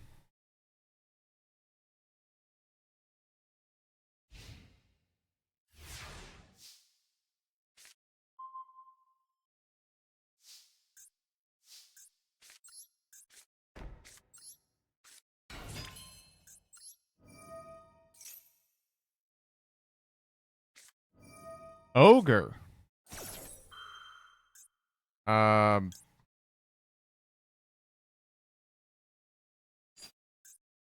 I think I'm okay with that.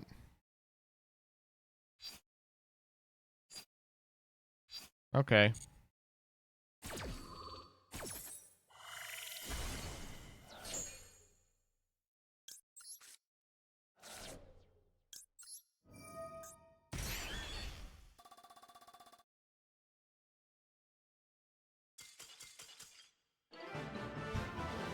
Next.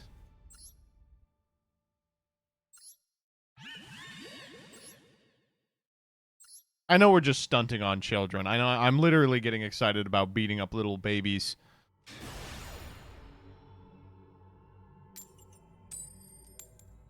Yep. Ogre the Dormouse usually does the trick. I don't know what kind of Malice you've been playing. Alright, here we go.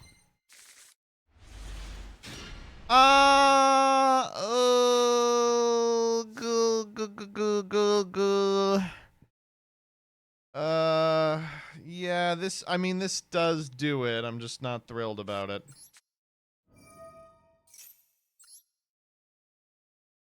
Banish Dormouse.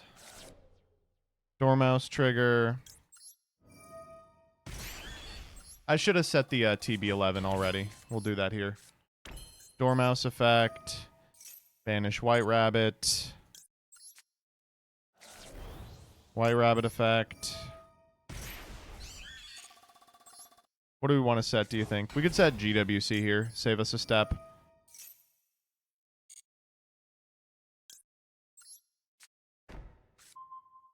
Now, unfortunately, because we've already used both of their banish effects, we have to do the bad version of the combo that Cybers locks us, like, almost immediately. But whatever. I mean, it is what it is. We're still going to win the game. Oh? Or are we? Hold up. Are we getting styled on? Oh!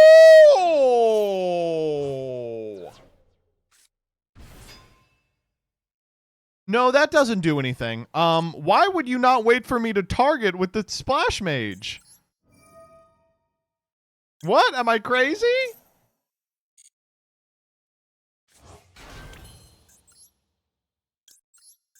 We'll get to, Decoder in a little bit.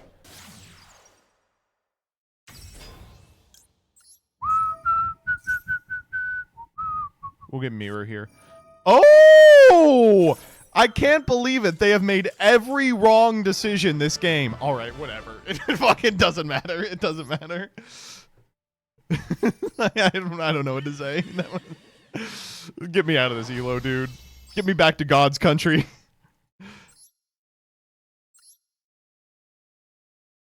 Just hitting the gritty on children. This is why I would advise any of you to spend a couple of weeks, like, tryharding the TCG, because the decay you'll get in Master Duel will put you into an elo where you can just fucking wail around your dick and pop a bunch of kids in the head with it. Metaphorically, I would never condone that kind of thing. Another banger-ass, baller-ass hand.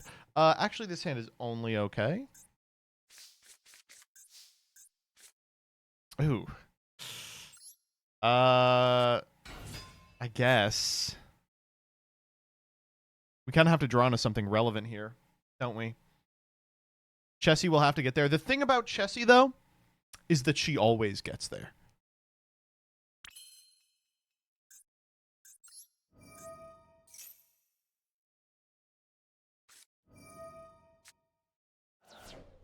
Okay, she did not get there. She did get there. She did get there. Cyburst monsters. Okay. Yes. Okay, she did get there. You're gonna love this line. Trust me. What you're seeing now is a Super Saiyan! Oh, they got something. Valor the Magnemite! Oh, you are gonna be really mad that you did that, you stinking ass bitch. Oh my god. Oh my god, the March Hare actually simplifies all my lines. I was going for a very specific line, but remembering March Hare is legal and available is just crazy.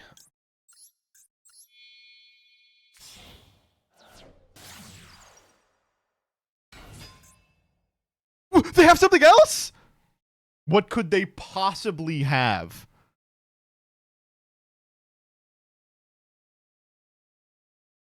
Nib, it has not been 5/7s. It's been 3.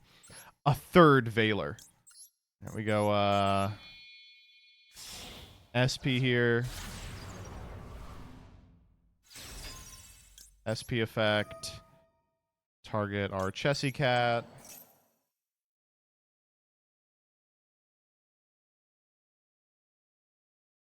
Surely it's not a third Valor. Okay, yeah. Chessie cat.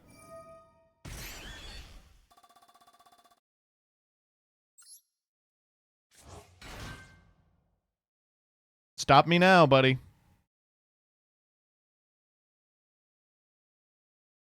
Why SP over Lizard? It plays around Nib better.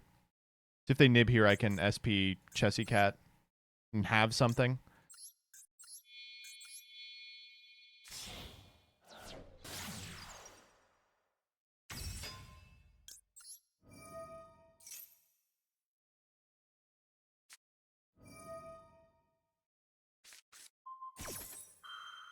Okay. All right. I mean, I guess we're stopping.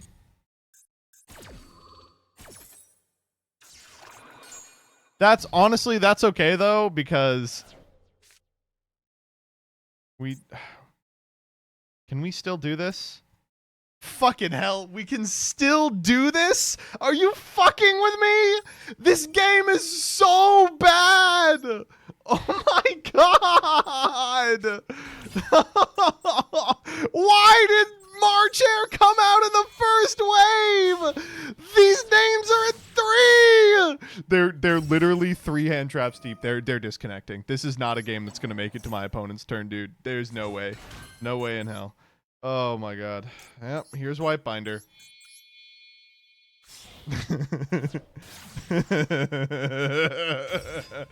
White Binder effect.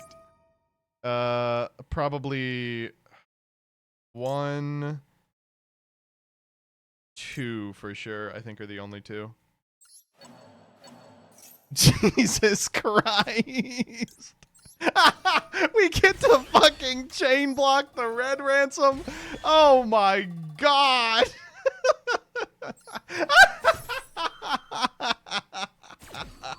Oh man, dude. I can't believe this. Oh, holy shit. Yeah, I'll banish another card. You know what? I think I will. Oh my god. Dormouse effect. Oh, fuck me. Dormouse trigger. Banish White Binder. White Binder trigger. White Binder trigger set. I don't know. TB11? Why not? We don't need to do anything else. We're totally done. Fucking GWC. How do we want to do this? We'll go link decoder.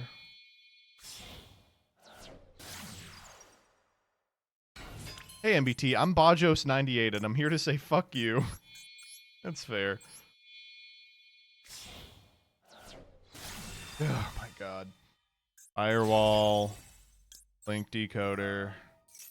Shit, man. I don't know what to say.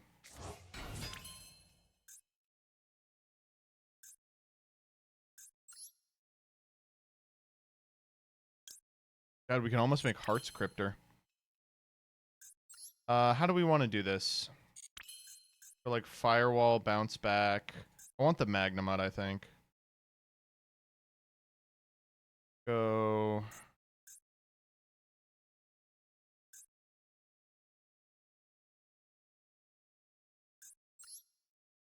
We just have so many options. I don't know what I want to end on. Let's make it easy and on terahertz. How do you want to do terahertz? Just firewall plus link decoder. What's fucking me up is the zones.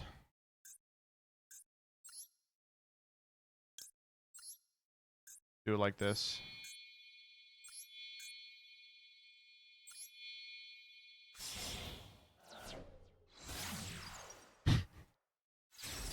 There we go. Oh, whoa, we can keep going! I'm good. Wait. No, we already used our link ones. Yeah, okay, that's fine. Let's send to Save Worm. Fuck it. What a fun game. Alright, so we've got the Firewall bounce. It's going to bounce for 2. Got the Spell Trap negate. GWC is 18 points of interaction because we have target White Binder, banish Red Ransom, and any other names. Fucking Christ, man. How do people play this?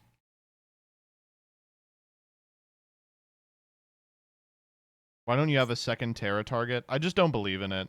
Like, I know people are playing, what are people playing? The Pac-Man? The Synchro. I don't buy it. I don't think the second one of these is coming up more than anything else in my extra deck. Cerberus is the card that is in here over that, and a lot of people are playing Cerberus. I like it. Wow, that is adorable. Holy shit. Wow, that's like so fucking cute.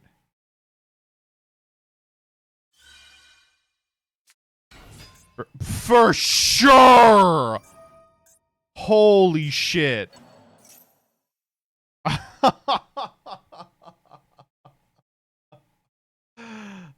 Honestly, fine.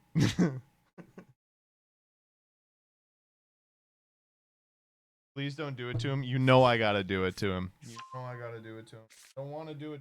You know I gotta.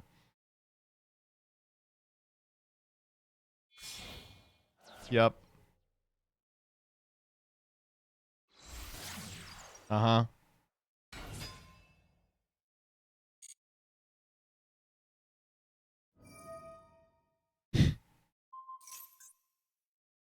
Yes.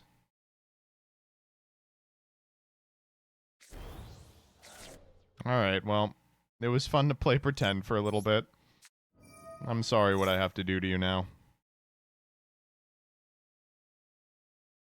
One unknown is a quick play. Called by Maiko kind of hard?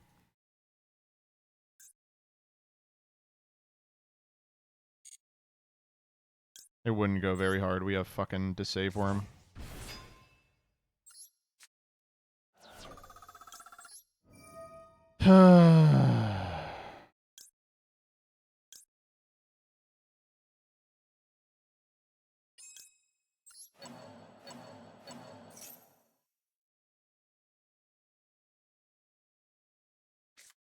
It is called by.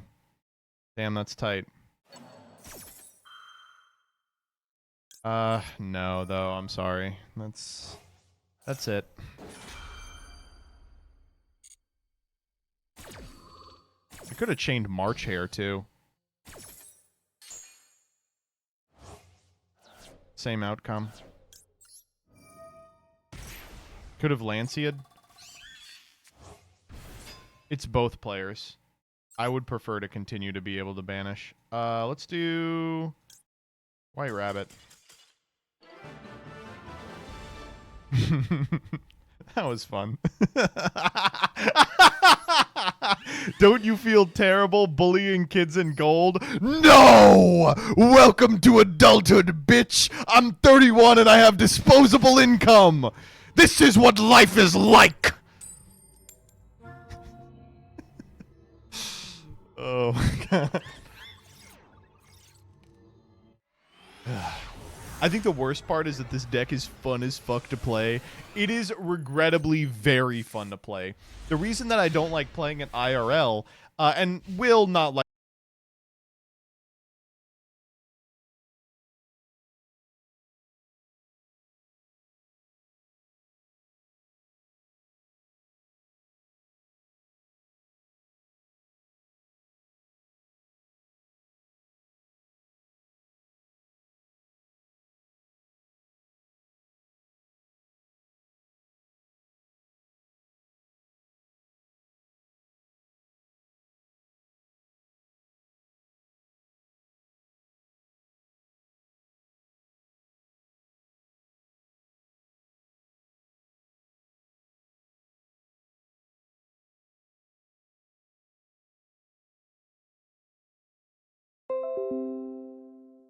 Hello?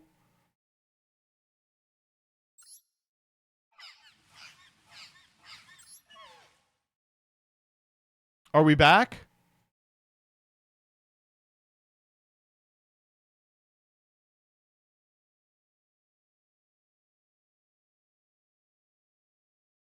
I can't tell. Hold up. I'm gonna have to hit stop stream and start stream. Doesn't look like we're back. It says I'm connected on my end. It says I'm connected on my end. No, we're back, but my chat hasn't reloaded. Okay. What the fuck? They got me! What? They figured out how to kill me! They had to send the DC gun to my house. Oh my god. That was unbelievable. I got DDoSed.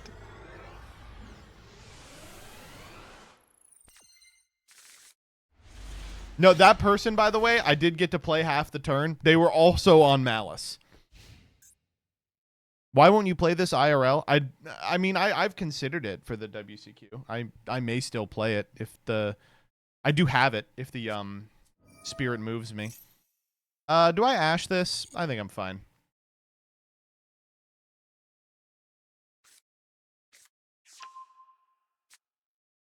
Magnamut is already so fucking powerful against this half of the deck.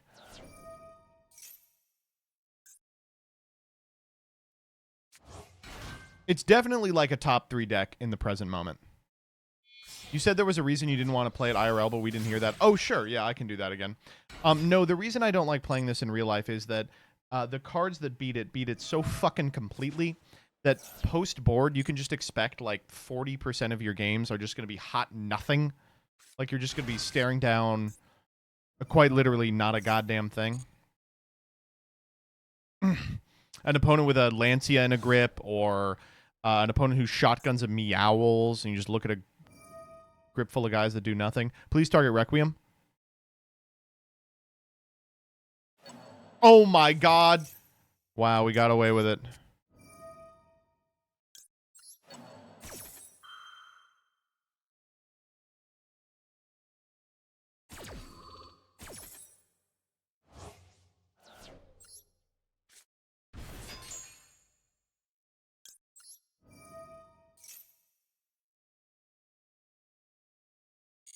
What a crazy situation all around.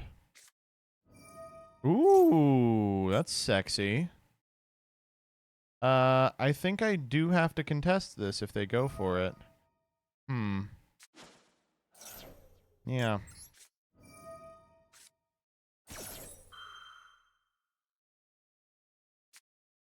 Oh, okay. All right, I'm listening. Yeah. See, we can play good games with this deck. We can have fun versus evenly matched opponents. We don't have to live in hell.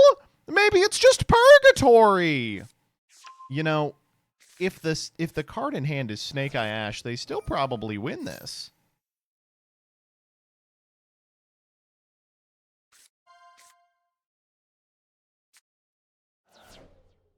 How with Oak ban?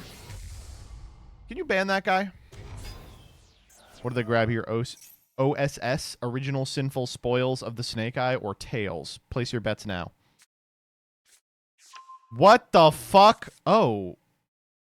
Wait, so the card in hand is... Okay. All right, we got a game.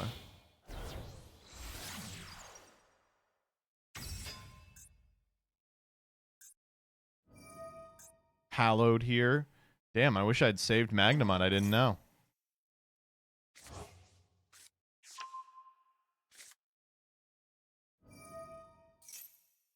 Oh? Lacrima, nothing. Lacrima summon back Engraver. Goated.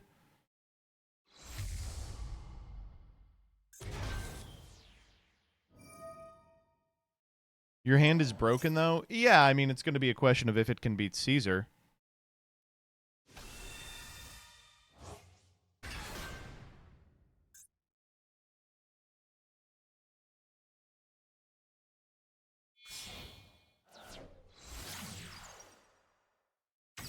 Let's go, baby.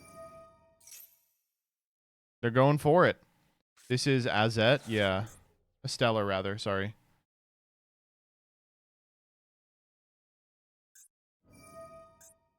Tractus. Oh, Tractus.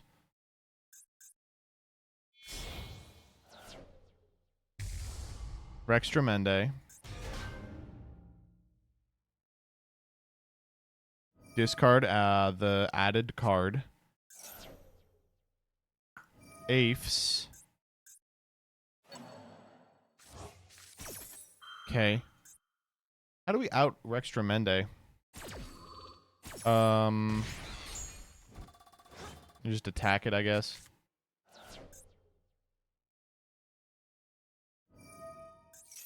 Reset Apes. Triggers a Stellar. Damn. This is really rough. So there's one card we don't know.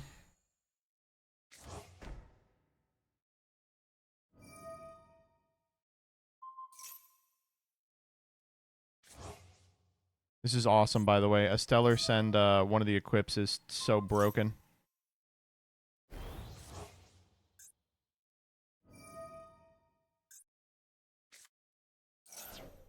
Sure. Okay, wow. Well, we got a little bit of time to chill and contemplate the actions that we've taken that have brought us to this moment.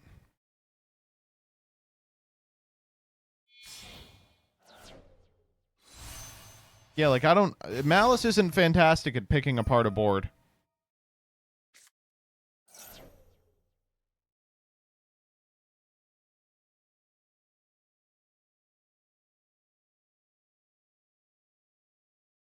The Druis Worm might help. I'm hoping.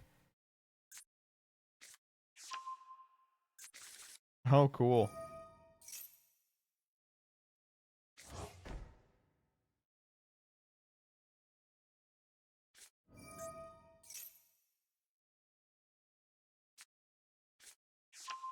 Elzet of the White Forest.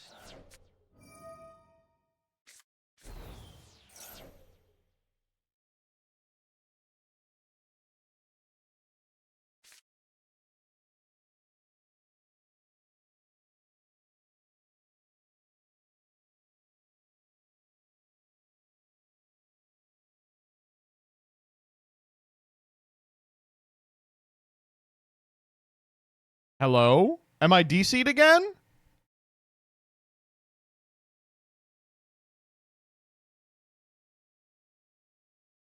No, it's them. Here's hoping. Oh? Yes! Hack the mainframe.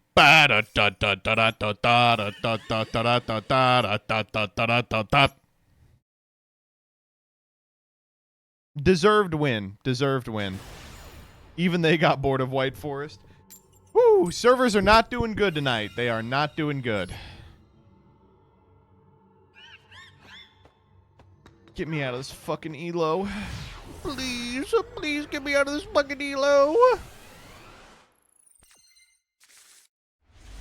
Banger ass, boss ass hand. This is an unthinkable hand.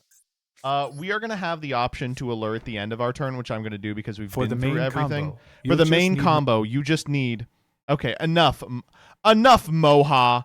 I know how to play this deck now. Actually, playing the Dormouse line isn't very difficult. Oh! Playing the Dormouse line into interaction. Now that is difficult.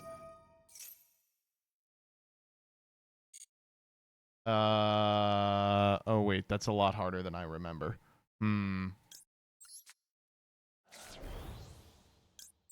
I love that you get to do this. Like, this is just such a stupid part of the line. What do they have? What are we expecting that back row is? Because, I don't know if I like that.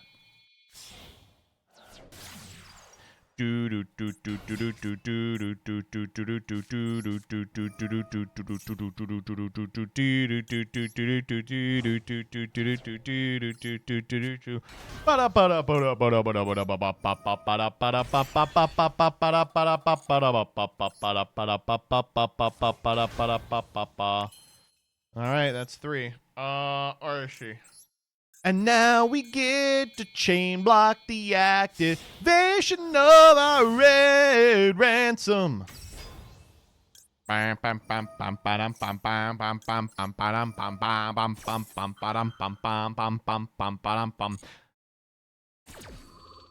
about malice. Talking about malice. Give me this fucking card. Talking about the stupid card that they left legal in Master Duel. Why did they leave this card legal in Master Duel? This card should not be legal in Master Duel or anywhere. What a fun game. All right, well.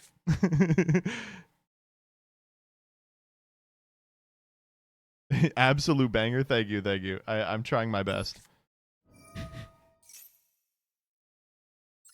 Yeah, sure.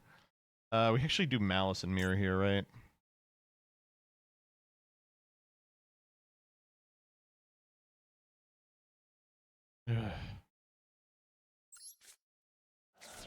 I'm looking for the malice in the mirror. I'm being really dumb today. I want White Rabbit. Then I want to summon my Red Ransom. I want to banish Chessy Cat. I'm looking at the malice in the mirror. We're going to draw 1,000 cards. You are not going to believe how many cards we draw. It's going to be unthinkable. Chessy Cat. They've got something. They're holding on to something. I can feel it. All right, what are we fucking with? Huh? 2 bangers, not gonna lie. Actually, that's mostly engine. Less Bangarian than I had hoped. I'm summoning a malice red woman. Put her here. We already have TB, so we can go get GWC here.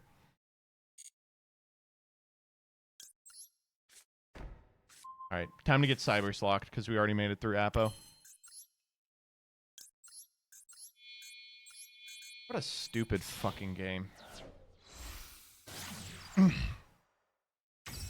Splash Mage trigger. When the Splash Mage starts to glow and it's shining in my hole and the places that you know. Oh!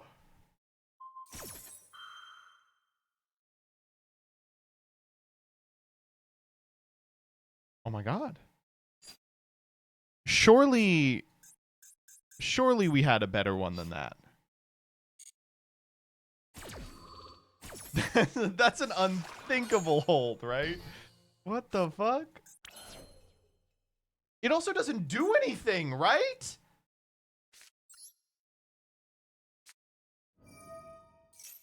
All right, well. Oh!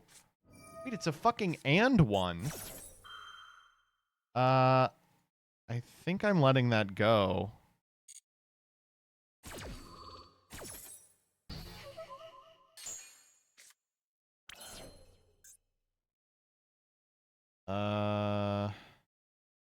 Huh.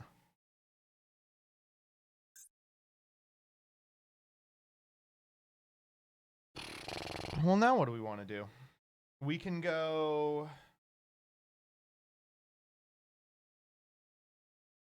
EB11, grab one of the malices, and make White Binder. We can still do everything.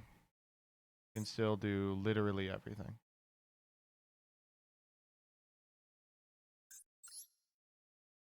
Banish Summon Ransom. We've already done Ransom this turn.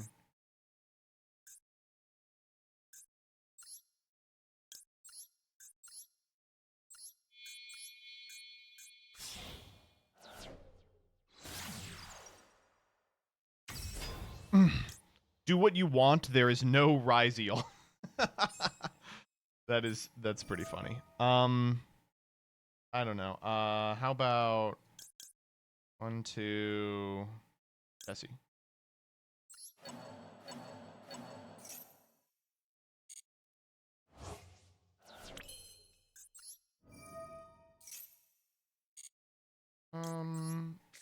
God, I like MTP a lot to go get March Hare, but we actually already have March Hare, so TB11, lose the White Binder, summon any asshole. Probably White Rabbit is the least frustrating.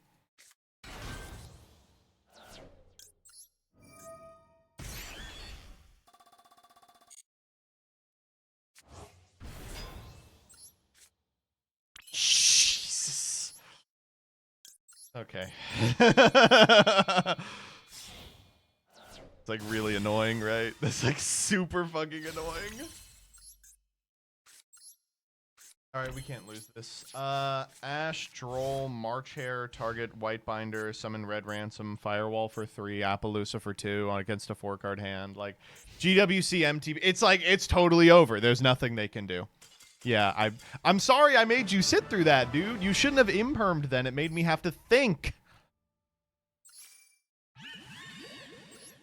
Jesus.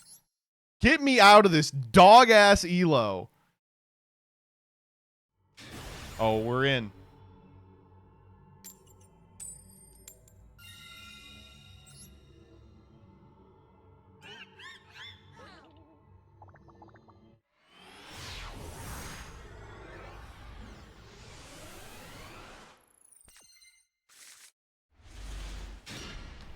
This hand could theoretically lose. I don't think it's likely. I'm going to do the exact same line, by the way.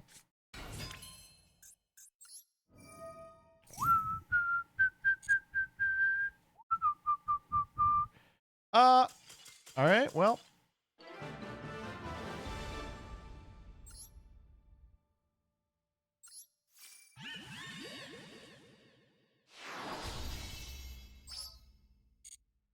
Let's fucking keep going. We've lost one duel tonight, and it was to Verizon Fios.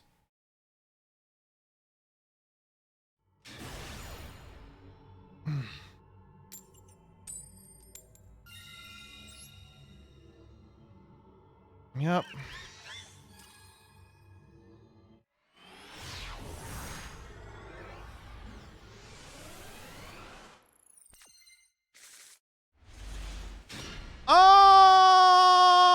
Okay.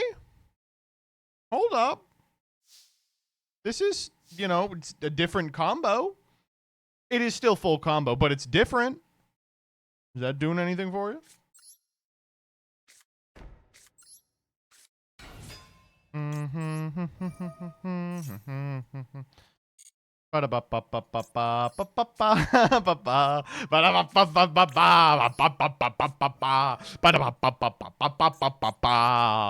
We are playing this fucking game, and these hands are so lame. My opponent will. Oh! Well, I guess I lose. Okay, all right. Uh-oh. I guess I summon her back.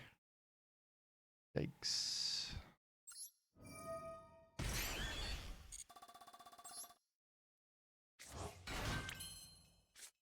You know, it's like fucking annoying. You know, it's like insanely fucking annoying. We are totally fine here. We are 100% okay.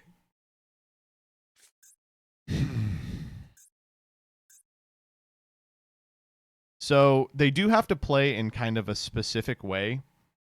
They have to not contest the back row before they normal a guy. So I need them to normal a guy that I can negate with Malice in the Mirror. Then I need them to lose to MTP07. Why did you not link away the Malice? Because I don't want to have to expend the GWC to get the White Rabbit back on board. Like, I want to maybe keep it for next turn.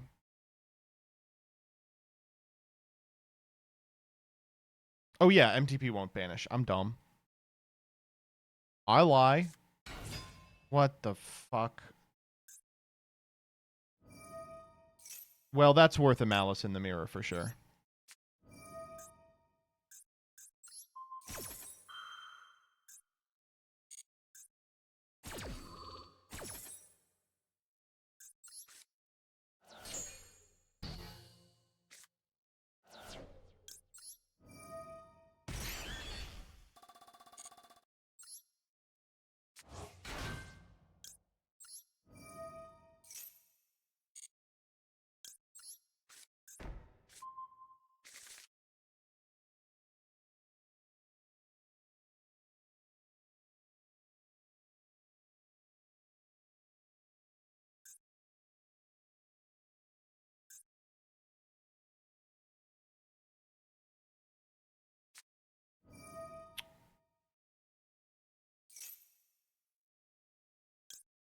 Absolutely not. No way. Absolutely not.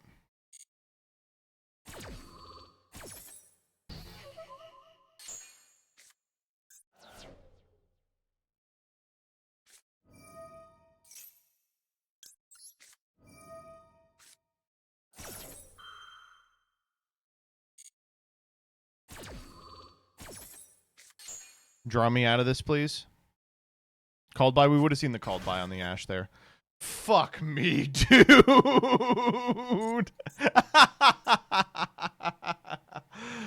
Oh, man.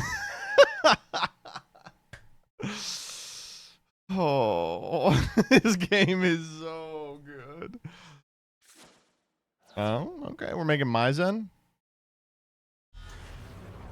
All right. All right. Okay.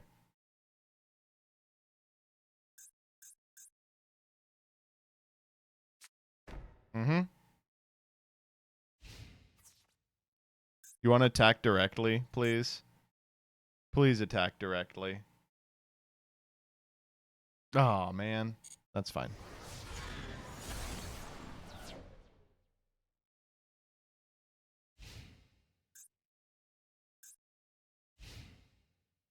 Okay. Little late. Still might come up. I'm talking about the man in the mirror. I'm talking about the dumbest deck in history.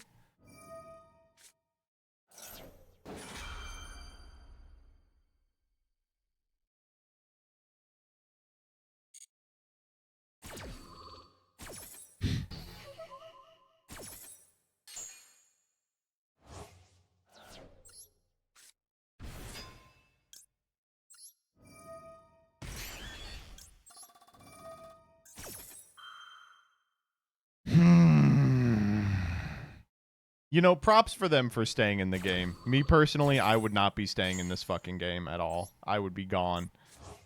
My ass would be out of here.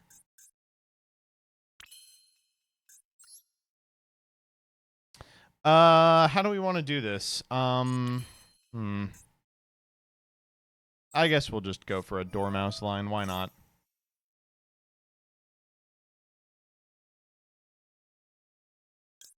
Just a question of if I value the MTP or the GWC more here.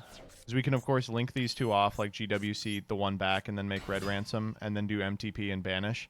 But I think I'd prefer to have GC available, just because it is fucking crazy. Maybe we should have made, Lingeribo here.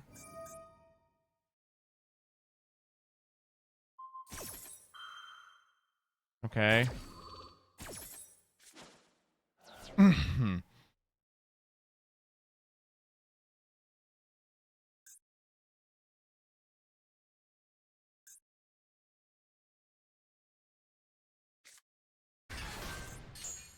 Ooh.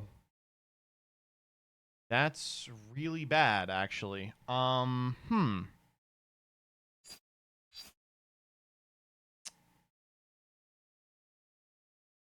I guess Chessie is the play.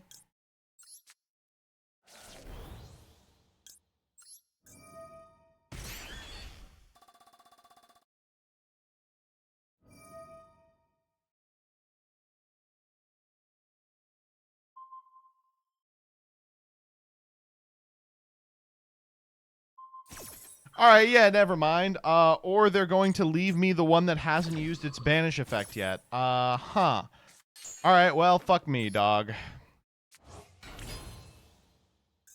I'm thinking about that man on the Legos.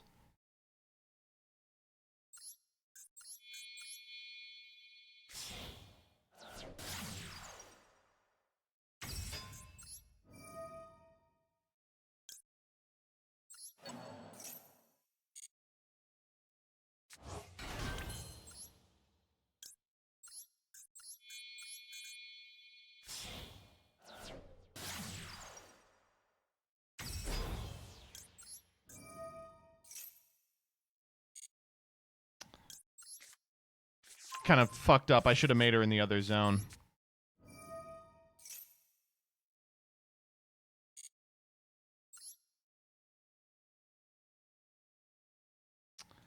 March Hare, why not?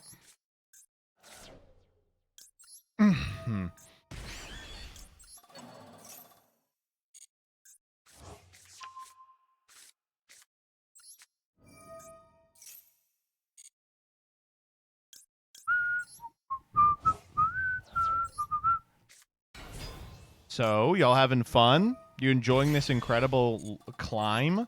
Wow, Joseph, this is so much fucking fun. Wait a minute, Joseph. This is damn interesting. Hold up. This is freaking interesting as all hell. I'm actually pretty shocked that something this epic could even happen these days. You probably I'm good. I think that's all I need. Yeah, everyone else is activated already. Yeah, get this guy out of here.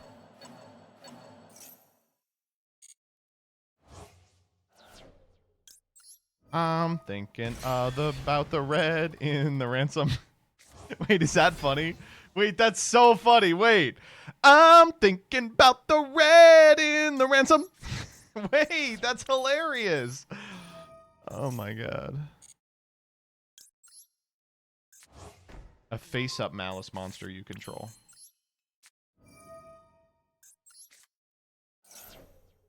I'm shocked I still have targets. Of course I have targets. I have this one.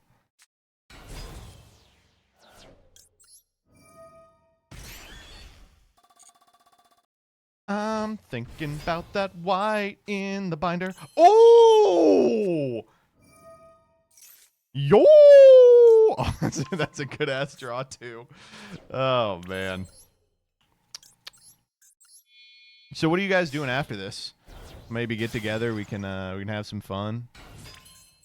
Like, I don't know. We could like fuck around. That would be. I mean, I would have that. That sounds really fun to me personally.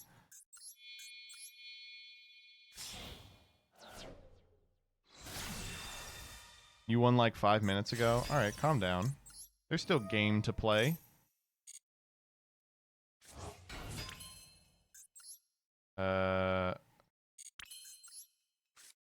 This is unnecessary. It's like totally unnecessary and is going to lose me the game. Like actively bad to be doing this. I just think it's funny.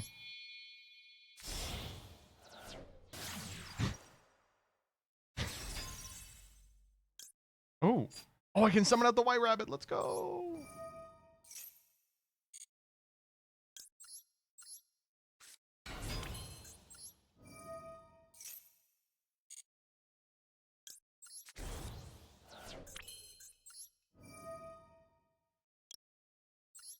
Back to the hand. Whoop. All right, battle. Whippy, yippee. He's just going for quests now.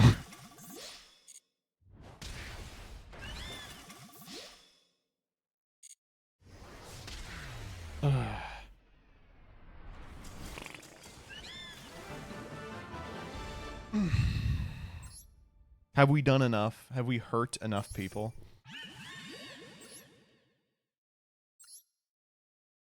I loaded up malice today to see if I could combo. Is that anything? No. We doing any variety tonight? It's almost 2 a.m. I'm gonna say probably not, I think.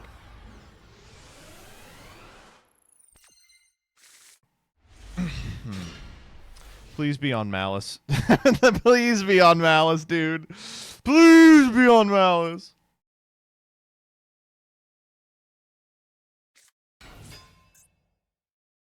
Fuck. Okay. I think we have lost this one.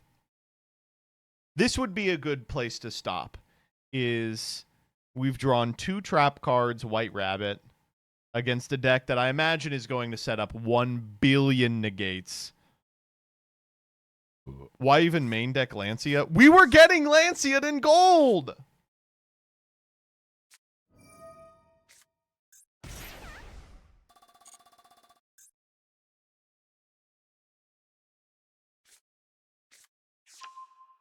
Do any of these guys banish? I'm trying to think.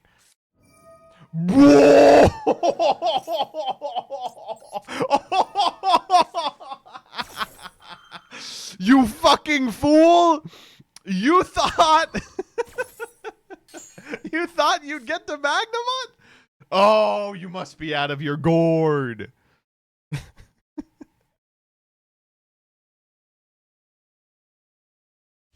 Ah! Oh my god. Holy shit. Alright, you got Maxi? Okay, that's fine. We're I don't know, do we even play into it? I think we might. Like, what do we fucking care if we play into Maxi? I'm gonna droll myself, yeah. Is there anything that fucks me up off droll? No, I think the only thing is the white binder draw, which is optional. For some fucking reason. Alright, TB11.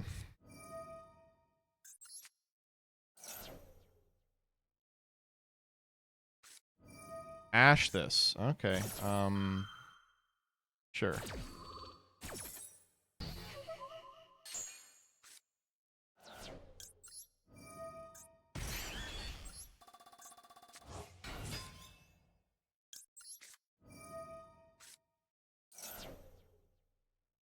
Ooh, they got something. Wait, what the fuck do they got? Oh, it's the Bestial.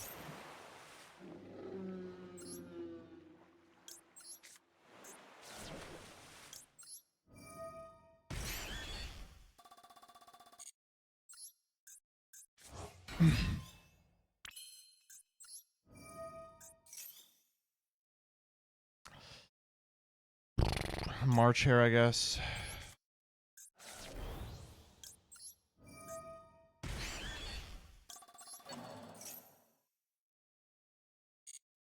God, I'm gonna sauce them so bad. I honestly feel bad about how badly I'm about to sauce them.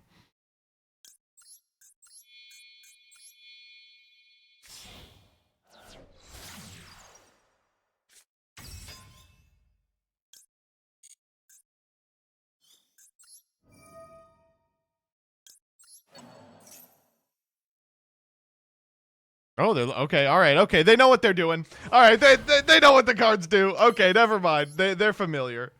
Okay. All right. Ugh.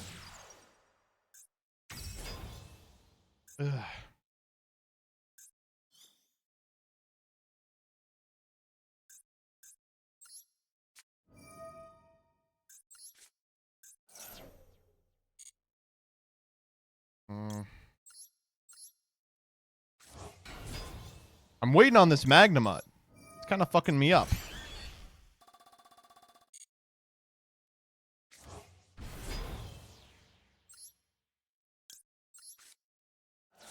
We can't use Chessie to draw. That's fucked up, right?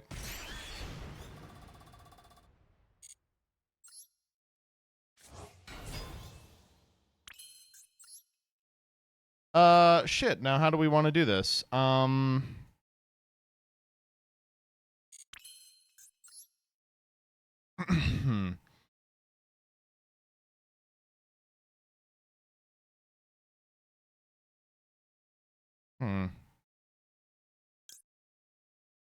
Hey, we're always making decoder. I'm wondering what happens after that.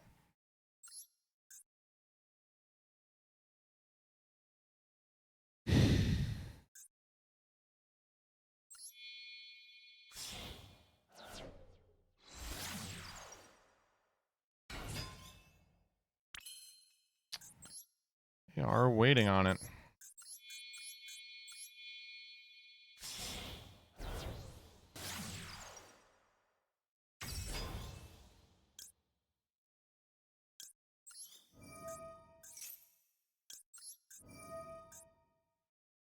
Can I cut myself off of darks? I can't.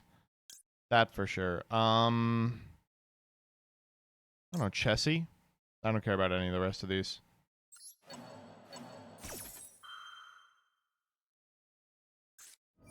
We are Magnamutting. Magnamutting the decoder here would be kind of funny. Oh, hold up. Wait, they're a little goated. Wait, hold up. That's not bad. Wait, hold up. Ooh, I kind of like that play.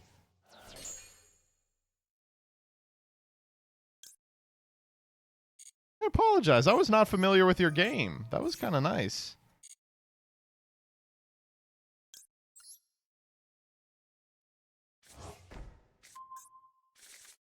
All right, we do still win, unfortunately.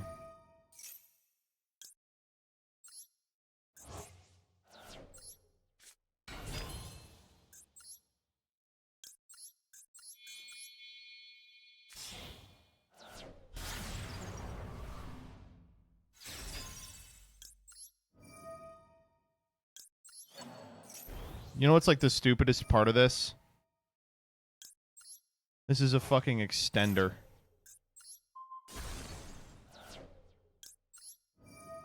How is that fair, exactly?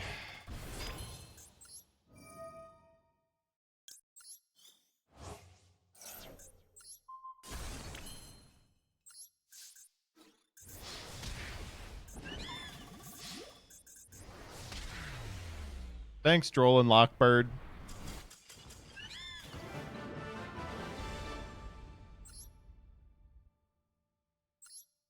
I don't know. Like, I'm gonna have to go to bed at some point. Right? Like, I feel like a fucking idiot.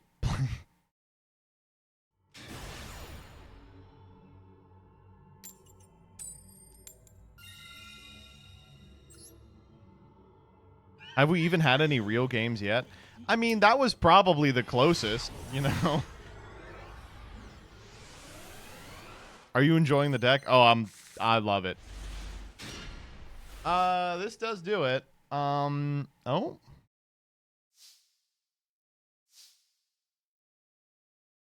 Okay. I don't know how I liked that. All right, whatever. Underground.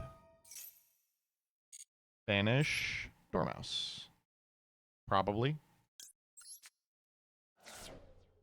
Dormouse trigger. Should have set TB11 here. That's going to look like a mistake if they shotgun Imperm. Whoops. White Binder. White Binder. Go get GWC here.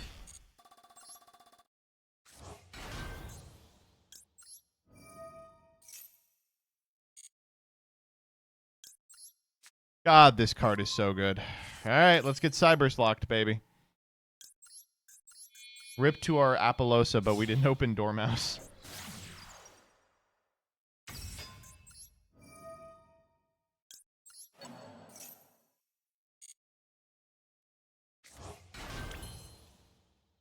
I'm not seeing any movement from them.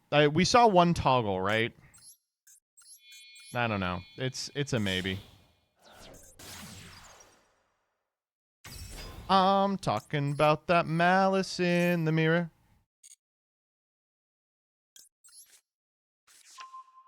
I'm talking about that TB11.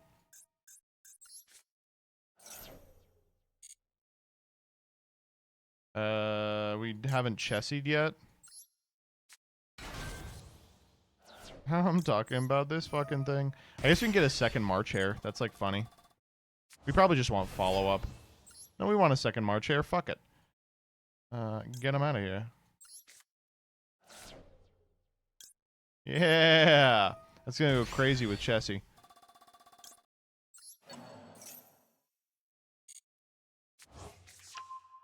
Probably shouldn't show off the Royal since we didn't add it. Give them a little insight that they shouldn't have. March Hare. Target Chessie. Alright, show me Maxi. That's what I would really like to see here is maximum Seaminus. What are we thinking?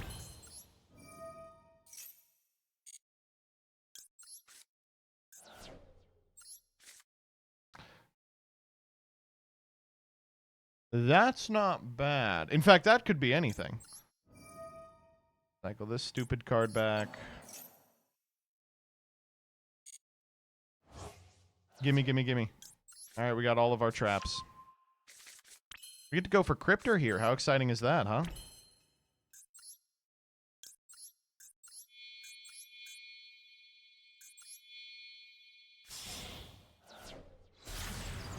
Alright, give me back my boy. Where's my boy? Oh, boy. There we go. Okay, now everybody out.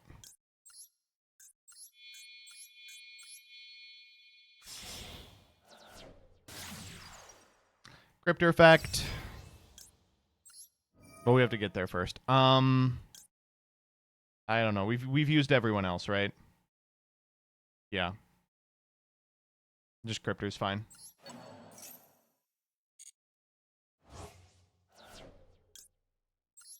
Double its attack.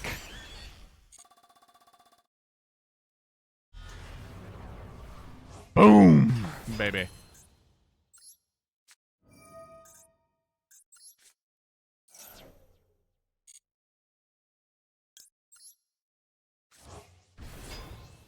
I'll gain life points for sure.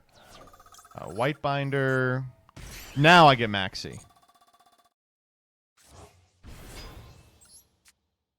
Reset that GWC, please.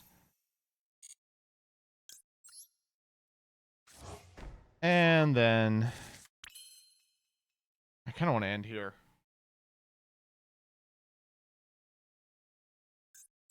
This is going to look stupid, but I think it is legitimately better to just do this. I don't know how to describe this, but this is 55 negates.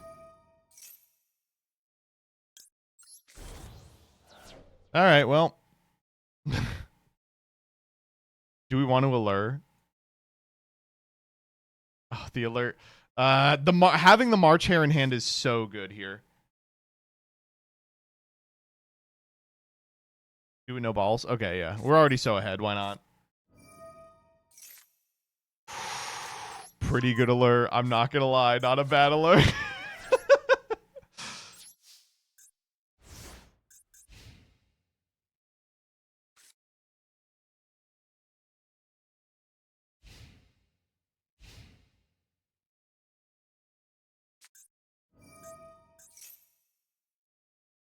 Yeah, I mean, what do I care?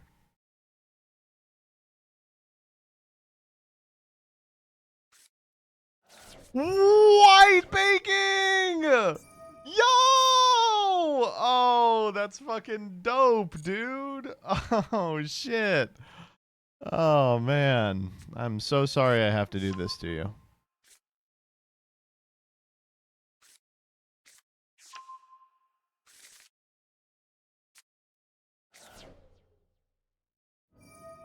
Yep.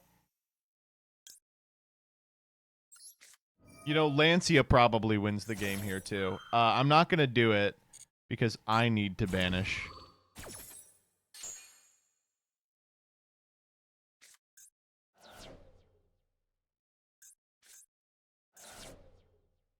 I'm going to let them go a little further. Yeah, I'm so sorry, dude. This one is not going to work out the way you want. I'm going to wait for them to Unizombie send another White Prince, and then I'm going to make them cry.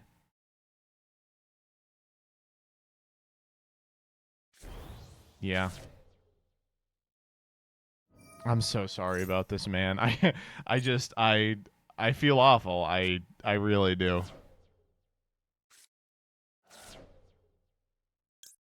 Yeah, I mean, sorry. I'm so sorry. I'm so fucking sorry, dog. I feel awful. Yeah, Jesus Christ. 1, 2. God, do I even get 2 of theirs? You know what? I'm just gonna do Cryptor. How about that?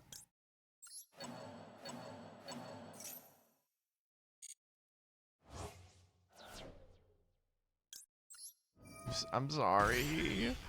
I'm so sorry.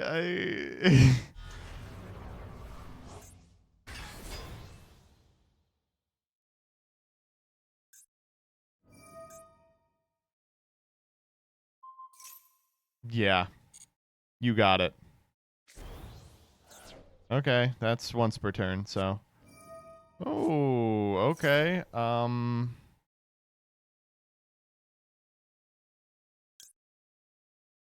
Yeah, I think so. That's fine. Mill 8. Feel great. Wait, they got a Mizuki.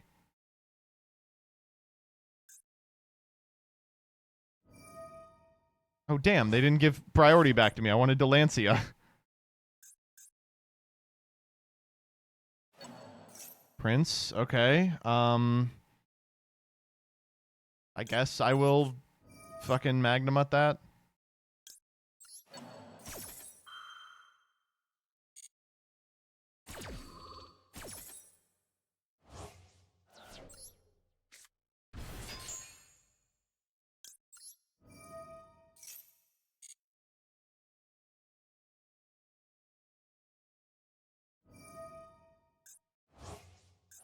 Do they have a king in here? No. Are white bacon counts? Okay. Yeah.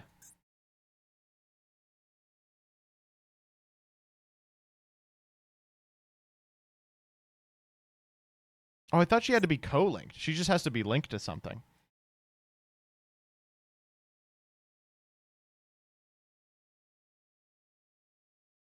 Damn, these cards are broken as fuck. Yeah. Sorry, dude.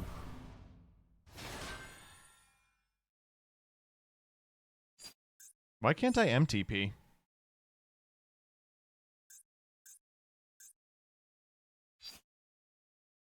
We're drolled, yeah.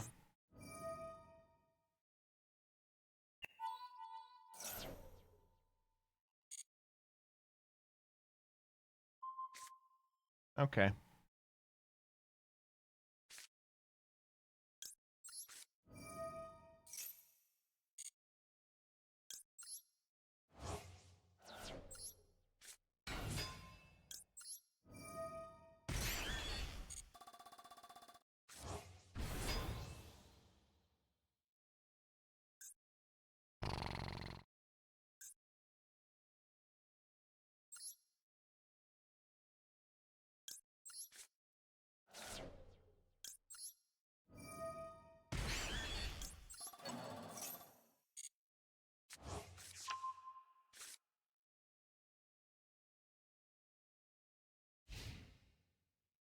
Yeah.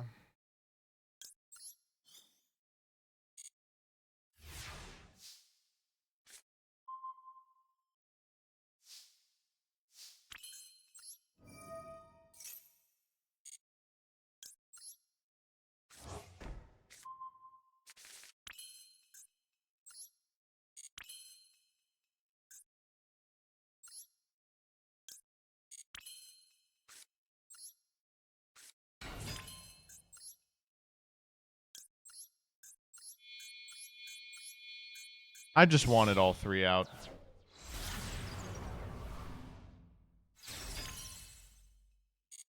Oh my god. Because it hasn't been doubled. That's awesome.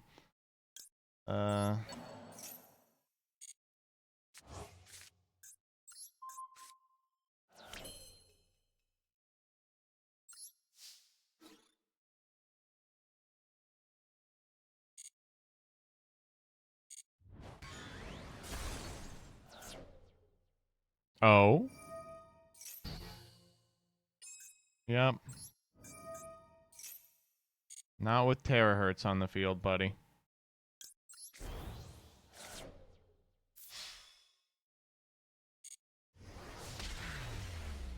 What a dumb fucking stupid ass game.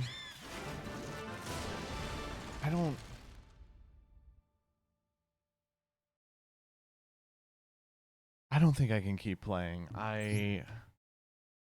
How many have we won in a row? 10?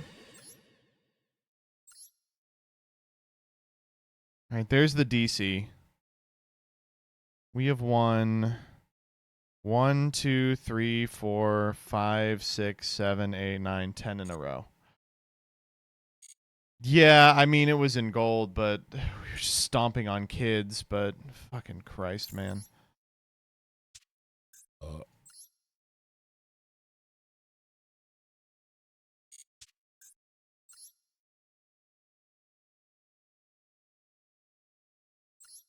I don't know, man. I mean, it's not like we were playing against the cream of the crop there, but this is going to be a long format.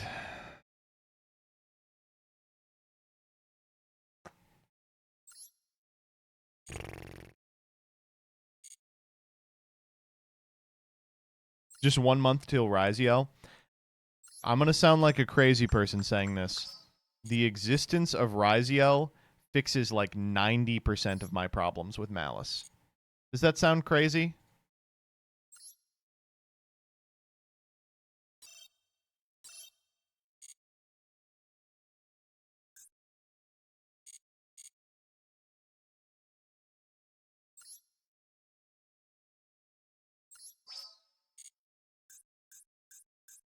like a quarter done with the dual pass in one night. Who wants DDD Go Divine King Zero Rage? Fuck me.